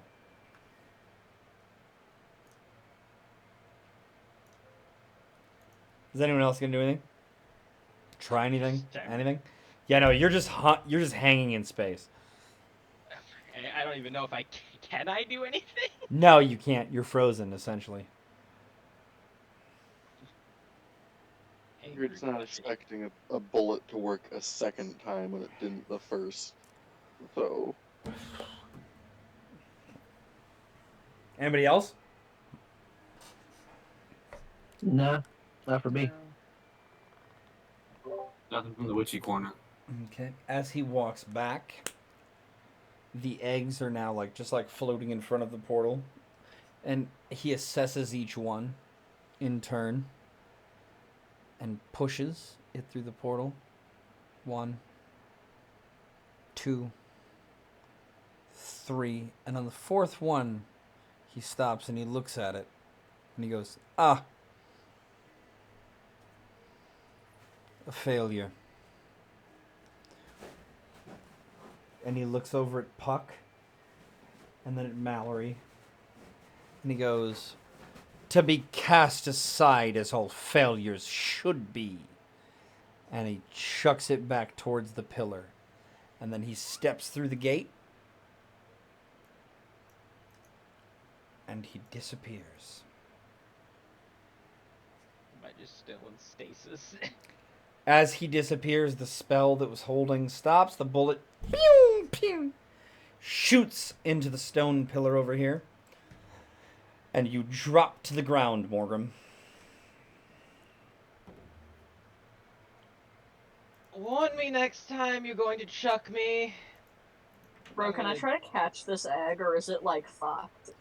I'm right next to Yeah, it actually, Morgan falls out of stasis, sees it, give me a dexterity check, Morgan. Just dex check? Yeah, just give me flat dex. Big money. Woo! 22! Yep, you're able to, bounce your body off the rocks, and it falls, directly on top of you, and your soft, plush body saves it. This is going back to the lab after I get it off of my body. From what you're seeing of the eggs on the static map that I can't get rid of, it is the green, kind of sickly, charred looking, cracked egg.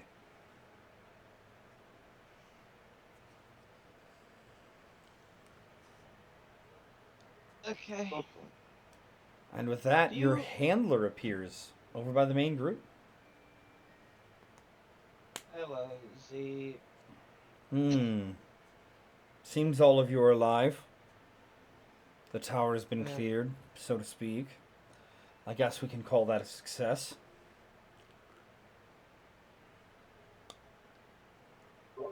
Something like that. And one question. Puck, what in the fuck was that? My uncle. But it wasn't my uncle. Your hypothetical uncle? He turned. He was, but he wasn't. What? Mallory, do you mind picking up the egg? Yeah.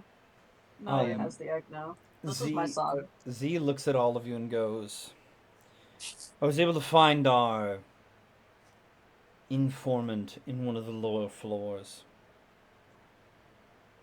He's no longer with us. The tower has been cleared. We found all that is to be found here. I believe it is time we make our way back to the guild."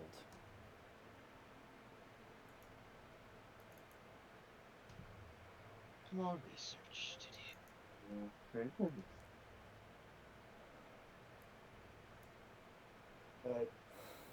I'm gonna feel the back. What was it? My neck that I felt something happen to. No, it was like as he so like he walked, like you're looking at him, right?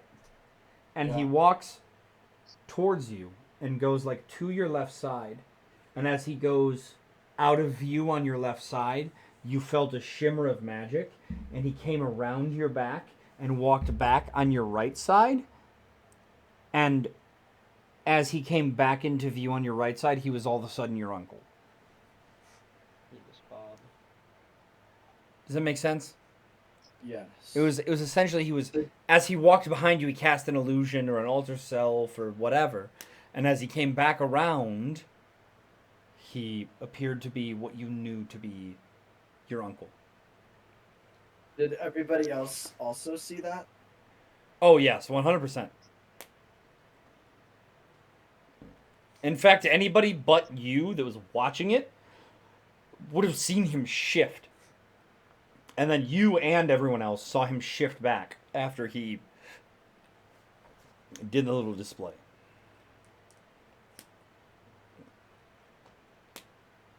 Oh no.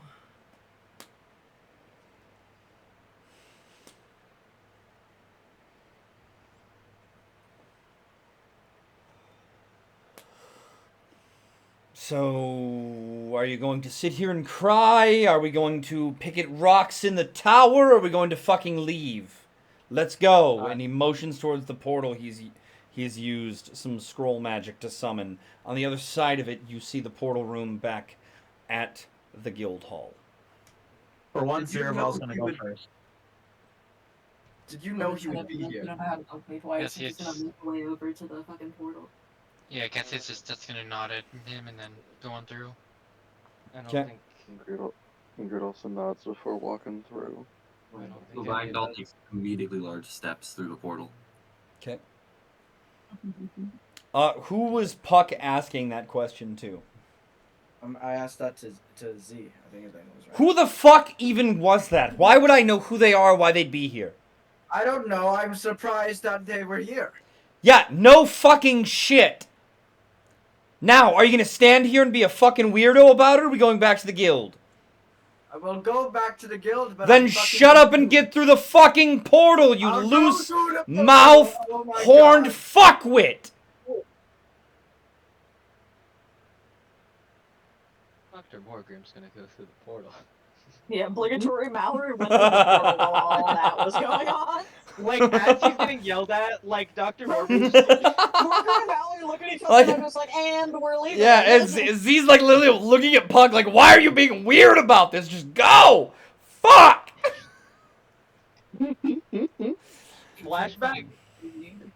Flashback to when we were first told about this mission where, yeah, most of the missions you guys are gonna go on are blind, and hey, we know fucking nothing about this mission. Go. So, as you all go back through the portal, you are back in the guild hall. Yippee. Yippee. I don't. Lady Belia is standing in the portal room, rather surprised, and looks and goes, Z, I wasn't expecting all of you back. And he goes, ma'am, we actually have rather a lot to report, and it is not very easily that I say this, but I do believe that all of them, minus this weird fucking satyr here, and the dragon woman, arguably are cleared of whatever misdeed and should be allowed on furlough with the added security measure of the room we've put in place.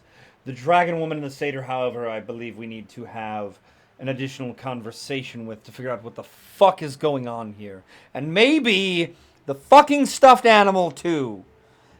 And he points at Dr. Morgrim and he goes, I know you found a book, and I know it's connected to your past. I'm not fucking stupid.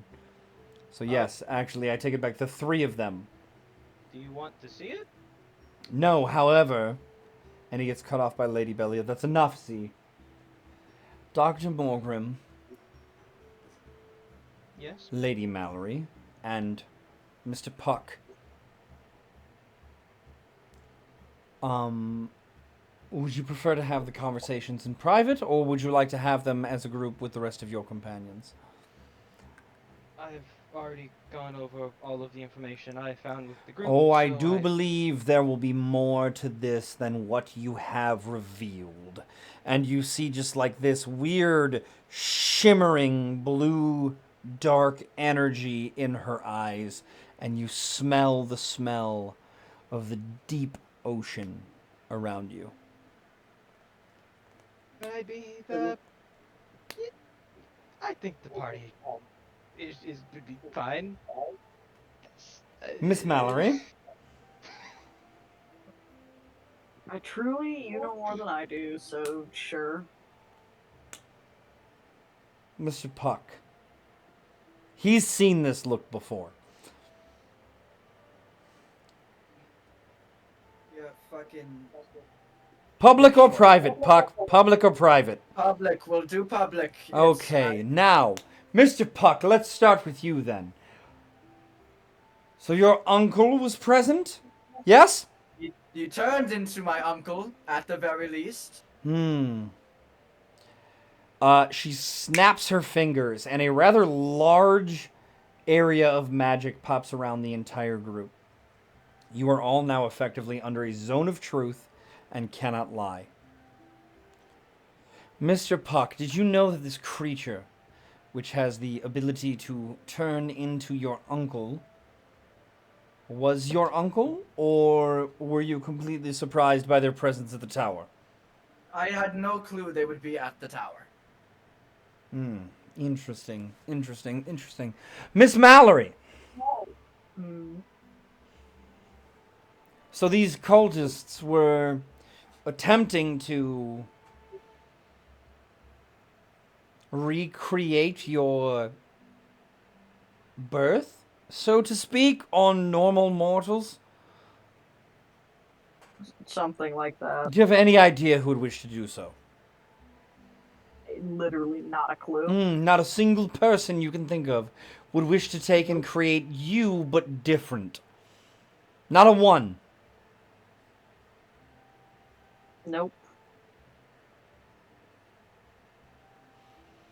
Roll me a D100, Mallory.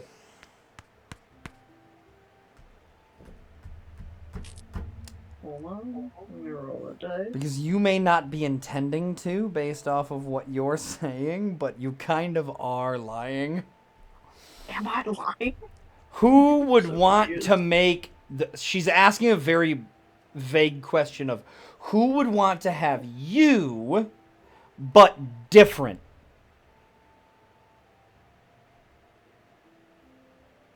I think I might know the answer. Same. I might as well. Listen, Yep. Your Honor, hear me out. Mallory's really stupid. Yeah.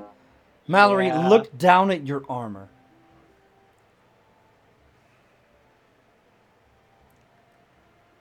Where did your armor come from, Mallory? Allegedly, my father. Okay. Is there anyone who would like to have you, but different? I mean... Perhaps you as a male guess? offspring? Because that would be you, but different, would it not? It wouldn't be me then, would it? It would, in biological essence, be you, but different.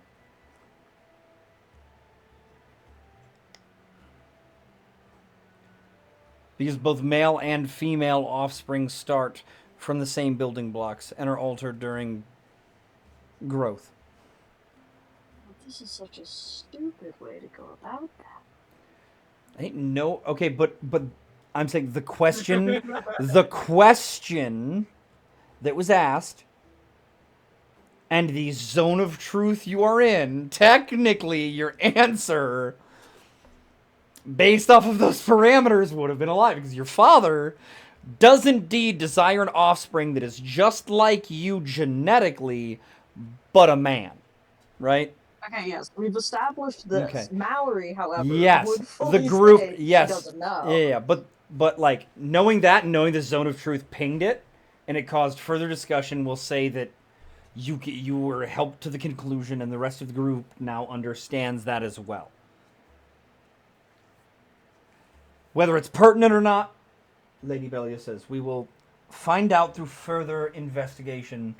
I do know for a fact that your father is not your biggest fan, Miss Grayson. And she says your last name that you've chosen with emphasis to make sure that she expresses that you want nothing to do with your father.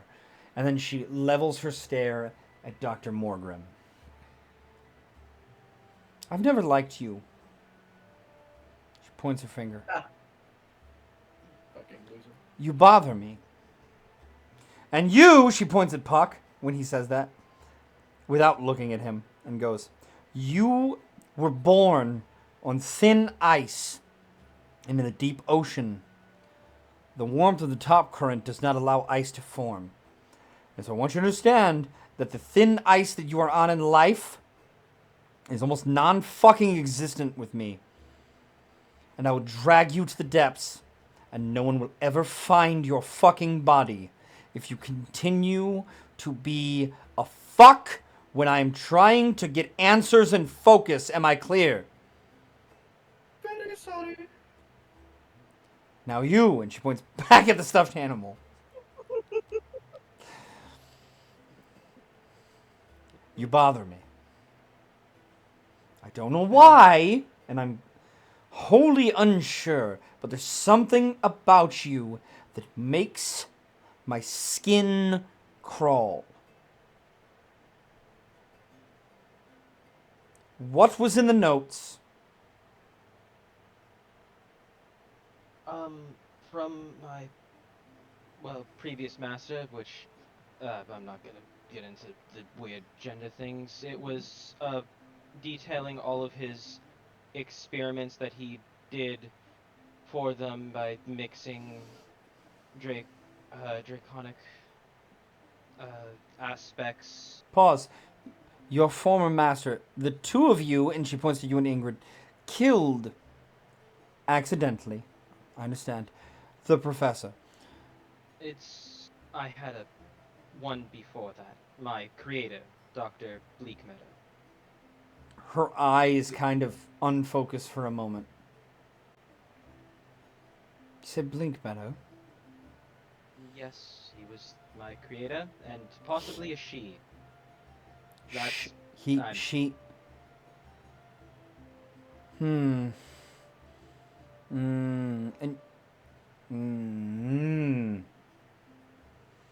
You make my fucking skin crawl. When did your creator disappear? It was maybe about I don't want to get this wrong because...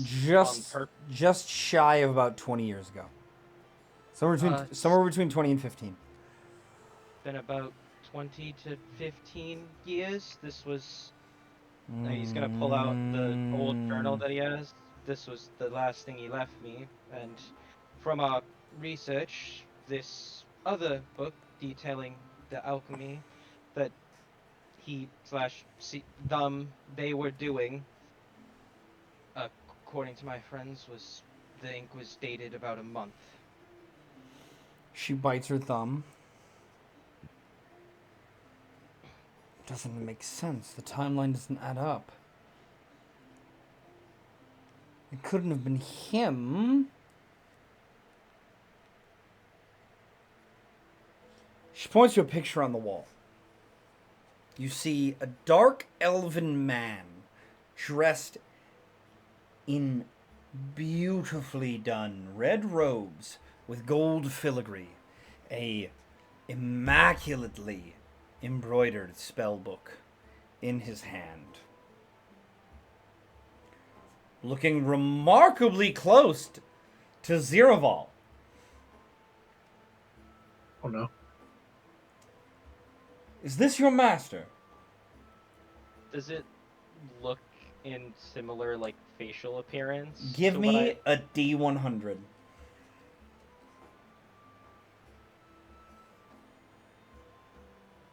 $47. The picture is so fucking familiar. However, this is not your master. I remember that picture vividly, but I don't believe that's them. This is Zeralas the Red, also known as Zeralas Bleak Meadow.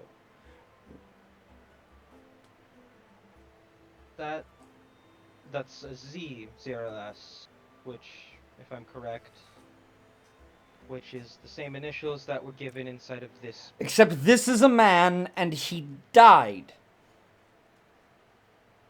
more than 30 years ago. I know he died because I saw it with mine own eyes. So this is not your master. Which means that either he had male offspring that are going by this Dr. Bleak Meadow, or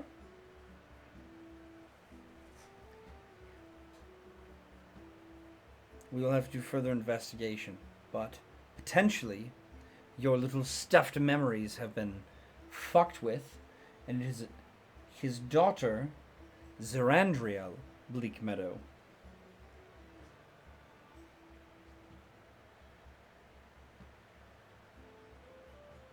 That would make much more sense. Let me see the books. I will return them to you once I have done my investigation.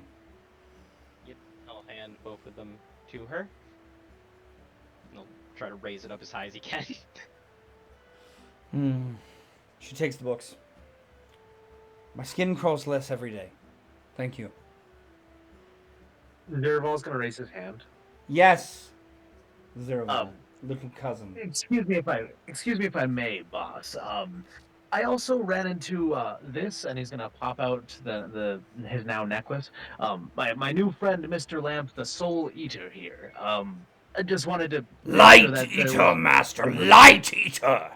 I do not devour souls, only the light. No, I was saying soul as in like sun, like daylight. But you know, whatever.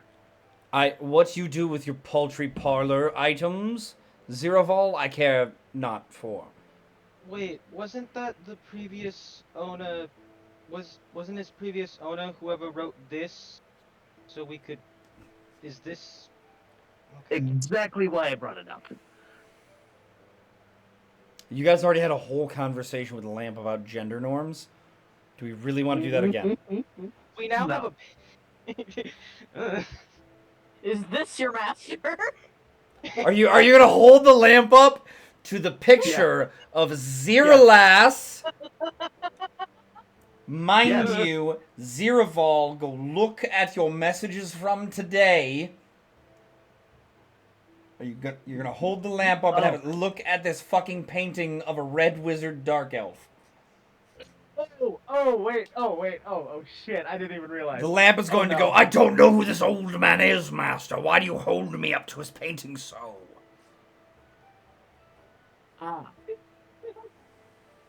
Yeah, no, Zerval's gonna make himself small now. And by that I mean he's just gonna be like tuck the necklace away and kind of strut away. The rag doll will also raise its hand. 1 second. Valeria looks at Zeraval and goes, "Oh, no further comments to the group, cousin." No. You're sure. You don't want to add anything here. You've learned so much today, cousin. Are you asking me a question? Insight check. Wonderful. Sight based or no? Yeah. Wonderful. Very low DC. DC is 6, buddy. Yeah, it's a 23. Yeah. She knows, and you just found out. Not only did you just connect A and B, but you've also connected C in the fact that there's someone else sharing that with you. Yes. Ah, interesting. Ah. No, I'm fine. I'm fine. We'll Mm. talk later in private. Oh, we will talk later. You don't want to share with the group of which you've now shed blood with, and you want to forge a connection. Understood. Understood. Yes. Anyone else want to insight that? I think I know. Got 5. Okay. Yeah. If on a 5 you've not realized anything. You got a actually nat 20. find this human interaction very weird. I got a nat 20 for a 26. Everybody who rolled above a 10. Ziraval is keeping something from you. Oh, yeah. Well, Like, I no know. shit. Me Like, the I player know. knows. Yeah, the player knows. The character He does not. knows who the fuck is in that painting. Oh, wait, yeah, I know now. Wait, I was already connecting those dots. Yeah. Yeah. I don't know, the naming convention might give it away. Yeah, maybe a little bit. Like, Mallory's dumb, but I don't even think she's that dumb. I don't know, Mallory pretty fucking dumb. She couldn't connect that her dad was like her, but a male offspring. There's a difference between not being able to connect it and not wanting to. Oh. Meanwhile, Berlin, the dumbass over here in the corner. Yeah, Berlin's like, I forgot to check my notes that Doc sent me today. That's crazy. I'm so glad that Uzi, after everything, like, once we started that combat, he has not written down a singular note into the thing, so it's just... Buddy. Uzi was spot on the... Like, I didn't say a goddamn thing. And immediately upon seeing this motherfucker, there was like Elvin-esque in a fucking necromancer getup. Uzi goes, do I know this guy? Anyway, sorry, pause, everyone, because Gwavid has a question. Lady Belia? Yes. In the tower, we found this painting of a red dragon fighting 5 party members, one of whom depicted looked a lot like you. And there was one person who's kind of like scratched out or not very well illustrated.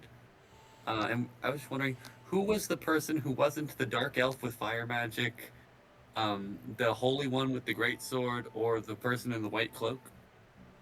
Pretty please. Ooh.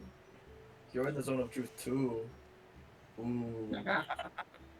Her expression changes to one of deep sadness and contemplation, and she says, a story for another time. Okay. However, The hand goes down. the dark elven man wielding the fire magic is none other than the one you see in the picture here. And she gestures towards the picture of Zeralas. She goes, I surmise. and you can find the rest of the compatriots of my old adventuring party prior to my establishment of the guild also depicted in pictures around the guild hall. I do believe, based off of what Z has told me, that all of you have shown your worthiness, and as such, I will allow you to take extra liberties while you remain here in our custody. You are not to leave this ward of the city. I will know, and Z will know if you do.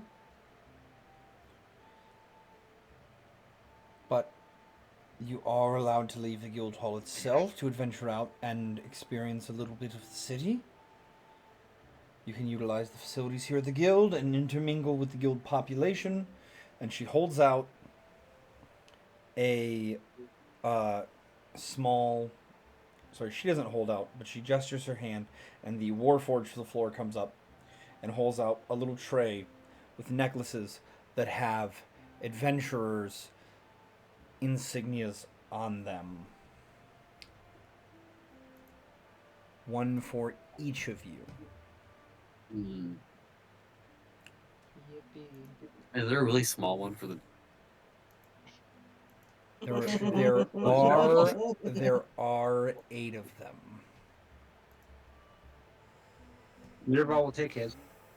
I will take mine as well. I'll take mine. Wait, does we don't have to climb up the body of the Warforged to get to the necklaces? You're not gonna give it to them? No, I'm absolutely not. I'm gonna watch her struggle. I'll Ingrid pick up. will grab. Ingrid will grab one for the doll. Why? You're Wait. this way. Thank you, Can someone- Goblin. Can someone You're no grab? fun. Can someone I grab was gonna, mine? I was gonna pick up Dr. Morgan, and as he's lifting you up to grab your thing, he's just gonna kind of whisper in your ear. Does anyone want to know what color they are? Yes. I am very Yeah. curious. They're all silver. Yeah, dog. This is a special exception I'm making on this occasion. You do not gain all of the privileges of silver-ranked adventurers. However, on your quests, having these medallions may prove beneficial. And so I'm making an exception. Z, when I am not available, will provide you with your mission briefs, but will not necessarily accompany you on all missions henceforth. The runic magic my aunt has gifted us with to place upon you should be more than sufficient. And so you will be allowed to complete your missions without supervision. You're all adults. Do not fail me, or else the next mission the group will have is to hunt the one who chose to leave this path. Am I understood? Yes. Yeah. Gabriel. Yes. Yeah. Yes, ma'am. Big ragdoll nod. I have a question. Are you not at all concerned that you and your old adventuring party were also depicted in the tower? Is that not, like, weird? She looks at Puck and she goes, "Have you truly... Never mind, you're from the Fey realm. One of you please explain to him who I am."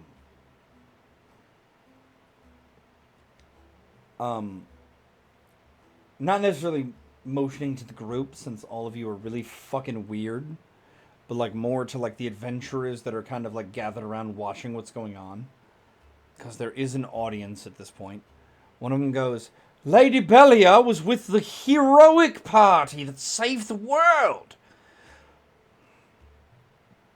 Whoa. That depiction of her party fighting the dragon is essentially a mass-produced piece, along with multiple other scenes of them completing their heroic deeds.